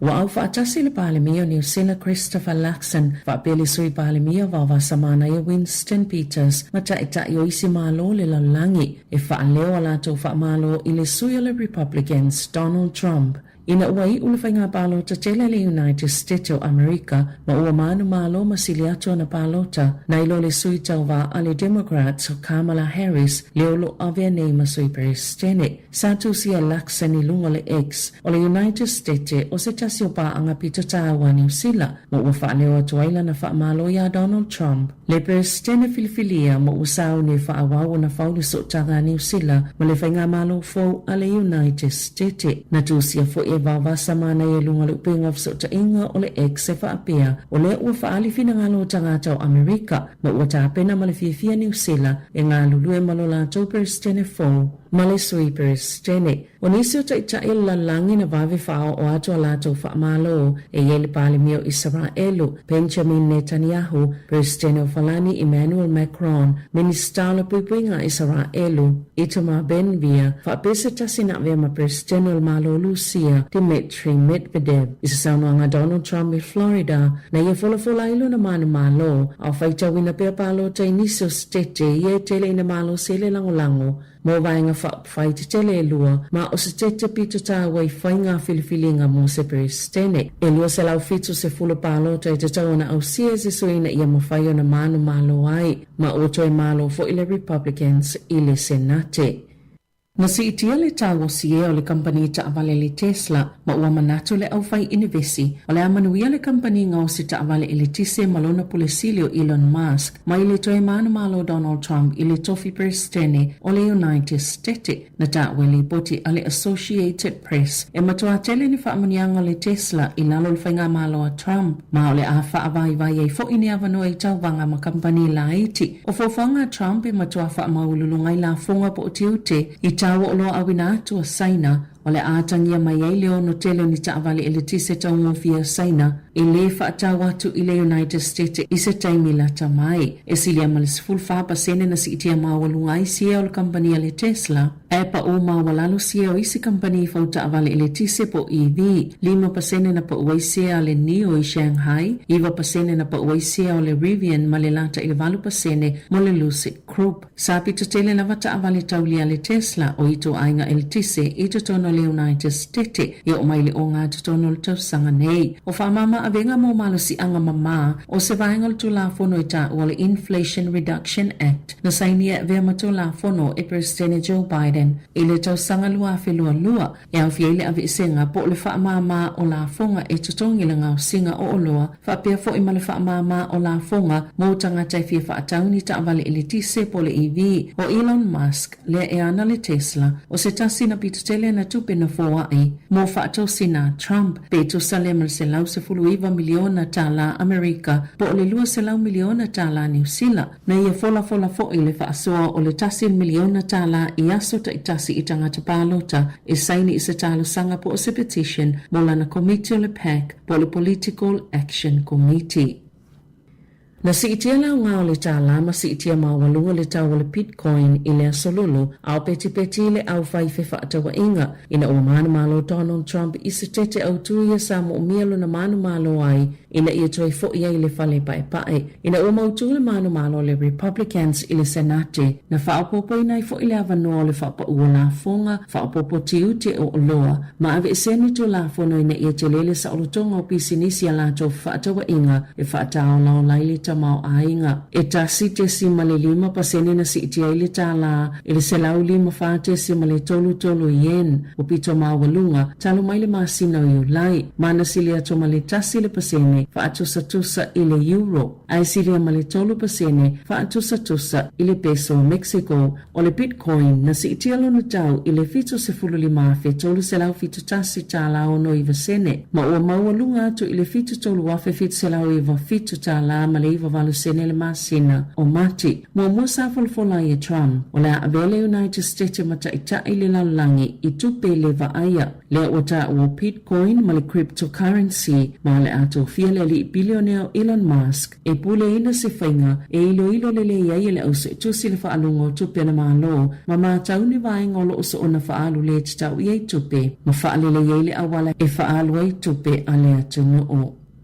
E lima se fulungaluenga o fofole TVNC de whaamalo pe vaea ma o se vaenga o le toi whaatulanga o le ngaluenga ina ia whaasawina i le tolu se fulu miliona tā la ma ua wala au liaina lau whaingaluenga ini whonotanga i le so. I se whi auna whaaho ina atu le au whaingaluenga na saunwa i le ofisa silo le TVNC de Jody O'Donnell e lima se fulungaluenga la whaamuta o na iwa se fulungaluenga o ave isea ai amata nisi ngaluenga fau se wha se fulutasi na Sāmoa O'Donnell o lo titala le avanoa moni fina ngalo o le au whai ngaluenga mai le iwhaiani whai unga sa ia mai o na ilo uma fina ngalo o le a whai lo atu o le vaiasa taluaina toisu iei se whai unga mumona whaia a le TVNZ e tāpuni eila lato upenga ta whailangi o le One News peitai o le a whaawau pea ai o le a whai titia.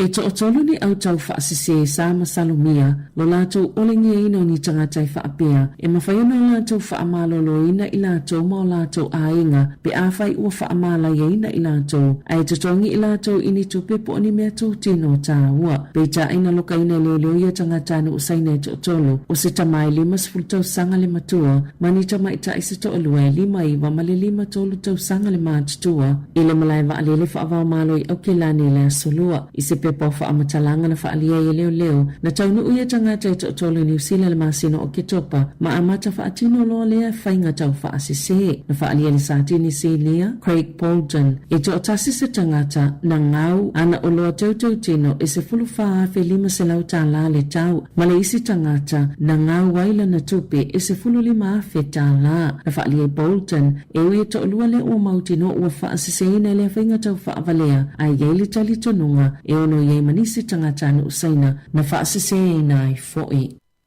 Wa whaamania le palimia Christopher Luxon o le ale iai le atunu i le taimi le whaitonga mo le pili o le Treaty Principles Bill i le asa tofi le vai aso fau. Na Sāmoa Luxon i le le New Zealand o le whaitonga mo le pili e whaia le vai aso fau peitai o le ale iai le maota fono o na o le amalanga i le fono le APEC i Peru ai o le aiai le taimi o le hikoi po le solo te i le vai aso fau. Na whaia le whaiunga i le aso fau i taimi o whiloa inga le kāpeneta. Na Sāmoa le isi taita i le vai nga whaia Māori, te pinga rewa peka, e te tauna i le pale mia i le maota fono, i le taime le whaitonga mo le pili. O le afola sia le pili i le pale mene le aso, mai vai aso le avave fola sia ina i lo le taime sa fofoaina, ma whaitau ina i mo le taime mua i le vai aso e so o ai. Na sauna le taita i o le Act David Sāmoa, o le vave fola sia i o le Treaty Principles Bill, o le whaangaso longa masani lava, na whailoina i le aso lua e whaapea, sa i le fofanga fola siele nei pili le pale mene i le aso tofi fito te sema e wisa yele manatu mua o le afola sia i le aso se fulu male valu o Novema. Peita ina Sāmoa Sīmoa le ministalo nafa male pili e le whaapea ua toitu o mai iluma o mea lava ia te tupu i taimi uma mai telefo i mafua angai alai o na fesuia i taimi e fola sia i pili i le pale mene sa avele nei pili ma autua whaafi naunga mawhaitionga ma ua mai o na fuafuaina se solo tite e tele e malanga mai le vaenga pito i lunga le moto i mātou whaapea ma bluff i litu i saute ma o le ataunu i le palemene Wellingtone sa te ena i si moto a ingai whaapea na whaialava malelua le toi sui o le aso e folasia i le pili ina ia awana i ofa atasi male hikoi po o le asolo tite e tele i le palemene.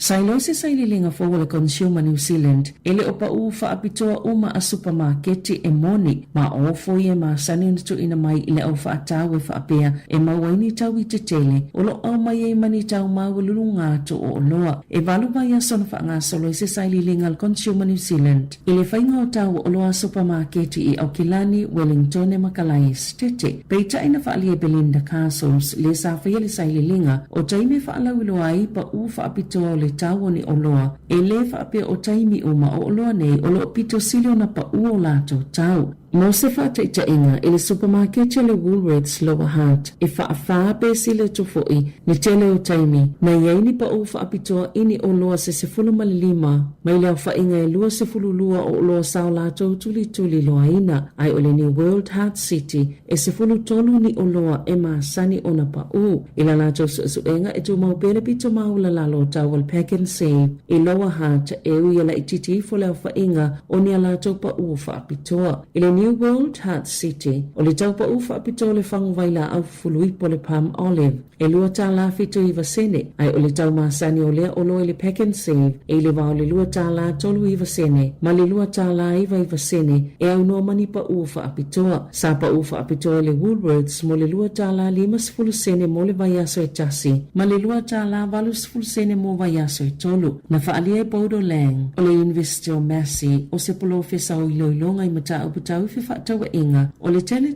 o le whaongango whaalau ilonga i pa u whaapitoa wa tili whaingatai mo tangata whaatau o nei loa po o le ale tau maasani o se oloa e te tau o na iai na whaalia le Consumer New Zealand e te tau lava o na matua whaamanino le whainga e supermarketi o tau o alato o loa. E ta alonga o filifilia le awa le olpeleki e ta alo male awa ayalani i le astona inei le aso i vau Novema. O le numeratasi Tamaiti Williams, lua a safo au mua tolu Tyro Lomax, fa Scott Barrett o le kapeteni, 5 tupo wa i, ono Wallace Sititi, fitu Sam Gain, valu Adi Savea, Eva Cortes Ratima, sefulu Damien Mackenzie, sefulu Tassi Caleb Clark, sefulu lua Jody Barrett, sefulu tolu Rico Ioannis, sefulu fa Mark Telea, mali sefulu malilima Will Jordan, o le alfa leo George Bell, o fatu ungafasi, Basilio Tosi, Patrick Tuipoloto, Sami Beni Finau, Cam Roygard, Anton Leonard Brown, mas Stephen Berafeta. O filifilia wa samana ia se ilala mapusua ili vasengo faya onga ale moana Pasifika mo le taamanusango le lakapi supa lua felua 5 male lua felua ono e fata sango faya onga wa samana ia ile manu Sāmoa e afiolei pola langi lua felua tolu e lua sfuluano ta alonga faitaulia sa ta aloi mapusua mo le manu Sāmoa o le afsosani ile moana Pasifika mo le tole ninga o le laina itua ai maise o le faya onga moto mai pole skills coach. Tala fawia malisi ufonga le laumua mo le nei vaenga o le awa uli.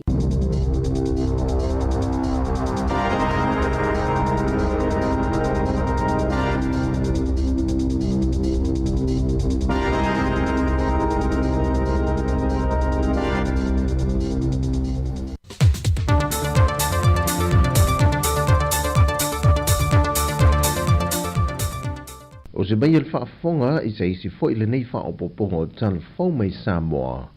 E ni tala i mea loo te tupuai. Watu i nātu e le whionga le minister o ati na e mga ruenga te tele o ia fo i le minister o company Vaa Samoa. Le tārusanga i le kāpineta mōsana i o enga o tilu e le company Vaa. I le whaia leo se whiwhiringa ini Vaa se lua o loi au se tālia. E sa ili mai e se sui o le Vaa o le MV Lady Samoa, le ua wha lia le whionga le minister, o le mawhai o na toi ave nai ni uta mamafa pe o na iai mua, e le tūlanga o le toi au sia e le foloa le malusi anga sa iai mua, mo ni uta mamafa pe o na tā ua. E le ngā luenga o le toi wha le leia o le Lady Samoa talwe nei, na alua le tau e tolu se lau wafeta la, mai na amata i loo na silasila le pulenga e le au mai o sa isi va fau e tau aveina ma faa wau le au nanga. O le tau le va e pe o le faa i loa le whionga le minister e fitu miliona ta la tupe Amerika. Mai o le ama faifo e le MV Lady Samoa fau pe a taunu mai o le tau aveina le au nanga a ngai Amerika Samoa fa pe foi le motu ia manua ma le atu kuki. E le o se vaa fau e pe o na tā ue le whionga olo, o le vaa walata i le 5 tausanga talu o na wha au ngai Adelaide au se tā lia. Mai o lona sawa o lo wha mawina i le 30 i le 35 minute, pe a whai e malanga i le vaa leo savai ma upolu.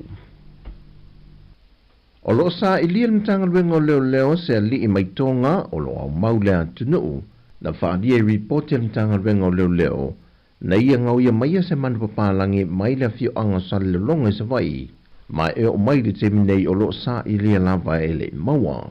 O se vaenga fo I le report e leo leo lo ta wai. O le tamatonga le nei, o le toa lua o se tama ita I o le fio angai pei o na ta ua. E le iai son a inga I Sāmoa.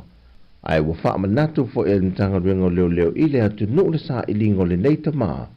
O se soli tu la fono mai mawhai o na mō ai se tangata. E tau mawhai e wha alafi se tangata sa ili. E le mtanga ruenga leo leo. Mai I sa I linga fo I o lo te tonu mtanga ruenga leo leo. O se vaenga lava o le atu no. O lo la fiai e le o mawhai o na malanga e se atu ma Sāmoa. E o mai le so, e le au sia le afa o le feita wa whai o tangata po le whai numera, o lo wha mawine le lola pālota le atu no e te tau o na pālota mo le whainga pālota tele le lua whelua se funma leono, na whai loe le komsina le ofiso whainga pālota e atu ia Filolo John Stanley. Ke mingai wa kol sufi kuafe baru salau baru sulkan kai bada skala. O le ngumela le e kakau o ngā kaunga I le lola kako whainga pālota le lumunga. Kaunga salau sufi kuafe. Lua salau lima. So you're looking at fiku suiva afi, ko salau wha lima kakai e le skala. O le whaafi tauli na whenga I maleo whenga luenga na ta milo I Sāmoa atoa, e le tawa nau ina le pe tu I pe le atu no, e whao ngā le awa no o whaafai fi atu mo I lato e a ngai nei e restala, peitai, e nao nei tangata to ai titi na ngai ane whaatino le fua fuanga le nei, a ole to tele, ai ole loa loa o a fio anga maitu malo, e le hanga iane. Ao nisi to tele na anga iane fo I whaatino, ai leo malama lava I pepa e whaamao ni ai le lato le stala, e pei o se leisene a veta avale, ma le pepa whanau, po se tusi folau, ma isi e pe o na leva o na whaalawi loa le ofisa, e lunga o ala leo ma televise le atu no. E o fo I le whainga faudo whaongai nei lupenga ta whailangi e restala mai ei tangata pālota, ai me se lava ia I lato o lo au mau I atu no I whafo, e o mai le temi nei, e te le atu le whainu mero o tangata Sāmoa o lo au mau le atu no na whaongai ina, nei lol mamalo le atu no, o lo wha mautu I atu no I whafo atu o Sāmoa. O la whainga o ka ngaka whai mai online, fixa lo del kas, breakdown na, o la whainga ka whai mai online, kuku I Amerika Samoa, ko rua, New Zealand, ko fiku, Australia, wha Amerika kasi so far. Ko so le o kanga wa not yet review, ko so le I o le review o kanga le approving officer le tonu. Peitai o nisi o le atu nu ua mai o na whaongai na le au o nanga, to e lava o le o mai Sāmoa e po e le ata malolomi tamatama I lima e se fulu, e ato toa ai la lato restala I lunga o le lola pālota. E si lia I le valu se fulu wafe le au whaio I lato na mai moina, Sao ninga what a ingol tinaya Sua Julia Walwalk, na whatau te le man malo le kālesia so fitu to fiu mai a pia le lovaya, le na se lia ma le whase lau le au whael ma malo le atudo, mai whaulu lungo mtanga luenga le malo, o le au whai pisinisi ma o nanga ese le atudo, e lato te mori mawina le talanga o le soifuanga au ono le neitina, e te tono lo tātou atudo, ai me se lava le au onanga le Adra Sāmoa, na mata ina aila lato tautua, e le tausanga na lia e le tsunami. O se iuli masua Julia Warwick le ua malo lo uma, e to tolu nei o la alo, e au fiei mal te maitai ua ave nei malo i asilia malo, ia sua Helene, o le sa ave foi masuia lo la wa fono, ale o onanga Samoa Capital Radio I tausanga ua tea. O le soili tu lai se fulu o le a whaasa la lautu sa oi fo e lau o nangal Samoa Capital Radio. Toi sau ninga o le tinaya sua, e le maru lava le kalesia so fitul toi fiu mai ia pia I lano maia. O tala fobia mai Samoa mo le so i fua.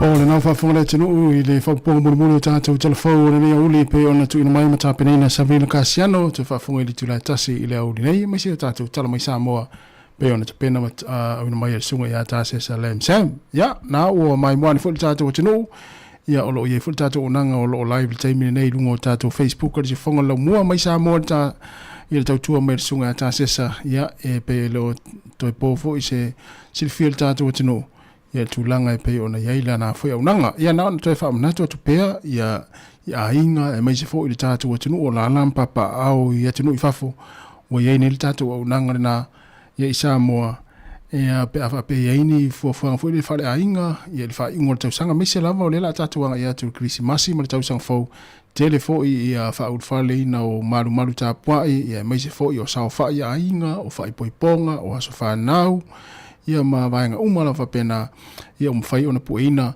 ia e le tato tau tua na i Samoa ia e fa pe ia isi ma ta pena fo ia o tau su e fo ni vainga fa pena e fa salawina tu sao ia fa mo ainga ia o ia ia ni le tato tau tua na i Samoa ia ngā lue fo initial o fai ngā luenga pe o sunga ta sesa ia manisio le tato o fai ngā luenga i Samoa ia wale po ina man fa salawina ia o fuanga ainga ia i le amata tu le masina fou ia ma nga ia tu lava iluma ia inisi fuanga pe mana mia ia le tautua le na ia ale tato ala leo ia ma le si fuanga le laumua ia i Samoa i lalovaya o le ulu sfultasi minute ua te nei le tu la sfulmalua ia te vala umai pe te mana mia le au nanga na ia fai fu le ione feutanga inga ia awal fa moe pe afia puina ni vanga fa pena luas fultasi minute te nei le tu la se fulma le lua o le tato o mai le taimi fo yo maft o fa afia fianga musika o le uli ia awa fo ia le fianga yo le tinu ia i tau maftanga fo ia mamalo longa le taimi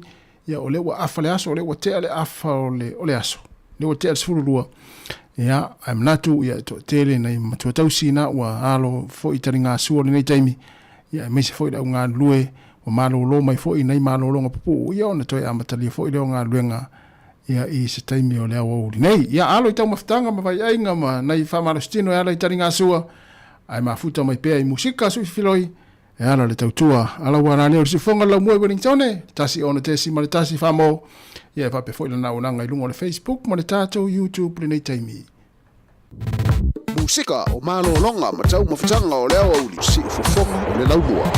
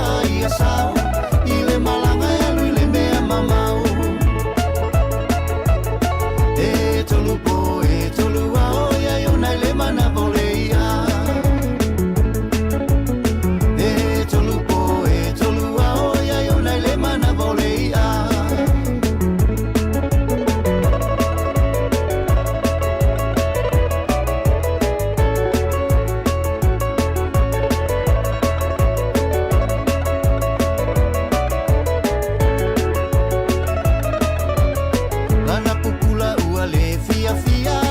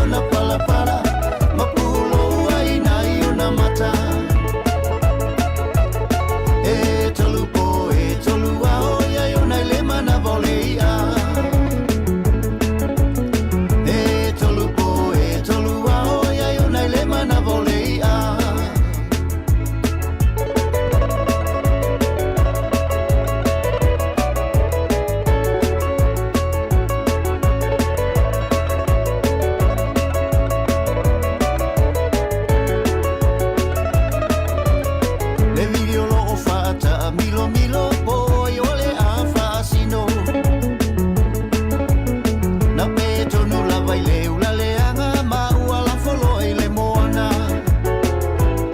na langa umane a ole sami le fia maola la totau sami aya na le va vele ta fola e moa lava ele ava ava na langa umane a ole sami le fia maola la totau sami aya na le va vele ta fola e moa lava ele ava ava e tolu po e tolu ao ya yo na le mana volei a e tolu po e tolu ao ya yo na le mana volei a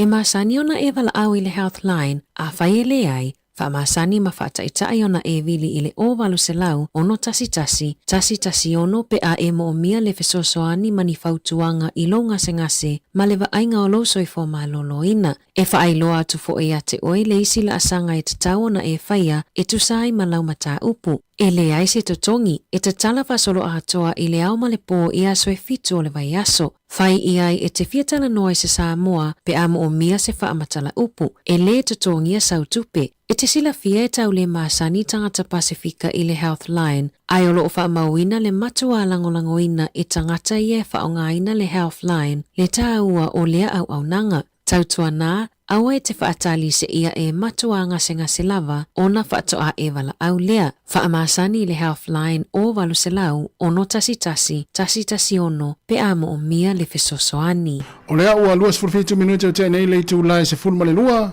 Ia e il fasilanga le fie tu natu ia mo tama mateni tuai sa onga pe sa o inar kolisi o sa nele. Ia pe sa onga i foisi auto o lua ia po le tama o tamaiti po le tinao tamaiti sa onga ia avele isa nele kolisi o sa nele ia fa fonga ma fasilanga nei. Fasisi latu le ama ma le fa alo e tawai e talo sanga tuai tama mateni tuai o kolisi o sa nele i moa. O le a whaia le tātou whonatanga i le astonai, a soiva o le masina o NOV malua a whelua whalo no winga o le astonai nei. I le hall, a le Holy Family Parish, pe a mai a le misa o le ono i le fiafi. O na soro lea ma le tātou whonatanga i le ono whalima, i a po o le toe se 15 minute li tu lai fitu le fiafi. A fio mai matala mai ao, a wā le tātou wha i le masina fau, le tātou Christmas ball, sa inia e le sunga i a la whai Kevin's Walker, i a wala auli numero le telefoni, o le olua fitu, wha o fitu, 5 tolu, walu fitu, olua fitu, wha o fitu, 5 tolu, walu fitu. I a nā wha whonga mai tama mtene tuai o kolisi o sa nele i momoa, i o le tau mafutanga na, i a mali tau whonatanga na, e usuia i le hall, le Holy Family le i polirua, i le toe se 15 minute i le tūlai fitu i le fiafi o la stona i nei. Ia, pēwa fo ina sa onga i seuto o lua po o tamau tamaiti. Ia, ana ia e wha popo a onga ia sa onga i tātou i aso la. Ia, ai toi e wha malo atu ni taimi lea la a afars fururua. Ia, wha so solo pe wha fia fianga pe pese. Ia, o fianga i fo i lea tinu i malo longa ma tau mafutanga o le auri. Ia, e meise fo i la tau wanga i atu o wafo i tongi ngā piri ma whai ngā wha atau.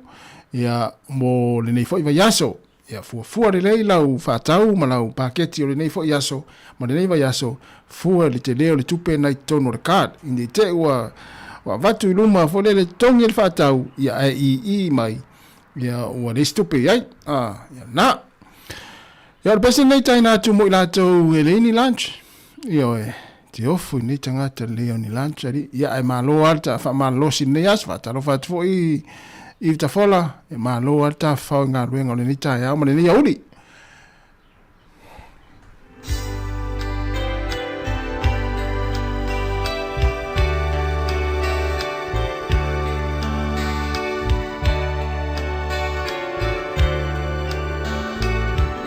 Oidei se pe ya e le pesele le na tauta atu pe ya ai fa malulu atu ya se isu e mai la le pesele na u tam fa atu ia o fo ila to ia o lo ma futa mai le taimi ia he nga to nga pesa pe wa le vela le la inicio taimi ia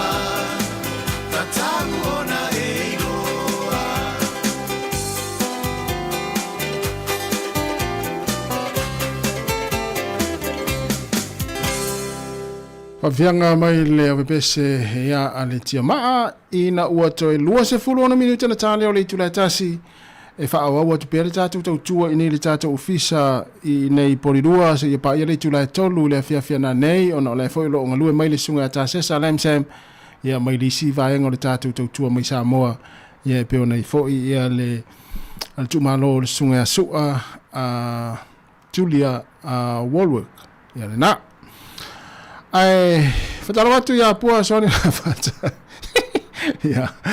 ya se su la le vi o salele ale mo le vi o salele ia ta tula ia le vi o paidisi ia po le vi o ke ia malo to luas fu lima minuto na tale o le tula ta si fonga la mo Wellington o ai lama ia o ia ini fa fita uli ma to tu nga mama fatianga le yaso ia le fa mai Felisa Mikaele tu mai au ti nga ta tu ave fatas ia ai leanga lo walu ana oe ia e te alu aluai e leilo se mea ai manai tu mai o tinga tatu taua mo fatasi ia i nene yaso tu sa pe le in tatu lunch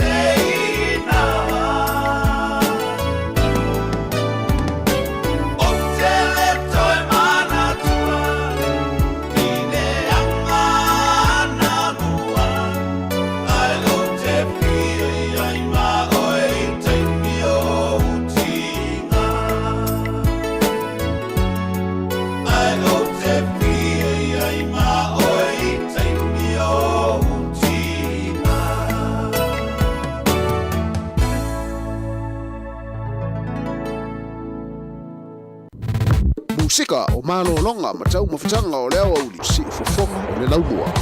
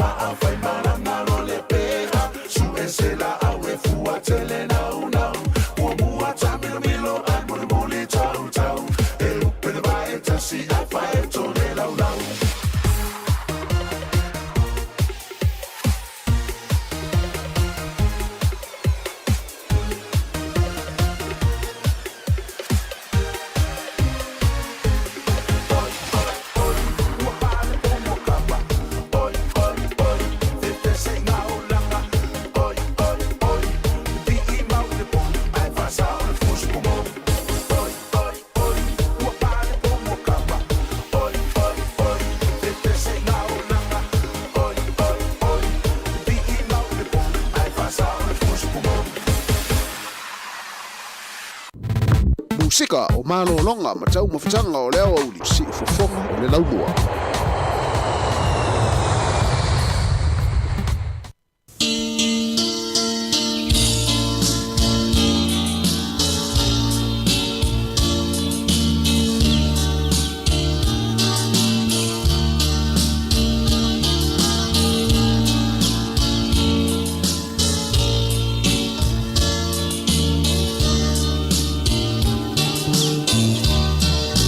Samoa.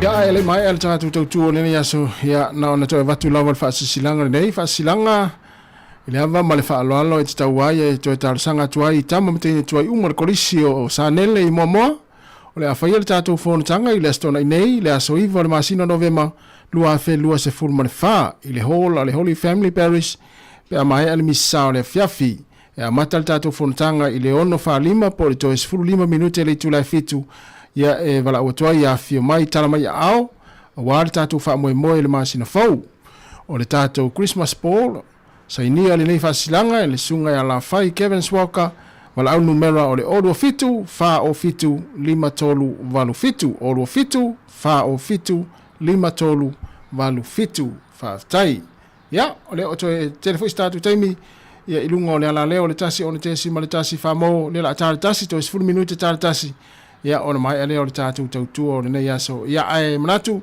ya o le la fatu si vaenga leo lo fa fonga mai tonu ainga le tatu wala leo ya ona mato mafuta fo ile ma le tatu watinu se bai le tula tolu le fiafia na nei lungo tatu pinga tfailangi le Facebook ma le YouTube pa se fonga le mua ya ai ma lo lava le mafuta mai ya tunu pere Samoa mai se nem to si tonu ainga ono fa nga mai le tatu wala leo frequency le tasi ono tesi ma le tasi fa mo le atu fa ftai tele lau tapo inga le yaso ya le wai mo manu ya le tatu maftanga ya me se le tautua la wala leo le si fonga la mo Wellington ya ma tu te fa malulu atu a wa sala fo isa ma tu ngana le yaso ya malu ave fale filngalo le tatu tunu fa mangalo so ma tu fa le tonu ya manu lava ya fo fuanga fo yo le ya uli ma ya tu le fia na nei to mo le tatu so ta inga le tai masani le tu la fitu le tai wa tai o lungo le tatu wala leo ya emel tai mi ya manat fo ya a fa pesa fa fiina fa mleina la fa fo mai mai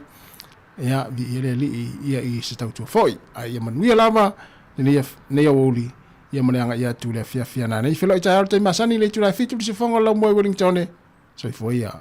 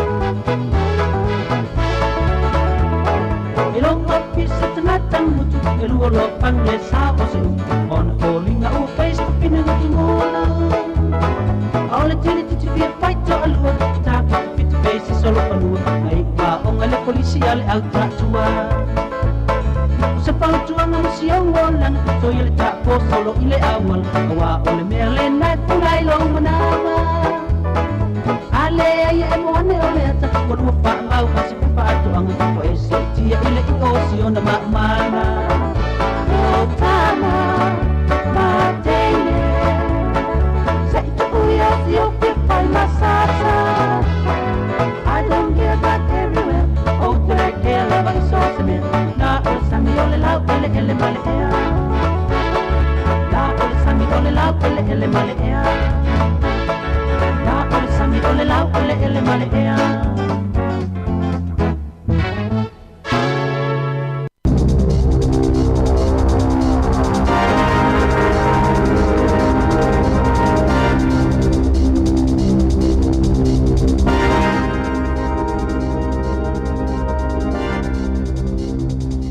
Te whaatala whaatola whaapoponga o talafo mai le si ufonga le lau mua mō le nei au auli. Na saunole tama ita isui President le United States Kamala Harris iana au lango ina ua mai o na wala au e whailua le manu Donald Trump i le whainga pālota e lua se lau iwas fudasi Electoral College vote se o mai le taimi nei ua mawhai o na maua e Trump i le lua se lau lua tōlua Harris ai lua se lau fitu se fulu i te tawana au sia ina ia manu malo ai o loo whaawau peo na whai tau pālota i nisi o se tete e iei Alaska, Arizona, Maine, ma Nevada. Wa saunanga Harris na whaiele University of Howard i Washington DC le na ia tāuai e tatau o na o lātou taliaina le whai unga o le whainga pālota. Wa au whaatasi le pālemia New Zealand Christopher Luxon whaapele sui pālemia wawa samana ia Winston Peters ma taʻitaʻi o isi mālo le laulangi e whaaleo a lātou whaamalo i le sui o le Republicans Donald Trump. Ina ua i ule whainga pālota tele le United States o Amerika ma ua manu mālo ma sili atu ana pālota na ilo le sui tau wā ale Democrats o Kamala Harris le olo avea nei ma sui peristene. Sātu sia Luxon i lungo le X o le United States o se tasi o pāanga pito tāua New Zealand ma ua whaaleo atu aila na whaamalo ia Donald Trump. Le peristene filifilia ma ua sau ne whaawau na whaulu so tanga New Zealand ma le whainga mālo fau ale United States. Na tu sia fo e vavasa mana e lunga le upenga fsota inga o le ex e whaapea o le ua whaali fina ngalo tangata o Amerika ma ua tāpena ma le fia New Zealand e ngā lulue malo lātou peristene fau ma le sui peristene. O nisi o taita e lalangi na vave whao o ato a lātou whaamalo e yele pāle mio Israelu Benjamin Netanyahu, peristene o Falani Emmanuel Macron, minister la puipuinga Israelu Itamar Ben-Gvir, whaapese tasina vea ma peristene o malo Lucia Dmitry Medvedev isa saunoanga Donald Trump i Florida na ia fola ilu na manu malo au whaita wina pia palo ta iniso stete ia tele ina malo sele lango mo vainga whai te tele lua ma o se tete pito tāua i whainga filifilinga mo se peristene e lua se lau fitu se fulu palo ta i te tauna au sia zisuina ia mawhaio na manu malo ai ma oto e malo fo ile Republicans i le Senate. Na si itia le tāwo sie o le company ta avale le Tesla ma ua manatu le au fai inivesi o le amanuia le company ngau si ta avale le tise malona pulesilio Elon Musk ma i le toe manu malo Donald Trump i le tofi peristene o le United States na tāwe li poti a le Associated Press e matoa tele ni whaamanianga le Tesla i lalo le whainga malo a Trump ma o le a whaavai e fo ini avanoa i tauwanga ma company la iti o fofanga Trump e matoa whaamaululunga i la fonga po o tiute i tawa o loa awina atu a saina o le ātangia mai ei leo no tele ni taavale e le tise tau ngofia saina e le whaatau atu i le United States i se taimi la tamai. E silia ma le siful whaapasene na si itia mawalunga i sia o le kampania le Tesla. E pa o mawalalo sia o isi kampani i fau taavale e le tise po EV. 5% na pa uai sia le Neo i Shanghai. 2% na pa uai sia o le Rivian ma le lata i le 2% mo le Lucid Group. Sapi to tele na wata avale taulia le Tesla o ito ainga el tise ito tono le United States e o mai le o ngā tutono le tausanga nei. O whamama avenga mo malo si anga mama o se vaenga le tula fono i ta o le Inflation Reduction Act. Na sainia vea mato la fono e President Joe Biden Biden i le tausanga lua lua e au fia ile avi senga po le whaamama o la fonga e tutongi le ngau singa o oloa whapea fo i ma le whaamama o la fonga mō tangatai fia whaatauni ta avale i le tise po le EV o Elon Musk le e ana le Tesla o se tasi na pitutele na tupe na fōa ai mō whaatosi na Trump pe tu salema se lau se fuluiva miliona tala Amerika po le lua se lau miliona tala New Zealand na ia fola fo i le whaasoa o le tasi miliona tala i aso ta itasi i tangata pālota e saini i se talo sanga po o se petition mo lana komiti o le PAC po le Political Action Committee. Na si itia lau ngā o le tāla ma si itia mawalua le tau o le Bitcoin i le asolulu au peti le au fai fefa atawa inga ina o manu malo Donald Trump i se tete au tuia sa mo umialo na manu malo ai ina ia toi fo ia i le fale pae ina o mautu le manu malo le Republicans i le Senate na whaapopo inai fo i le avanoa le whaapa ua la fonga whaapopo tiu te o loa ma ave seni tu la fono ina ia te lele sa olotonga o pisinisi a la tau whaatawa inga e whaatao lao laili mau ainga e tasi te si male 5% na si itia ili tala ili se lau 5 si male tolu yen o pito mawalunga talo maile masina o iulai mana silia to male tasi le pasene fa atusa ile euro ai silia male tolu pasene fa atusa ile peso Mexico o le Bitcoin na si itia lo nutau ile fito se fulu 5 fe tolu se lau fito tasi tala o no iwa sene ma ua mawalunga to ile fito tolu wafe fito se lau iwa fito tala male valu sene le masina o mati mo musa folfola ye Trump o la avele United States mata ita ile lalangi i tupe le vaaya le wata o Bitcoin ma le cryptocurrency ma le ato fiele li billionaire Elon Musk e pule ina se fainga e ilo le ia le au se tusi le faalungo tupe na malo ma mata uni vainga o lo so ona faalu le tau ye tupe ma faale le ile awala e faalu ai tupe ale atu no o e lima se fulungaluenga o fofole TVNC de whaamano lope vaea ma o se vaenga o le toi whaatulanga o le ngaluenga ina ia whaasawina i le tolu se fulu miliona tā la ma ua wala au liaina lau whai ngaluenga ini whonutanga i le so. I se whi au na whaaho ina atu le au whai ngaluenga na saunwa i le ofisa silo le TVNC de Jody O'Donnell e lima se fulungaluenga lau whaamuta o na iwa se fulungaluenga o ave isia ai amata nisi ngaluenga fau se wha se fulutasi na no O'Donnell o lo tatala le avanoa moni fina ngalo o le au whai ngaluenga mai le iwhaiani whai unga se ia mai o na ilo uma fina ngalo o le a whai lo atu o le vaiasa taluaina toisu yei se whai unga mumona whaia ale TVNZ e tāpuni eila lato upenga ta whailangi o le One News peitai o le a whaawau pea ai o le a whai titia. E to otolu ni au tau whaasise sa masalumia lo lato olengia ina ni tangatai whaapea e mawhaiona o lato whaamalolo ina i lato ma o lato ainga pe awhai ua whaamala ina i lato ai tutongi i lato ini tupe po ni mea tō tino tā ua pe ta ina loka ina leo ia tangatai na usaina e to otolu o se tamai 5 tau sanga le matua mani tamai ta isa to olua 5 iwa ma le 5 tau sanga le maatitua i le malai wa alele whaavao malo i aukilani le asolua i se po whaamatalanga na whaalia i leo na taunu uia tangata i tōtolo New Zealand le masino o ketopa ma amata whaatino loa lea whainga tau whaasise na whaalia le sātini si lea Craig Bolton i tō tasi se tangata na ngau ana o loa tautau tino e se fulu whaafe 5 se lau tā la le tau ma le isi tangata na ngau waila na tupe e se fulu 5 afe tā la na whaalia Bolton e uia tō lua le ua mautino ua whaasise ina lea whainga tau whaavalea ai yeili tali tonunga e ono yei manisi tangata na usaina na whaasise ina i foi.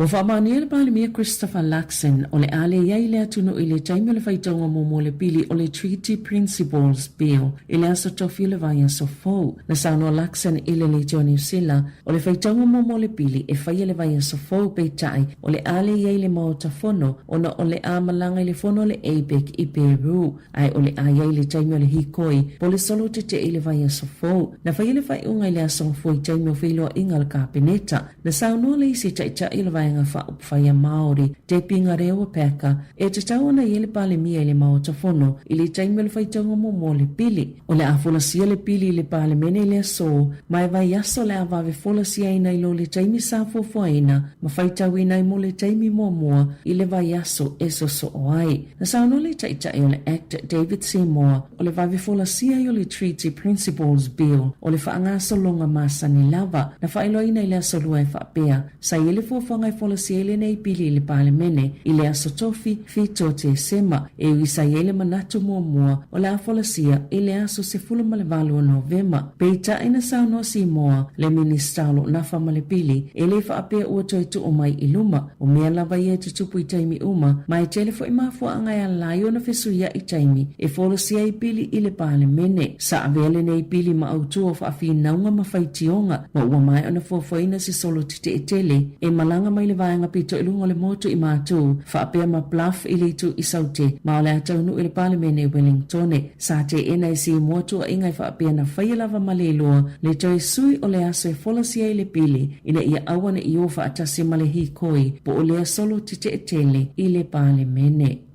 Sailoise saililinga fo le Consumer New Zealand, ele opa ufa apitoa uma a supermarketi e moni, ma ofo ie ma sani nitu ina mai ile au whaatau e whaapea, e mawaini tau i te tele, o lo au mai e mani tau mawalulu ngātu o loa. E valu vai a sona wha ngā soloise saililinga al Consumer New Zealand, ile whainga o tau o loa supermarketi i Aukilani, Wellington e Makalais, tete. Peita ina whaalia Belinda Castles, le sa whaia le saililinga, o taime whaalau iloa ai pa ufa apitoa o le tawani o loa, e le whaapea o taimi uma o loa nei o lo pito silio na pa uo lato tau. Mo se whaataita inga i le supermarket le Woolworths Lower Hutt, e whaafaa pe sile tofoi ni tele o taimi, na iaini pa o whaapitoa ini o loa se sefulu malilima, mai leo whainga e lua sefulu lua o loa sao lato tuli loa ina, ai o le New World Hutt City, e sefulu tonu ni o loa e maasani o na pa u, ila lato suenga e tu mau pele pito mau la lalo tawal pack and save, i Lower Hutt e ui ala ititi fo leo whainga o ni alato pa u whaapitoa, ila New World Hutt City, o le taupa ufa apito le whangu waila au fului po le Palm Olive,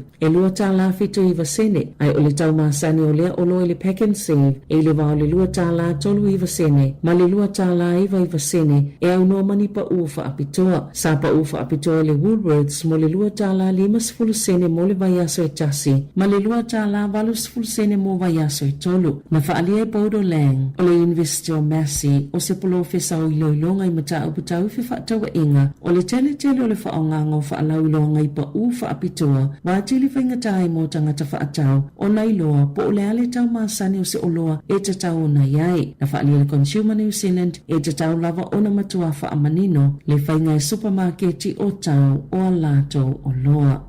E ta alonga, o filifilia le awa le olpeleki, e ta alo ma le awa ayalani, i le astona inei le aso i vau Novema, o le numeritasi Tamaiti Williams, lua a safo au mua tolu Tyrone Lomax, fa Scott Barrett o le kapeteni, 5 tupo wa i, ona Wallace Sititi, fitu Sam Gain, valu Adi Savea, Eva Cortes Ratima, sefulu Damien McKenzie, sefulu Tassi Caleb Clark, sefulu lua Jody Barrett, sefulu tolu Rico Ioannis, sefulu fa Mark Telea, mali sefulu malilima Will Jordan, o le alfa leo George Bell, o fatu ungafasi, Basilio Tosi, Patrick Tuipoloto, Sami Beni Finau, Cam Roygard, Anton Leonard Brown, ma Stephen Berafeta.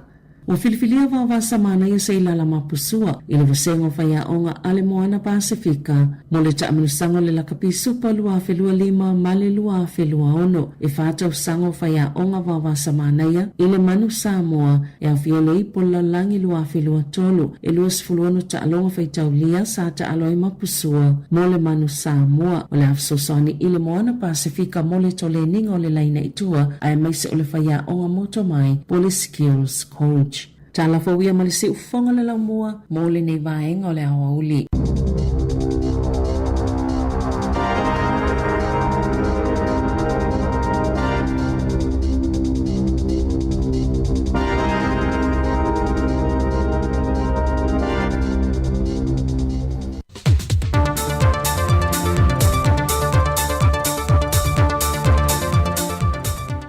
O se mai le whaafonga i se isi fo i le nei whaopoponga o talafau mai Samoa. e ni tala I mea lo te tupuai.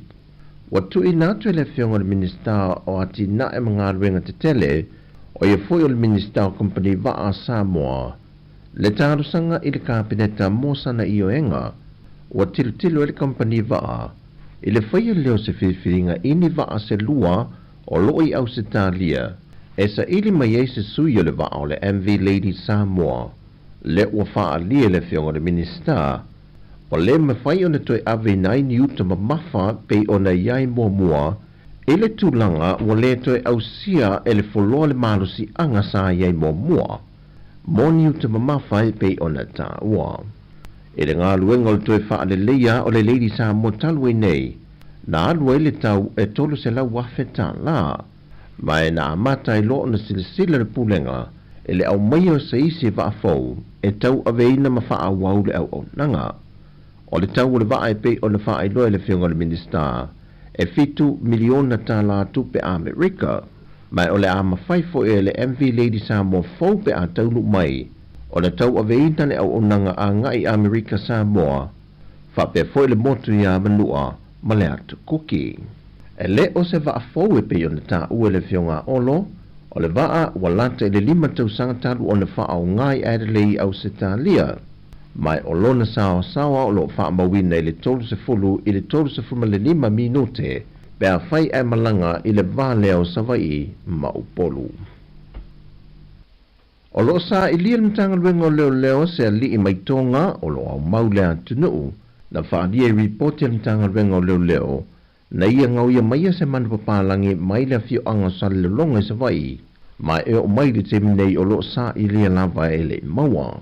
O se vaenga fo I le report ya leo lo ta wai o le tamatonga le nei o le to lua o se tamaita I o le fio anga pe o na ta ua e le iai son a inga I Samoa ai wa wha manatu fo I le mtanga ruenga o leo I le atu no le sa I lingo le nei tama o se soli tu la fono mai mawhai o na mōli ai se tangata e tau mawhai e wha alafi se tangata sa ili e le mtanga ruenga o leo mai I sa I linga fo I o lo te tonu mtanga ruenga o leo o se vaenga lava o le atu no o lo la fiai e le o mawhai o na malanga e se atu ma Samoa e o mai le so e le au sia le afa o le feita wa whai o tangata po le fwai numera o lo wha mawine le lola palota le atu no e te tau o na palota mo le whainga palota tele le lua whelua se funma leono na whae loe le komsina le ofiso whainga palota i atu ia Filolo John Stanley Ke mingai wa kol su fiku wafe baru salau baru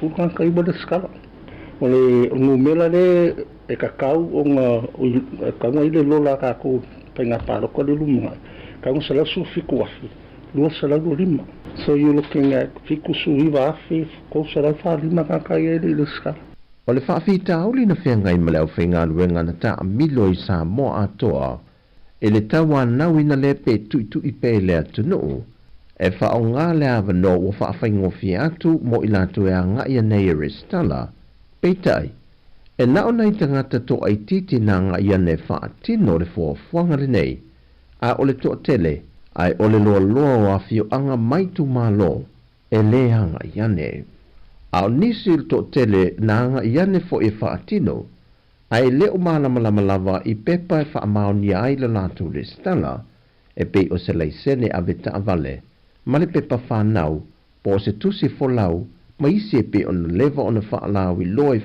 loa le ofisa e lunga o ala leo ma televise le atu no e o fo I le whainga fauda o wha o ngai nei lupeng ta whailangi e restala mai ei tangata palota ai me se lava ia I latu o lo au mau I atu no I fafo e o mai le teminei e te le atu le whainu mero tangata Samoa o lo au mau le atu no na wha o ngaina na I lor mamanu le atu no o lo wha mautu I atu no I whafo atu o Samoa o la whainga o ka ngaka whai mai online fix a level kas breakdown o la whainga ngaka whai mai online kuku I Amerika Samoa ko rua New Zealand ko fiku Australia wha Amerika kasi so far ko so le o kanga o no ye review ko so le o review o kanga le approving officer le tun peitai o niso le atu no o mai ona wha ngai na le au o nanga to e lava o le o mai Samoa po e le ata malolomi tamtama I lima e se fulu e ato toa ai la lato restala I lunga o le lola palota.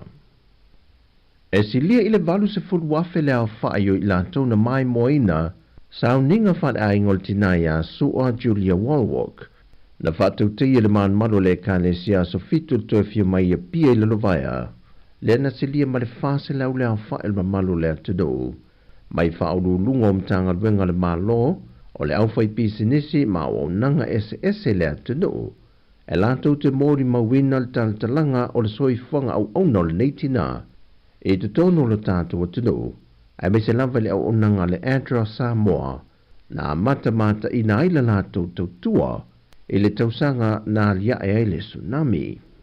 O se iuli masua Julia Warwick le ua malo lo uma, e to tolu nei o la alo, e au fiei mal tamaitai ua ave nei malo ia silia le malo, ia sua Helene, o le sa ave foi masuia lo lawa fono, ale ua unanga Samoa Capital Radio I tausanga ua tea. O le soili tu lai se fulu o le afasa le lautu sa oi fo e o unanga Samoa Capital Radio. Toi sau ninga o le tinaya sua, e le maru lava le kalesia so fitul toi fiu mai ia pia ila no maya. O le tala fo wia mai Samoa mo le so i fua.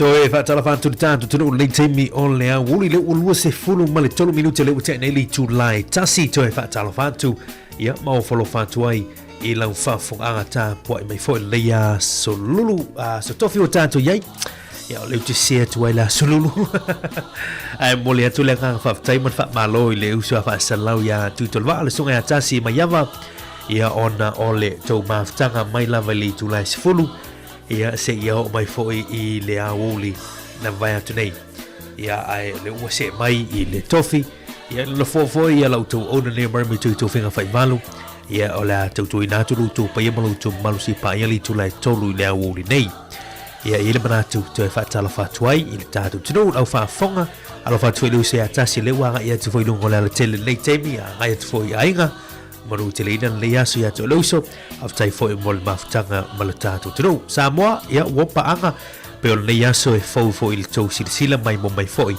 le to mai Samoa wole foi fa to no ina pe ona mai mo mai foi ni so to e to sauninga ia ola fionga ia sua Julia Warwick o lo fa anga solo nei te mila lovaya ia pe ona ile sunga ia tasi salam sam o lo awina mai fa salunga ia mo e pele e le fionga ia sua ia o se tasi foi o to manu ia o te foi lona sao malona tautua mo Samoa I tausanga vai ia pa pena foi ia le fionga ia se yuli ia le ana fai langi fo launga tausanga vai atu le ile I mamau ia le ua fai langi fo launga vala ule tua I le fionga ia sua ia lona faritua le leila sol ni malta tu por kalame ma sani tautua mai Samoa ia le use mai nei I le tato ofisa tu tonu I por rua fa o tu le tua mala o nanga si fonga la mua ia ni se por kalame o le am fai ona e fa fonga ai a fali tu le tasi ia ona tu ina tu le por kalame nei u fai ngoina o oe malo por kalame u fai ngoina o oe malo ia o se porokalame na tu faatasia e le unanga le Savali le i Samoa ia o le unanga o lo faifaanga foi ma le tātou le tio ia lea o lo faatalanoa le fionga i le press secretary po o le failautusi lea mo mataupu tau faasalauga le malo ia nanai lave tui le tafunga ia le fionga i le minister ia olo fiti a fova ai famanino ni se vaenga o le litise mo mo teli sala fai o malai va lele ali tu langi lea o le Pacific Regional faleolo ia o va ala pasese ma o lo mo savai ia o le la em faida mai mo ai fa fonga foi sa tanonga le fa tanoa la fionga ia nanai lave tui le tafunga le fionga i le minister ia olo fiti a fova ai ia i lunga o le Port Club na o whaingoina o oe malo la mo whaiona mai mo ai ma whaafonga i fwoi lunga o le tātou tautua se o tātou whalongolongo fwoi inisio mea o tupu i lo tātou tinu i lo tātou tofi Sāmoa ia mana i le mata upona o lo whatalano i le whatonoanga o ele tise mo motu tele i sa la whai o le malaiwa lele lea li tūlanga o le Pacific Regional Faleolo Airport whapea fwoi mata uputau waa lau pasese ma lau o loa mo le motu tele i sa la whai whafonga ai i la afoli tūlai tasi i lunga o tātou tautua la mwhaina e whaafonga le Bokalame nau whaingoina ia o le o oe malo ia te wha malo tua nei teimi o le awuli whia ngai o le tātou tunu ia ma ngā luenga o tiu te whai o tau mawhtanga fo ima vai ingo le awuli ia manatu o lo manuia nei teimi le whaafonga mai o le tātou tunu wha o tume tātou whawhiwhianga sui whiwhiloi awhali tūlai tasi whaafonga le Bokalame mai mo le Bokalame whaingoina o oe malo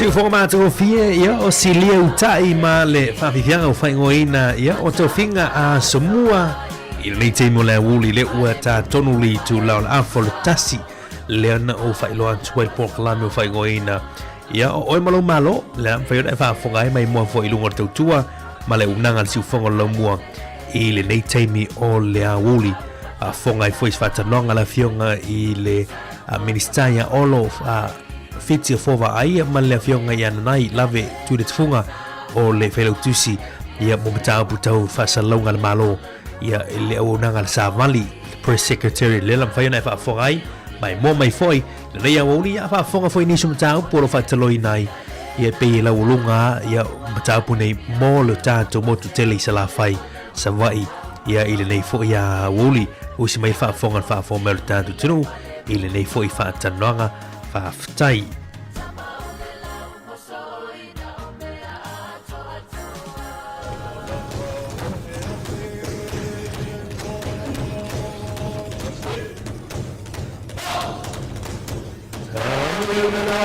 na tau afia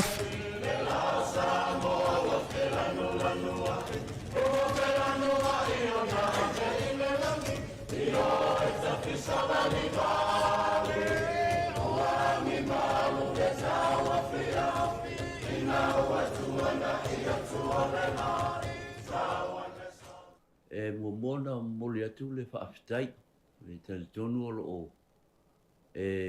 banga ia tunu mamao le te minei ona o kiu te tau ave fo i to whinga ese o mtanga luenga i whala po tonga fo i al malo lo lalo la pulenga mo moli atu le whaafitai i le whaawano mai alo taimi mo le sila fia la mai mo o le nei tala nuanga o lo o whaia i lunga o so ta inga whaadeo na po ona o le fionga le minsta o lo o i New Zealand nei o Kilan patalo fa tu la fionga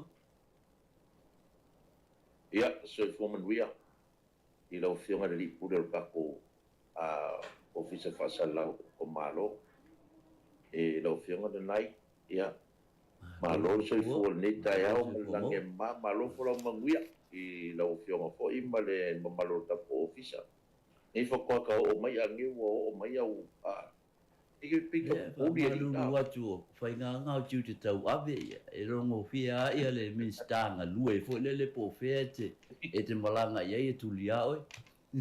E tuli loa i nā oi ana o le tāua tele. E rawa whionga.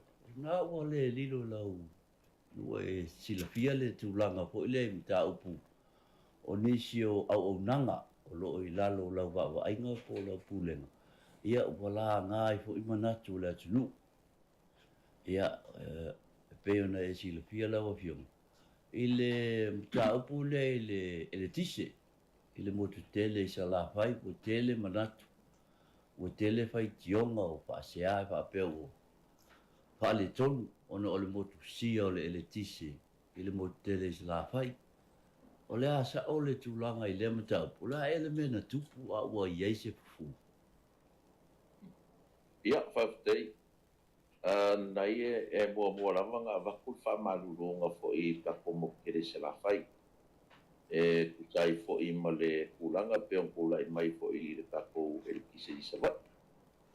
Ia, o ne ia mea e le whafonga fo e le tatu o tunu. E le ma whai o ngā kako alofia ia kulanga fo i o mo mea lava i o me ka wafi.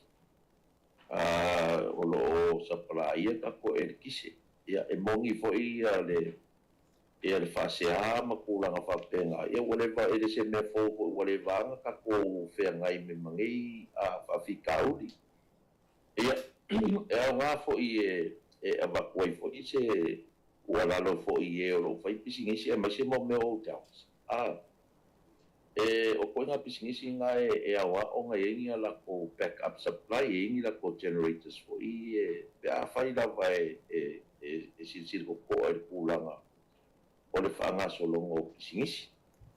Ia, e pūle lawa ia le kākai e onga langa ia pisingisi pe le pūlanga whapenga. O le ua maua mai e le a fo i le se kasi fo i o ofisa whaasala lau. Sa au tala noa la i launga i le kūlanga fo i lea. Pongo le atu fou a wakula i mai se whawhi tau. La le fou le afi le lau fio. La se ubi talo na whau. O le li a ko e se rua masing. Bangkua hoka ko afia nai le sa kala i fua so. E whaafi fōuanga o ka maila e ka ko pulenga le IPC. fuala o le pulanga lava ngai lua kama fai back up ai ia le kise I te meo ka kofong kanga le chako. Lua ave sa vai. Ai nga fai la o ko suia le kongo. Ko pela le kolu I pia. Polu le. Ngai meanga wa lulunga le ia le kise ngisi ko pulanga. Ai ave la sa ia le kasi ave ka kongo kere se la fai. Se I mai ale chako. O nga ave lo leo le si kasi de lua ia fifou I se va. Ia ole o afila ngere a ko se lua masinga kalunga o nga fapi ia afia. Ole kulanga fo idea nanai.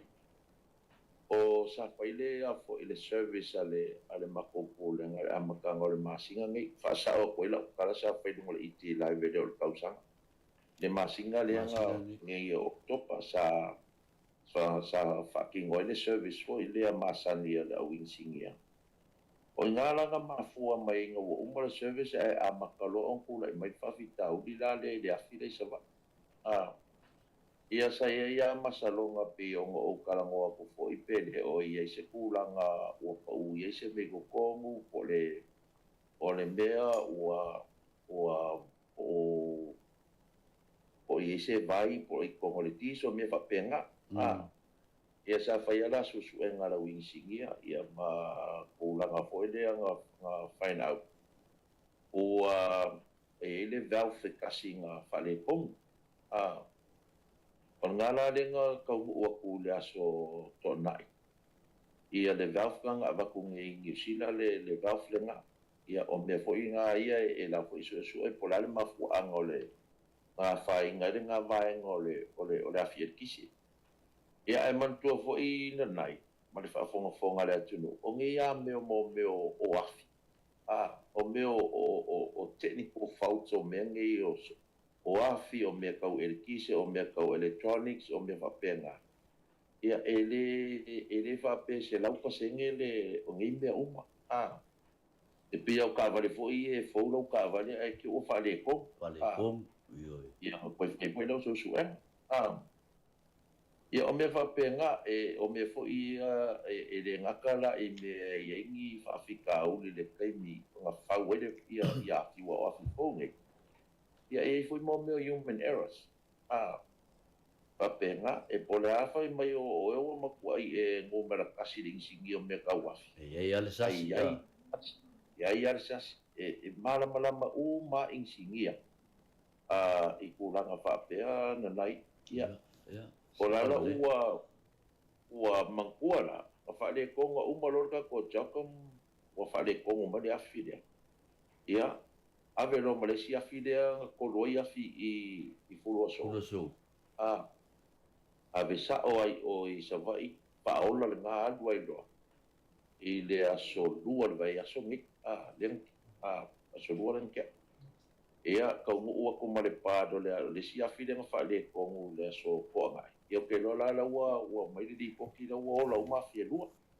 O le lua la afi tise ia o lo no wina falling mai o le ale toi tu la e mai le pa fitauni se ia wanga na fo o ia se tulanga le malo fia pa le tonu masini pe ia o le tulanga na o makua fo yo o le capacity le manga o bia po le manga o le kise le manga o bia sa pa kusale mal 2.4, 2.5, 2.6. E whapenga la wale, megawatts. Megawatts mea ia. O ka koas, ka ilua megawatts le afia kasi. I le kua whainga la wa fifou ngai lua, ua wha. Ua wha. Kauranga na winga la nai ma koe ke le ala o le reserve sa wa I keimi ngei e fua fo I wale fo I ala laka I le kaimi o kirisi masi. Ia o kai kongo fo le ngai anga I lunga le whaunga inga fo I o le kise sa wa I whapenga fo I pol. Me umane fo le mo I tūlanga whaingatana o aile mamalu le motutele, le moti o le tisi. Awa ngā fo ile ua pe ua matalai fo le tātou pūlenga, e la whāwau pela o na whai ale tūlanga po le maintenance I afi e sa vai na ia mautinoa le toi tūlai le mta opu le whale tonu le ngai. Sa lei mangkua foi la ia o me lava ngai kai peo le IPC o I le wafu o I le kako shipping e iai lava kulanga regular maintenance foi e o va o afi me va pena e le mwhaiang kukua ai a whapea foi e le whapea foi ale a ukango e whaia kua mea o ale rei a koa le ia lau whai ngā renga e whai a kaimi e sasi ai ia ma whiala I pe kaimi uma foi lea kai pe o le mene ksa ngoa mai ai ia mau ki ngoa lava e regular maintenance o kako wafi me wapena ia pe o le mene ngā ki Haftai o pe o manino I le mta upu ai se tasi o mta upu se upu tele o tala u whi ai le lua sulu 5 miliona tā la lea le tātou malai pa le po le nei tūlangi el Pasifika. Le regional, lua sulu 5 miliona tā la. Le tupe maua le pulenga o malai pa le pa apea na pa alu le atina e lea. A lea le mai e lolo vai. La ele sa. Yeah. Yeah. Ia mangingo leila le mele o le I le lusu 5 miliona lea. Ma kua whaia e sirsila ma kou koe whaafonga le leila vai le I le kako news foi lea sa whai te minka kalai. E lua se fulu 5 miliona kala. O le lusu 5 miliona kala lea a whaakupe lava e kako pulenga o malai vale. E rifa penga avakua voile po me masange e aisi merika po treasury avakura pu nga yoi la van mlai vale le fa kupe I ala ko kupe maua ngai ai ia masela ko ango nga kupe sa fai o lusu 5 miliona nga nai ia mangingo le tunu e lusu 5 miliona nga fa kupe ai project ke kele ai lua aki nga ke kele ai lua ngai nga o le regional terminal ma le apron ako si sila le apron nga e koe kikia lua te lau mika le ubi ia e o la fo ke le umi o le malai la kapi se lau mika e lua malai pe apa ia ko mori mau mai la e le kiki fo nga ruanga nga ele le kuku e lunga va le pe ku kom o le o ka ko nga luenga fo nga nai e ka ko ke mori ka ia ku la fongo fa va ma lo ngi me o mala vale o le menga o le apron e ka kau o nga makua I le lei mafia fia le fainga e iai fo I la fainga o lei se e a fo I e fainga ia awa mo ko ngi sila test me nga o le dei nga pakua authorize pula ia le IKU e fa ngal me le mo vale sa le mu mo vale o sala e lua la polo ke kele nga o le April na ia ananai masalo e over mare e iva miliona nga I pe over ko si sila ngai e si ma o le kele o le mea ngai alu si ma ako o e alu e lola ia mare asphalt fo le I lunga ia e se polala le kau kang si ma le fai ia wa si ma fo ina nga provide le fo e kon kala ke fo kako o le ICP ia mare ulia construction le fai ala ko a lo si ma o alik ia o le kamala nga o le apron na ia iva o le ovaku miliona kala nga ai o le ako regional terminal o le terminal lava la ko sa lo sulfa su lima se me va pena Ana suongo. E au fia ele fale o le landscaping o mga luenga umale le landscaping o le whaingo ka pā o le awala a ko si sida iaka iang ka pue o le mea a koa nga whaadua kupenga pei pei foi o i whaingo le o le kako VIP le ko kanga i le ka pā ke lea ma le security fence o mea umangai ko kongo i o le package a koa nga le i kupena ea o le mea langa ngai ai o le mea kula i mai i le temi fo ololonga temi o ki mua mamafa le a kako ma ko le mea mua o ngā sa kele ia i mo meo ka malingi vaku whafonga le atunu ia ma kua fo i e mea ngā le pisa mai ko susuru wai ki piro i lalo la au o ngā anu lo le a ko le vai solo le pantau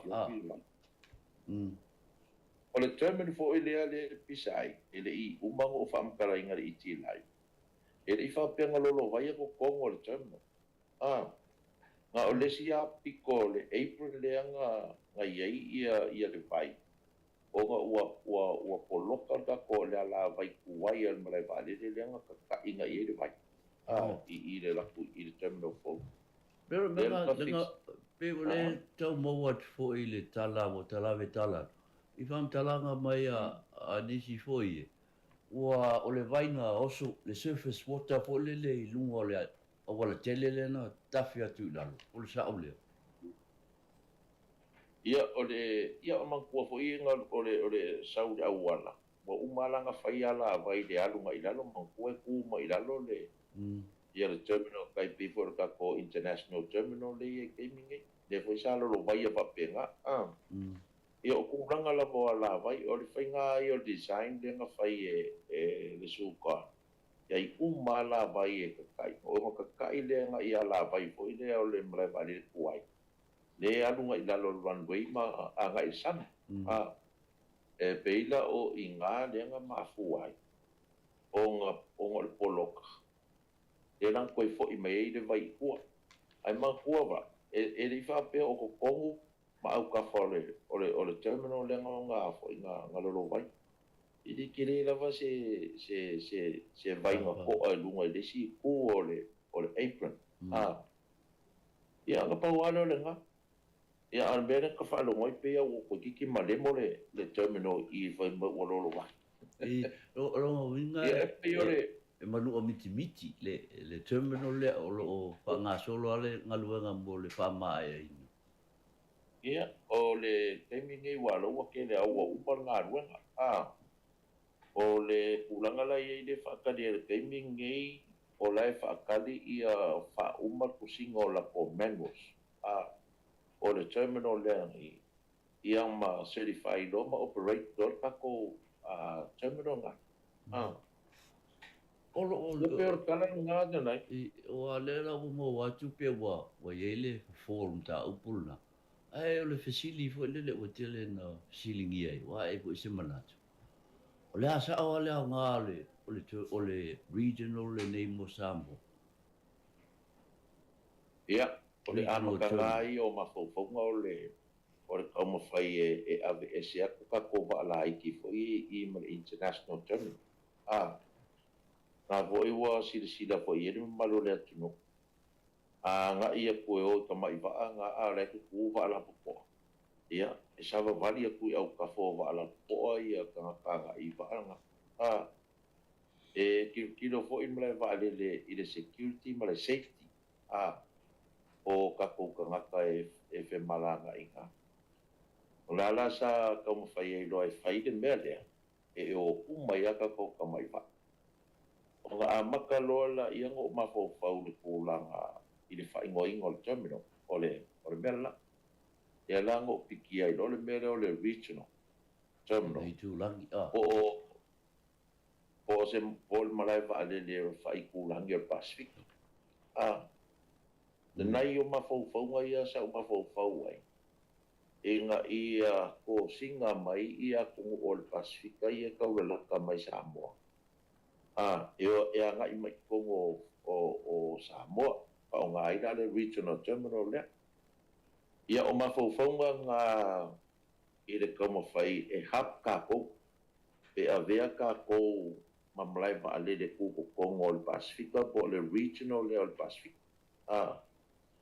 I a kosisira fo e kele anga la laka mai ia kongo o le Pasifika i whaleolo. Ia e renga karinga nai o kele o whongokanga i a miska o marai wa ale le Pasifika le masangi o iai. Ia e mako ke kalango aina i mo meo e mako ke whaasoa. I le kaunga kao pase se kaipero vaenga e tu walu o Kiripaki. Le whewa i soro lea wā o le. Mai sori, e kaunga kā kuru pase se mapeo mai i Kiripaki i nendi le mawai flight e o i Australia mo. I lo le pase se o mai i nendi e o i Australia pe o i Auckland. Ai sisida lai i a Kiripaki. E lo laka mai Sāmoa. Ia o konga, o wawau lele i eile tourism a tonga, e laka mai ai i e le a kosu mingo ke sau e le ATR, po e le sau i whaleolo. E whapenga ni we, e whapenga ia laluponga ma koe lau, ma isi au vaenga uma. E pe o mawhauwhaunga ngā o le ngā whaasoa i fo i e tako whainga malo. Pa mia mal kapeneta. E a makanga whau le infrastructure lea nanai. E mankua fo, e le mawhainga whao Sofia mo ngā ruanga i le au whai pisingisi. E whau wala ko pisingisi, pe ale ai se infrastructure. Ia, e pe o mawhauwhaunga ngā tako whainga malo. Wa iela ni company wa lele, po ni atu nuu po lele ua whaai loa mai le whainga se whainga whapaanga. E malanga mai ia latu whainga malanga i le tātou marae wa lele whaai tūlanga. Ia, o le mea ngā nai, o loo ngawhala ma le mista au ka ko walele, ko airline. E le whionga ia le tinu. Ia ua ia ngā le whai malai walele. Infrastructure ka ua. Le infrastructure le mahuai o ngā whai. Ai o kulanga ia o la whai tō wha le whionga i le mista au ka ko airline, Samoa Airways. Ia a makalonga whako ngā i mai la ia la ngai ia male mla ko a pōlenga. I le whaonga ainga le infrastructure le ua ka kia. O le a sa tau fi wha afsilia tu po le ase tūlanga o se tātou wa le fōu ai se i mōse a wanua ia le atinu. Ia, o la uhiong. O peon la mai mai le atinu uolo e si i malanga. O le wha moi o le nei malanga. O le ase tūlanga ni whunutanga fo o le a e awai atu i a la po i se au ngā me le ngata mol malo. Ia e mosi o tātou atunu. Ia o le nganga ia ngā kako whainga malo le atu whionga mai kai pārmia ma le ainga ka pingeka. E silsila lava ma mai kau fo i e kūlanga o inga ia solo lei pera o nganga le atunu. E le kulanga i le wangei a po lua masinga o i le kulanga whale kongu fo i whio inga malo le tunu o le vau mo le whangua masalolonga. O ngā ua whale kongu i arka ko Lady Sāmoa. Ia, o le whaare nganga whale kongu i le kia watu whawhonga whale atunu. Ia o whiua kausu e se kia. E o vanga e ngā sia mele wa ai ele i mō me se kia. Nei se mea. Ngā koe su e ala i le kūranga fo i ngā i le manufacturer. E koe whau se kia fau o le whau ngā i le awhi le kukongo le Samoa. Ea e le kau ngōwhi o vai a koe le kau ngōwhi. E o foila leo pungo insingia o koe whapipi i le kia o kaukai. O kiki kolsela wafe le me o kuai ma me ngongo foai.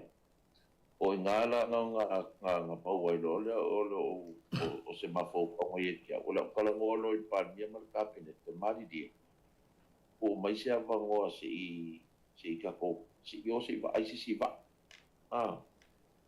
o nga o le va le ka ko le Sāmoa e mo I la vo la fo linga mai ka ko maka le au le yo va awa makalang ai kuper va na nai pa pa le tolu le afi te le Inde ia pa se pa le ko ia mo usu nga ka fo I wa le ko e fa ia ko nga afi fa te ko mo ba ai ia o le kulanga la nga o le sa avelola ia o la karsanga fo I palmia mal kabinet se ma ko mai lava e va ai fo I va ai mo meo inter island ferries fo I feo ia de te pe o I le rua kui wedding ponge nga I lalo kala skeke me va penga ia lala e moa fi o ia va ai o Australia ma o kampangi fo nga lalo ke faia ia ko nga va fa pe o e lua la va ai mo ke o mai o le makasanga nga kapineka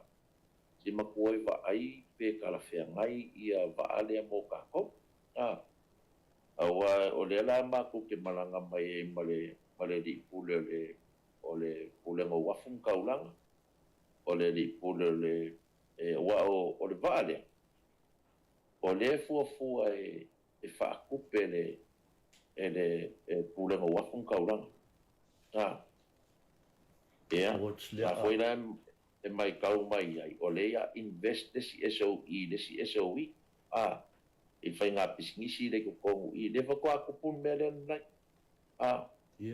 ma wa pe banga fa SOE mai ka ko wafu o va o le pisi o le vai o le vai le tele o tala vitala o le vai nga fo na o le tele le tupe maua le masani ona tau au mai le la tau dividend pe o la tau na ele mtati ai ma ko fo yo pisingisi lo fa kuma o ke ka ko malo inga ia mo wala ko profiki e mai dividends e ala pasenge fa ko fo idea e au mai ala ko kupe mo e au mai la ko ngol I le kausa na sulo masinga ngai I ka ko malo o le ala e vai ko e le ia la le fa kupu fa kupu kupe ale pule ngo wafu kaula o le foke vai ko nga solonga fo o la ko nga luenga wa la o ia fa ka ko wafu de au le mai wafu salonga mo fangua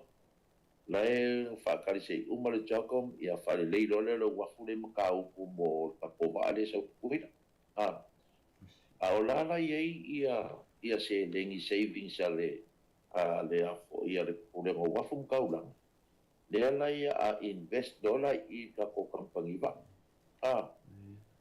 ia makua ia pedal mega le mo ke mai fo I mari pule le o le kampangi va ala to o le foi la e fio mai le pule o le ka ko Samoan shipping services I o I demo ke o mai o ia la e mo ke o mai ma fuanga sa e kilo ko inga va ia o ai polar ko inga pulu e ka mo fa au va ai o ia la le nga fa ma me o sai la ma me ma penga e ma ko menga mo ke si ma kilo a fa pelo o ma we se va o va ai lua I o va ai Brisbane Malaysia va ai o I Adelaide o ala va ai o feo va ai e lua e ma ko fifi o nga ma ko kulola ia o nga va kulola ma ko kalsanga alo ia I da fionga palmia mal kabinet e a fo I o mai se la ko fa kanga ma ko ke au va ko ai lo le va ale I mo Samoa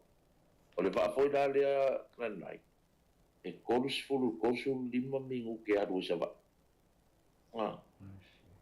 olo o tala vitala e ye si umi da se umi e fa tali le atunu timeline e fi o se tau o e fi se le ni ma fai e so alo mo le pulenga ona fa matu e se mai lo te mili a wale fa tau ina mai ole va fo le o malanga ole O le kau lea kau au mai e kusa ma le 5 miliona Amerika. O lea la ma ko ke anga ia i se i ma ko whiko ngā ia vovo i mea ia la koe lola ia e lua me alu hoi lele. O le whee e whatamali i lea tu sa onga leo. E whatamali e whatamali. Ia, ma kau kuko mai lalo le kau. O waa lea e mo ke vai aku ka i whaka i lima kausanga. Ia waa ia. Mangkuan ka ko waa po ila langu mea maka la le express la po ima ngai le fia i po kanga. Ia le waa nga wako fiku le ko kia se furu kausanga. Or ka ko le Sāmoa la i le kaimi ngei. Leo ke kalangoa ko ai wale ka kau on ko e whau langa au nga. O lua se furu mangkupu kausanga. O leva, o umi. Ia le makua. O le au nganga po o singava. Ia le fo ie whaasa o mai au e pe ele ka komo ke le sala fai. O le waa ngau o whaasa lori mamawhanga o i kukongo. O e po e kau tiri pia le mea ngā. Ngā o ka aikia ngawe ave le Sāmoa le kaiming hei. O ngā iele le lako test po i lea. Ua a makanga vai le floor. O le Sāmoa ngā. Ia, o le alala ngā o leo ke whaia koe ia. Si ia vaku se va. Ia o ngā bifolore va alengi ke ua kula i se whawhika au i vaanga. Al te me o lo saunga le mua le whalua i peo le Sāmoa le o lo saunga le mua. Ai saunga le mua le leile ia le afo ia le vaanga le Sāmoa. Me foi ngā le ave umai lori i ka pamai va afo i. O ngā uranga ngā e whai keke foi ranga ua lewa ka kova. Ia, o le kuranga ngā a le sika kova afo i lea lenga mako o ai foi e whakau mai Malaysia le kau ua kupo i le kau sanga fau whai unga. A le whai unga pe o yang wali i le lua whenua o. I le o whakakau ako ringi ke whapea mai la ko whakakau mai fo i waai a olo i le teimol pāloka i le ai. O ngā ua o la whele kaimia. E whai ei ia e sui e ka kōwa. O le waalanga e lua. E anu i le wao o kukuila manua e soangi fo i a ka kouso o kukuila manua. Si mele ko kele ka pāloka kuila. E longa to tele ni au pāloka tolo tumalo mai tuila. Olo au mau tuila. E whare ai kere ngisi.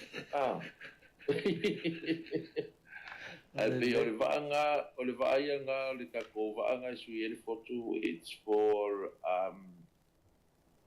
international operation only. E au ho ti sain mai e vapenga. Ma saura le vaanga.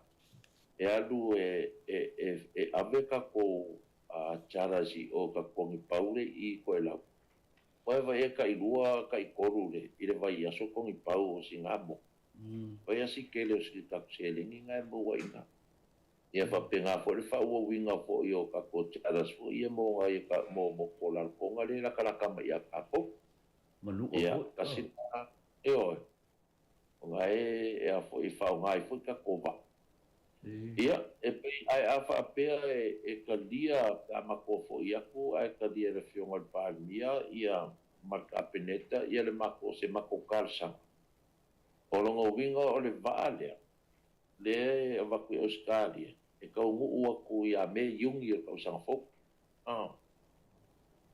ia pe o fu nga ka ko malo le e ka kilo ia o ngo le le mga o mia vave ngai ka makua ia se vave o nga o le longa sao me fa penga ia me se foi la fe pisingi si se va le lo fio ia o le a no fa atalia fo le tu no ia manuia tu faiva ai a le ne ia mano ai mo le tu le fa aftai va no mai o lo tem ia manuia ia te o manga to fa mo le atu walo tuai ai se to fai fo ni stala pe atu te liu mai fanua e mana tu mai le ta poika of taila o viok ia ko whai whapengana nei.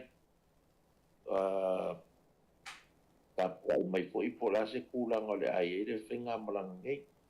A le nga mako mai mai ngai palol. Se return. E kua kupo e pe maungi return. E rengi return la po a po. E fuala e whakaria kanga po la se return e mawai. Ia ai whaakai kere po I mole avango ka pasoa. Ia kau whaamagoi ke leo ngisi o maka upu o lea po I po I le kufeside le tatu o tunu.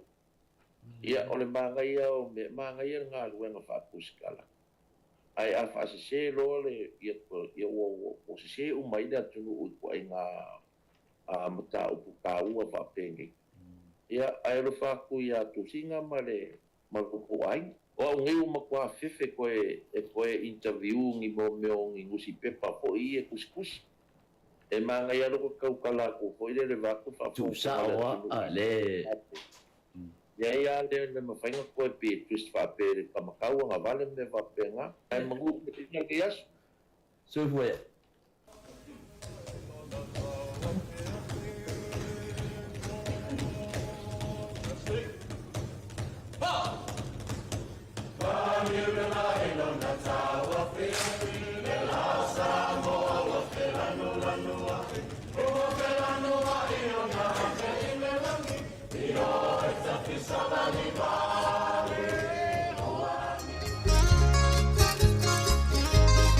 Ia, Samoa le tunu pelo na ua whaafonga le tātou tunu I le tātou polo klamen nau whaingoina Samoa o oe malo patu tai le fionga ia nanai lave tuli tufunga o le whailau tusi o mataupu tau whaasalaunga a le tātou malo ia le press secretariat le malo le Sāvali pe ona I loa I fo I le fionga nai ia ai o le fionga I le league minister ia olo feiti a fova ai ia le sa whantarno I ne stasio mataupu ia e fito I tonu ia sala whaila tau I tūlanga o le tise ia o tūlanga foi o le manawa lele lea whaai ai tūlanga Pasifika le regional domestic airports ia whapena foi ia mataupu tau I le waa ala uoloa I malau pasisi mo sala whai ia le lamai mo whaafonga whare tātou tunu Leia Woli o le ua fitu minuti le wate le lito le lua ia le manatu pa o tātou whawhiwhianga si whiwhiloi nei teimi o Leia Woli ia tātou mafuta I pia te pa ia lito le tolu tali tu le tolu tau lunga lea o le tātou tautua mo le iaso tātou se e foi ni whawhiwhianga ma ni whalei tu foi ia wāl whaanofi le mui foi Leia Woli I le whaafongmero tātou tunu tautua mo le siufonga laungua I Wellington e whaaftail mafuta mai I lo tātou o tunu Malini loi mata tangi lo uanganga ua tu malo sema ile pala pala faamanga lo ita ole tama taleanga oi chofa oi la udia ole ama mai nei taua toi lili ulo ma fau fau sai le seta sia taua ma fau ole a se ulo ma ai ai le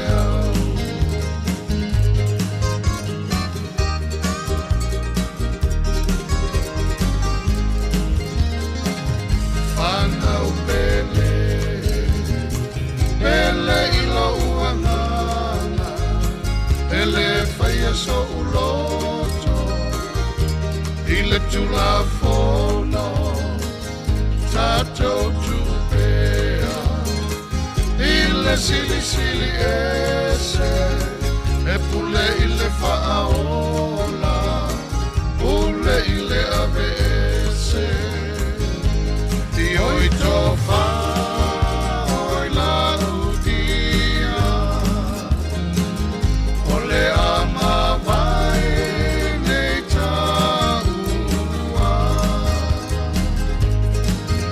lili ulo ma fau fau sai li seta sieta wa ma fau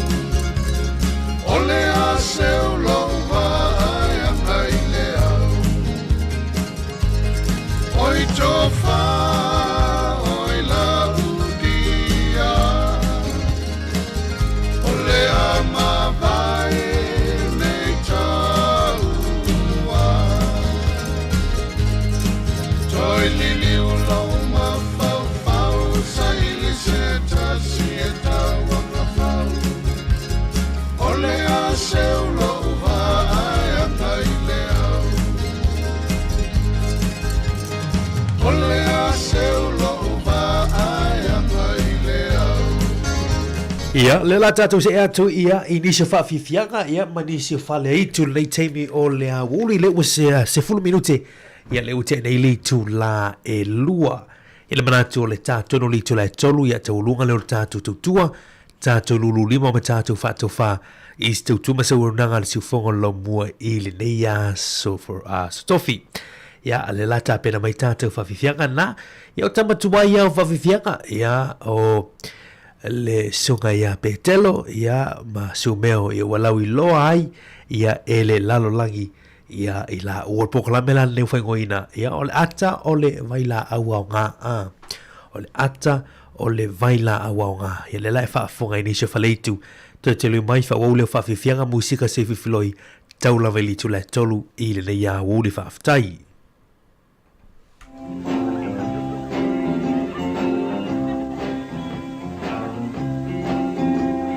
Laula uchaine fomate Uau fiu e tatari Uau fiu e whaatali tali Ila loa e whaatani tangi Aua te ola tasi Wa e pepeloa uhane E loa lofa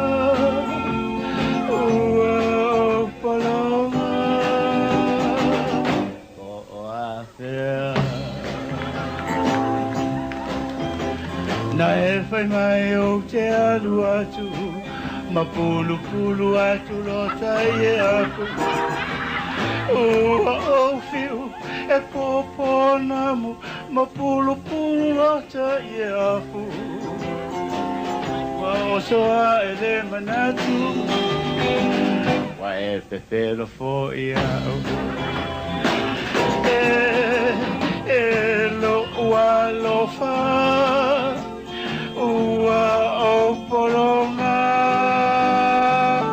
o afea Ai ua e vai mai E lo tapa ua la fa la fa Ai le se ye tepa Ia la saloma le maua Ino iai Ita pai se puai E lo wa lo fa Ua o polonga Po a fea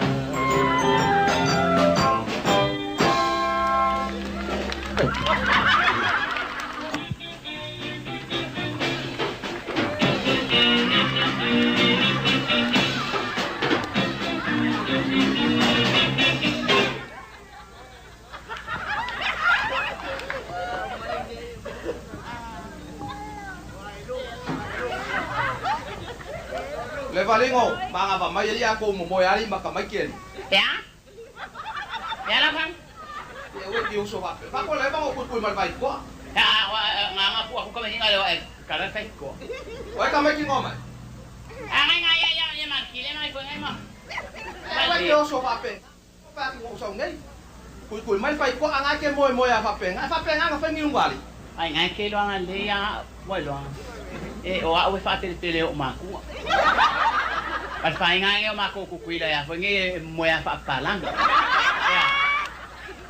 Hey, vayo, le velo que fa kwai. Nga ke lo le ya kulang ale ma ko. Aku lang. O e kunyo kulang. E o me ti o so nga fa pe nga. O la ke kala ngo ko ka lu ngali. Filmongi. Mai o lo ke ka sa o kwa ke oi. Oi do. O ke le lo pisa so mai ke oi do. Ala me ke ka ai pe manga. Le la fa sa ya ke oi. Ai oi lang ki. Oi do le mo se vai mo o fai. Wow. Wai dress up le mai ma bukan mo po wai don.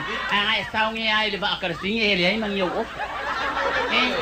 Awe ke o so lo ma. Sao ku lu ku fa mai per ko pa po vi ma.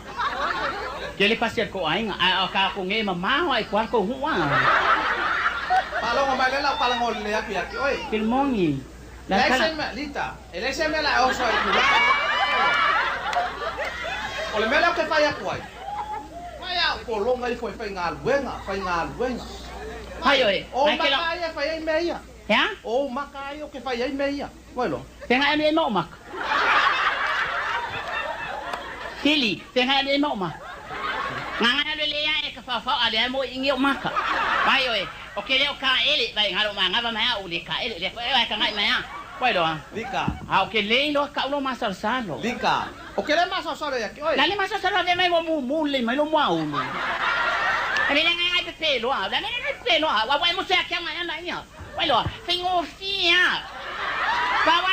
Pawale wa ilo nga le sila mo wo pe pongo fonga ni. Vai oi. Lo que fai aqui. Ah, nga ke lo le, o vai kai minga ke lo pa aqui fa. O lo ke lo anga. Le vou que massa solo fa pega. Le massa solo, não massa solo. Nga ke lo le o ke lo fa ma ongi aqui oi. Fili, vai oi ko asai pa o lo. Bueno, Lika. Se o ke fa pega. Ele leva ngo kui man vai ko. Anga ke ngofo. Langa makala vai ko ngai anu ele lo ka. Ola le lo ka. Se não quer fale. Ya o ke o so fa pega i nga. Ola wa mi o nga au kakal ngole mbo ko aqui. Ke mana ele ngo melo ka mama lo kinga felo ka ma. Langa vai fango. Mas que não le lo ka ma le wo ga fango ka kalu le lo fa yo maka. Bueno, mamaka ka mai ki. Oi, a me nga kim kai mai. Oi, ol posa ia le ga ve polu ati ka mai. Olo ke o foi aqui oi. Pai oi. Ya, ele skin pusa. Asa ala kim pusa. Pol pusa ya la o fin pusa. Bueno. Aba nga ka fa o po fa fin ya. Pai oi. Pai nga ki pusa e kasi nga aba kulla ka sanga. Aba ko males ki pusa ro makua. Pai oi. Ai dai mas se o kusi fa kai mai ya. Ai lo ke o vale ya ki o vale badeao. O vale o uli. Ai ngi ke fai mai. Pai oi. Ni ka ngoi. Pai oi. Ka masa sa au nga ding ai. Pai oi. Palongo mai. Ya. Pai oi a lo ku polu. Ko nga ka si oi o ko fa fin. A me ke makau mengi. Sole ko o fori. Oi, se va ai ya. Tingi pusa nga ver ka usanga pe. Nga ke nga le nga ka o nga ko. Nga ka nga ko. Ele ai nga se singo so ya kia wi. Va ai ya. Pai meu kau kasia ai ole mele ngoro ka ele ala yung kuang ai kau sia.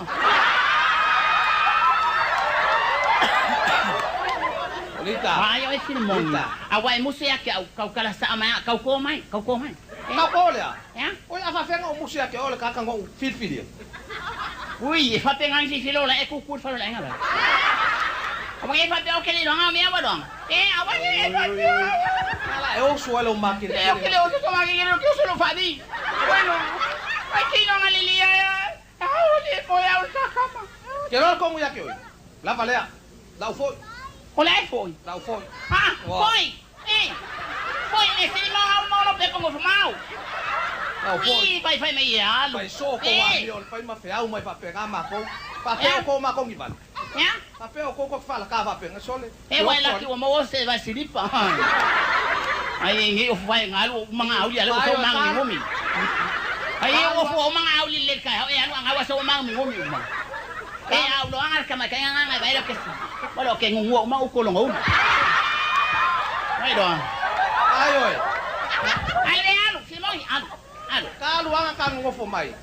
Oi lo. Kalu ele ma se kupe a velo ka mama lo kinga. Ui. Ngo lo wa inga. Ui a se kupe o ba ku ya ke oi. Ai polonga la fa nga. Ui nei nei ke. Ui fa nei. Ai e ku be pai mai gong gi. Ha. La wa.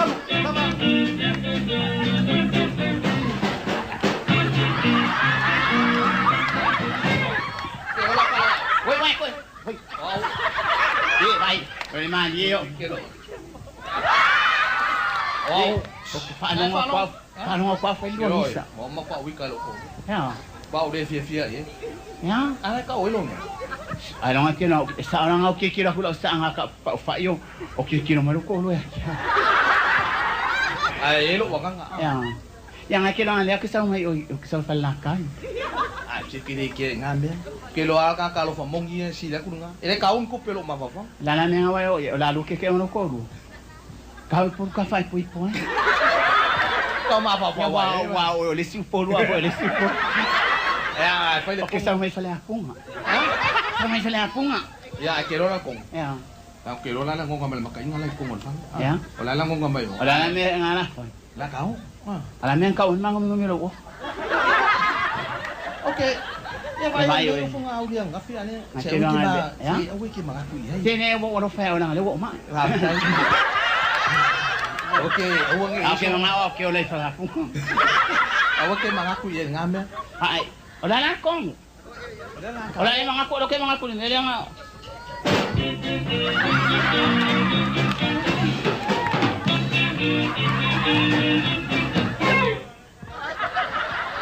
Wala yung awat ko sa way. Wala yung awat ko sa way. Ali Simon. Ngayon ulit ka. Vaya wan yung nga peyo le ya kaya kaya nga alo yung lalo ulan. Ya uke pa penga. Tilmongi. Lalu ke lo le ya kulang nga yer kain nga. Ya uke pa penga. Okay, kikol makuha ng sa may po. Uy, akin wala pala ako kumay ope ikiru ka falia. Ikaw falia kaya ma. Ikaw falia. Tilmongi mayo pa ko ke. Ako ulay lalo lo ispe. Lo wanga ko amay. Pa mali aku ya ki oy. Ay kilo ang leya Tilmongi lo wanga. Okay, Ay ko ya usay pa pero nga lo ako ngof pa kasi malo ha. Away dong. Ako lo kingoy ngi. Eu quero alo walo fa ya ai. Awala nga fa si pupula mayaw mak. Papayo gusto na lalo le baila le kalkalo ya wani. Dale fas. Ha? Wala ka fa aqui hoy. Wala ka fa penga. Ai, andio ya o ko wa do. Ko ngofo ngi ale ngi pupula ko mako maka. Oi. Oya. We ko ke maka ya ma. Era me vaya kweli nga Simon. Kero masahin ko bakit na yan? Che, oy, uli kasi pa ika. May uli awalila, pengal ngay ikong uli San Martin nga ba doang. San Martin, wala na meaw. Ay, kaya ba falle ya kyo? Ya fa uma. O te la pataya tu le basena le o kamai tae. Falongo ai awa tote toka mai Te lava O mea umana tote faya fato sinaloto Ile ulai o amionga umana ale ti apolo Ei seti ao ele sua mali ole lalo lange kai tika kai lama ai ngalo ya o e fa masino ina ile lange kai lama o mea o mana fonai ole ai ale matange ali elo finangal uala pasauta necesitasi sole kama mase fata tau oli fini fai lora tol fai mai fana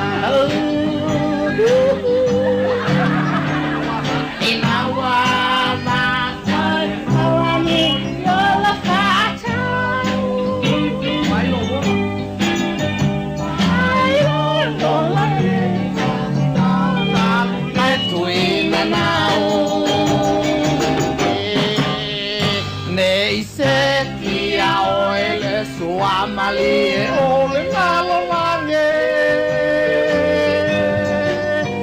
ai ngalo ya oe fama sino ina ile lange kailava ioe awe o mea o mana fonai ole ai ale matange mali elo finang uala masauta necesitasi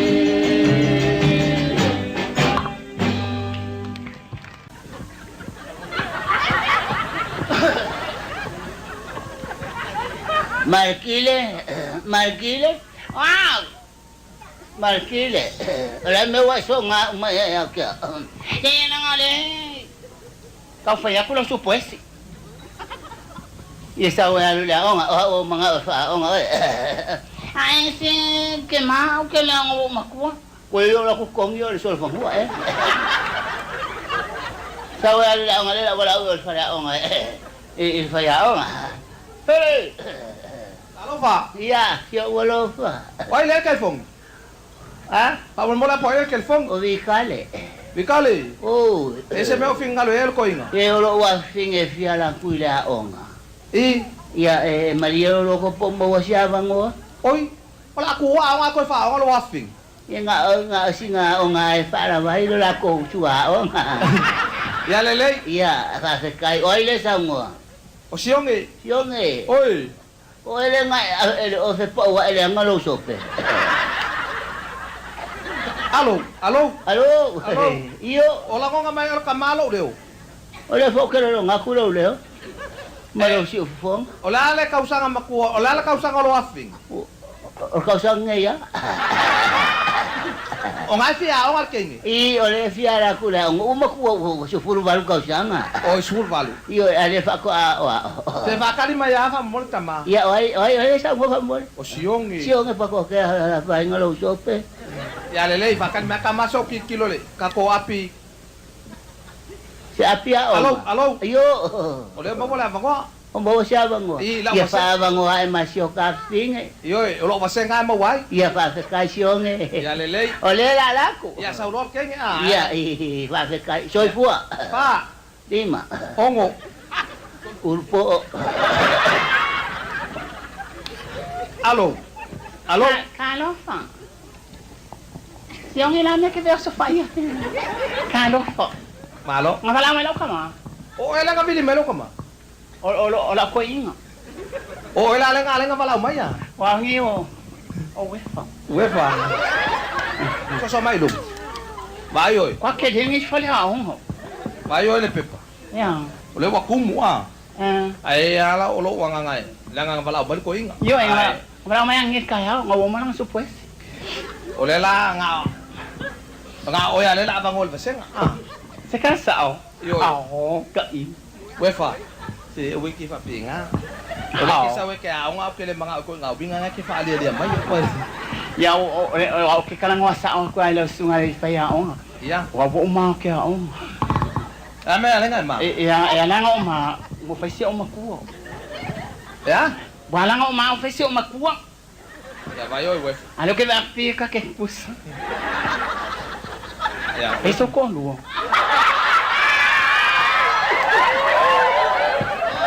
Wefa. Mai o ia ke ka ma kwa o wefa o kwa ngai. Ai nga o ke. Ya vai oi. Ke longa ko lu la sanga o lo ka ma o kinga. Le ai pa wala mele nga le ngau. O ka de kula ko inga. Le o mo wala ngo. Ma nga yo lo ngaste. Wefa. Se we ke sa mo winga ba. Le o lo la ka va ngo. O lo kin ki kia o fa ya. Yo le tilo au kailo. Wefa. Ya o faina so ko pele ya. Ai, o le. Le ai. Ya. O la winga la kala. O la ka ki kilo ale. Yo ai fa ko la ko pesa wo. Este no au le. Wefa. Pa ka. Almangong yo le fangule o lo. Wefa. Ya. Fa taiwa, wa sau. Ya? Ya? Fa taiwa sau. Ya. Lo wanga. Ba ese alo wanga le wa ya vai lo. Ya. Mo sa wo ki fia on ale pe wo ko ka.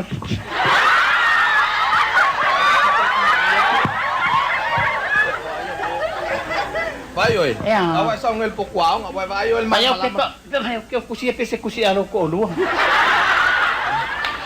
Le ya kusi le. Wow, e ke sa ngei. O le sa ngel ke le oi. O le le yo. Yo, ngale yo ngwa masinga. Ke le ngale le mando. Le ai, o ka lu le avangwa le ofisa. Ale me sili ngai fia. Ka ngai fa ka yo le mo woro mo. Ya le ngai ke la ale fa la fa ka. Yo. Al melanga, vai o wefa. Ka ngai ka ko nga ma or ka vasenga. Yo ke lo. Wefa. Ka ilo ka pe era ka ilo missing e a oi. Ola lo pa ma. Ala soi folo kamane ko me oi. Oi. Ang lelan kaya. E ngokuangan. Ha? Afia ko fa ko ang ko li me ha. Olong ko rula o fanga o ve fama. Oi ya, maingiri. Maingiri. Ya vai oi. Lau kala sa ya ki oi. Ya. Ya wa vai oi. Ya ke lo le alu kakal ngo ah. Ol benga ngale ngo mga ke saule ang ah. Yo en ngale ngo ke saule. Kwa ngale ah. Kwa wa ai kalung o soi fu. Ai, e lo ngan. Ya. Nanga wala ka kay mo. Ele se rolo. Wefa, si kama ngongi lo hulu. Ai sau ka fa mamai ah. Wala ay ano ya. Wala lawan. Papia wa sau ka pelo. Le ay lawan. Sikasa. Kau kuang ngama ol vasenga. Ah. Yo ay. Okay po ni seneka. Ah, okay lo fa ya we. Que no fo ya o sumi. Wefa. Ala fa ila ka wo pe ka kengo. Ka ke le ngo fa le la ka wo ah. Ya. Ah, o ke ka ma mo le le. E ke fa pe la ko ina. Ai se wa ke mama masa salur ku ainga. Ya ya. Tawan e wa ko ainga fa enga oi. Le ya le la ke la kwa yo wa lo ngale ofisa. Oi ke alu le. Ke lo le ko ke le ma ko ofisa le lo ko le nga ya ke. Ai no, ya ke lo nga ke ki fa ke ki a nga pi. Ai fa ko ka fa ma vai ah. Ya. Ka le o ma sing o ke lo. O nga masing. Ya nga ke sa wa lo phone. Ya sa le. Pa sumeu. Pa. Oi vai la wala kwa sumeu. Wala kwa sumeu no ngole. Yo le wa ini ya. Oi on malanga mo mo por ensi. Pa meu.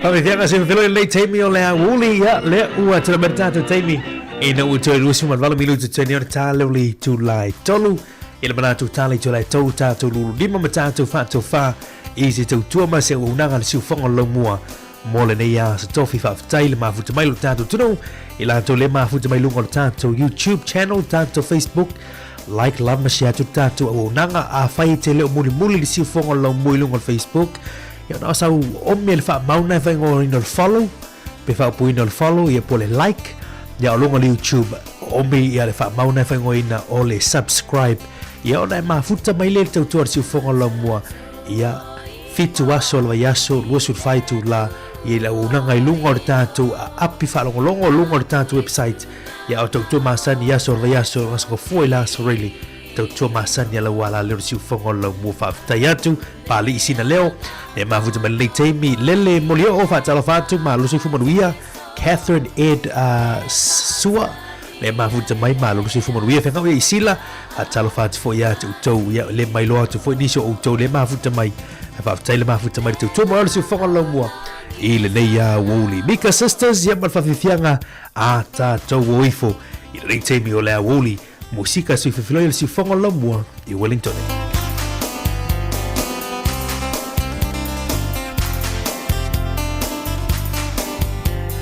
Ya mai mo ne le lau le ya ma le la le o Sāmoa le fo yaso.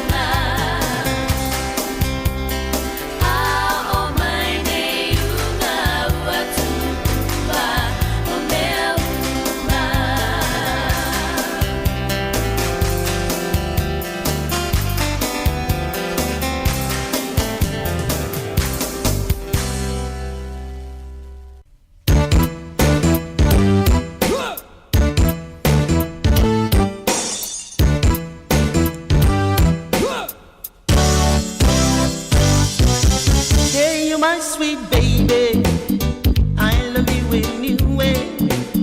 Do you remember me, girl? Can you come today? Yeah. You are the only girl, absolutely I was looking for, like a beautiful flowers I never seen it before. Baby, baby, come to me, my darling. Sausetta, Evalela Altutasi. Baby, baby, come to me, my darling. Oh, la la la la, oh, ti waile ni la lo langi.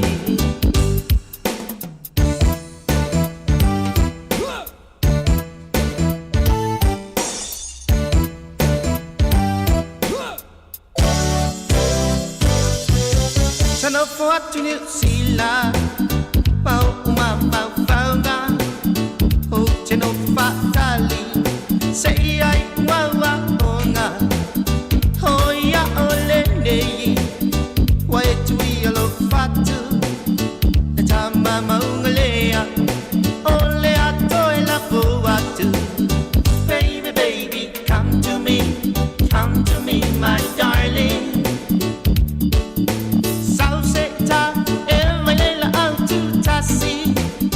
Baby, baby, come to me, my darling. Hello, la la la, oh, ti waile ni la lo langi.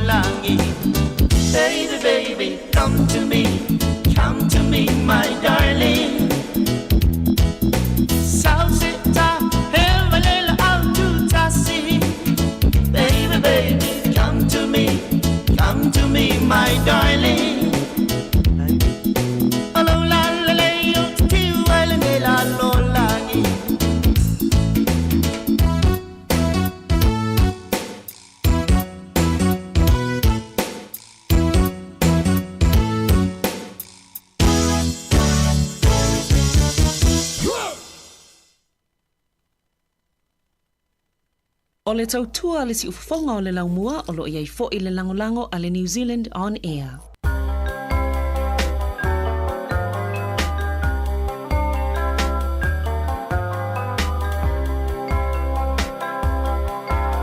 Nai mga tua tutupua e Sāmoa e loa tina e Ua oni upi wa tutupu e mita isi o atunu Lona taulanga e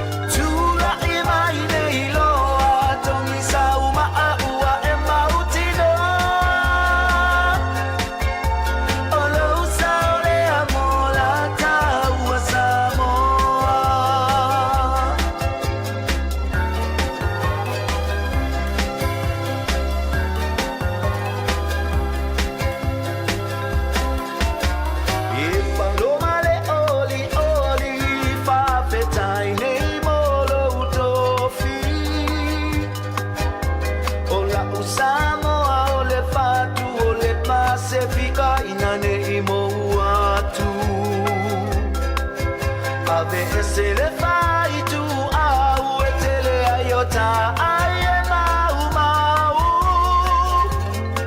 hele mawai se Samoa mau tu mawhaava vau mawhaava vau tula i mai nei roa taungi sau maa ua e mau tino olo sao le ambola taua Samoa olo sao le ambola taua Samoa olo sao le ambola taua Samoa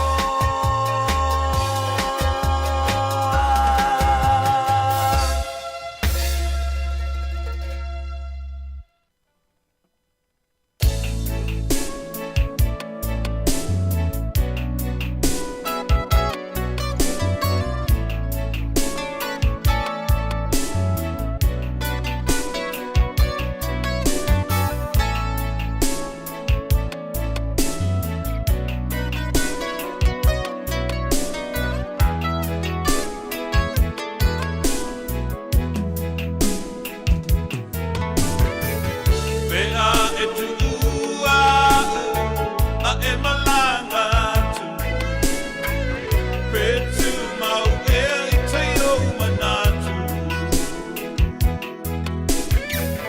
Nia pea o ni suina i lau ai Musue a e whaanga lo mai Ia whaamalosi e te telefini e whaao so ina oi e na tonga piti ne i e tausina i ni mena o na whaapolina e whaataua so ina i mata o le alofa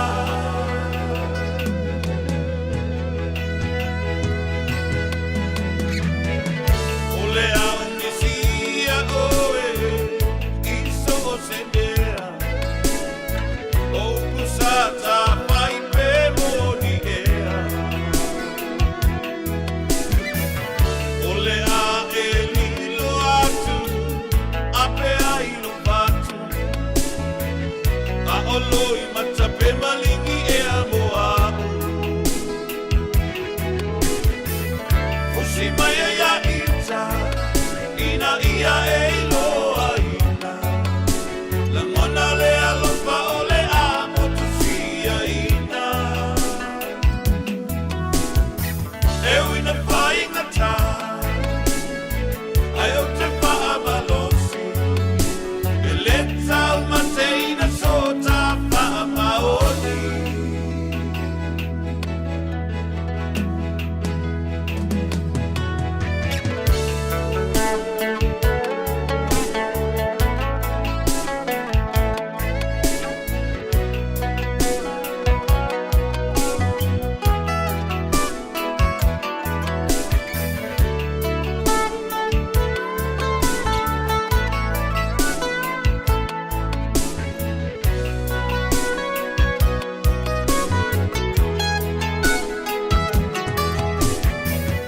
Ole au misia oe, iso o se mea. O kusata pai pe moni ea. Ole a e lilo atu, a pe ai lo patu. A oloi mata pe malingi ea moa.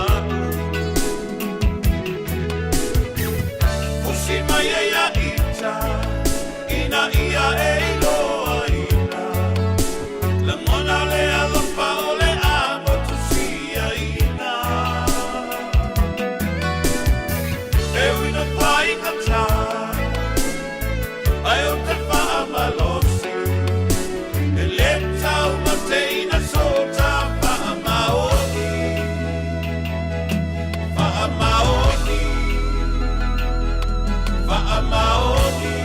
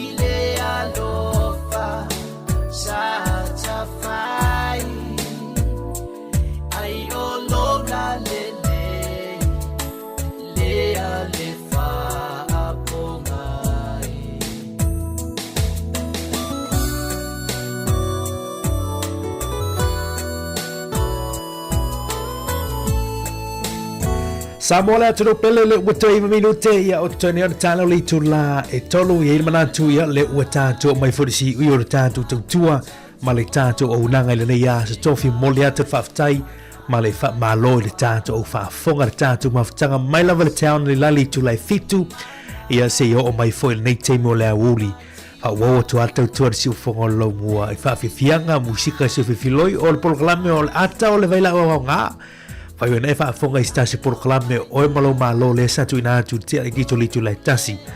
Ia ato le tau mai litu lai fitu.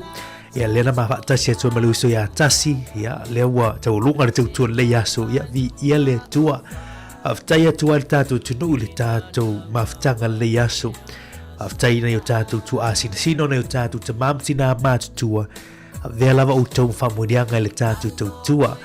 Ave vo leva noe so tu foi vai malu i poenga le fina ngalo le tatu tinu I tu lango se o nanga se tau tua o le tau tamali le yaso fa ma ngalo mai le o nanga se fongo lo mua e la fa salau le yaso se matu upu se tala se tanga wa la loa fa malu lu watu ya la fonu ne ai las fa le tono le tatu o nanga upo la tino e poto lava tau tai ya ai se lava la natu yama monu tele ina fufuanga ne fiafi o ha fufuanga lo tenga luenga lo tona yaso fa nau le o mao na mai foi lo a ongo ne yaso ya manu ia tele la ga ya tu piki fa nau ile mai ayo a ongo ne yaso ya ma fufuanga la fiafi na nei ai tatu tu filo ila so taiao las for ile le ile tu la fitu si o ili tu la lima ila fiafi taiao ia le tautua mana unanga le siufonga lau mua. Sunga le lia o ia tu fufiso tau mafuta le tau tau tātou tue whilo e free les teimi. Lau whainga luenga maasani wha wau tātou tautua i laswa tau. I le tātou waso munumuli ia o vai aso taitasi tau runga le tautua a le siufonga lau mua. Monu te leina fufuanga le yaso mai le tautua le siufonga lau mua le fionga li pule ma lau whainga luenga ia mātou te whātou whawha so I fua lau wha sau saunga Sāmoa I le ne yaso. Felice Mikaele man whawhiwhianga o whaingoina Susua moe maluanga ia mole atu whaftai tātou tinu tau runga atu tātou tau tuan le aso. Whailo ila so a tau mari matuto whiwhiwalu nei so I fua mai manuia.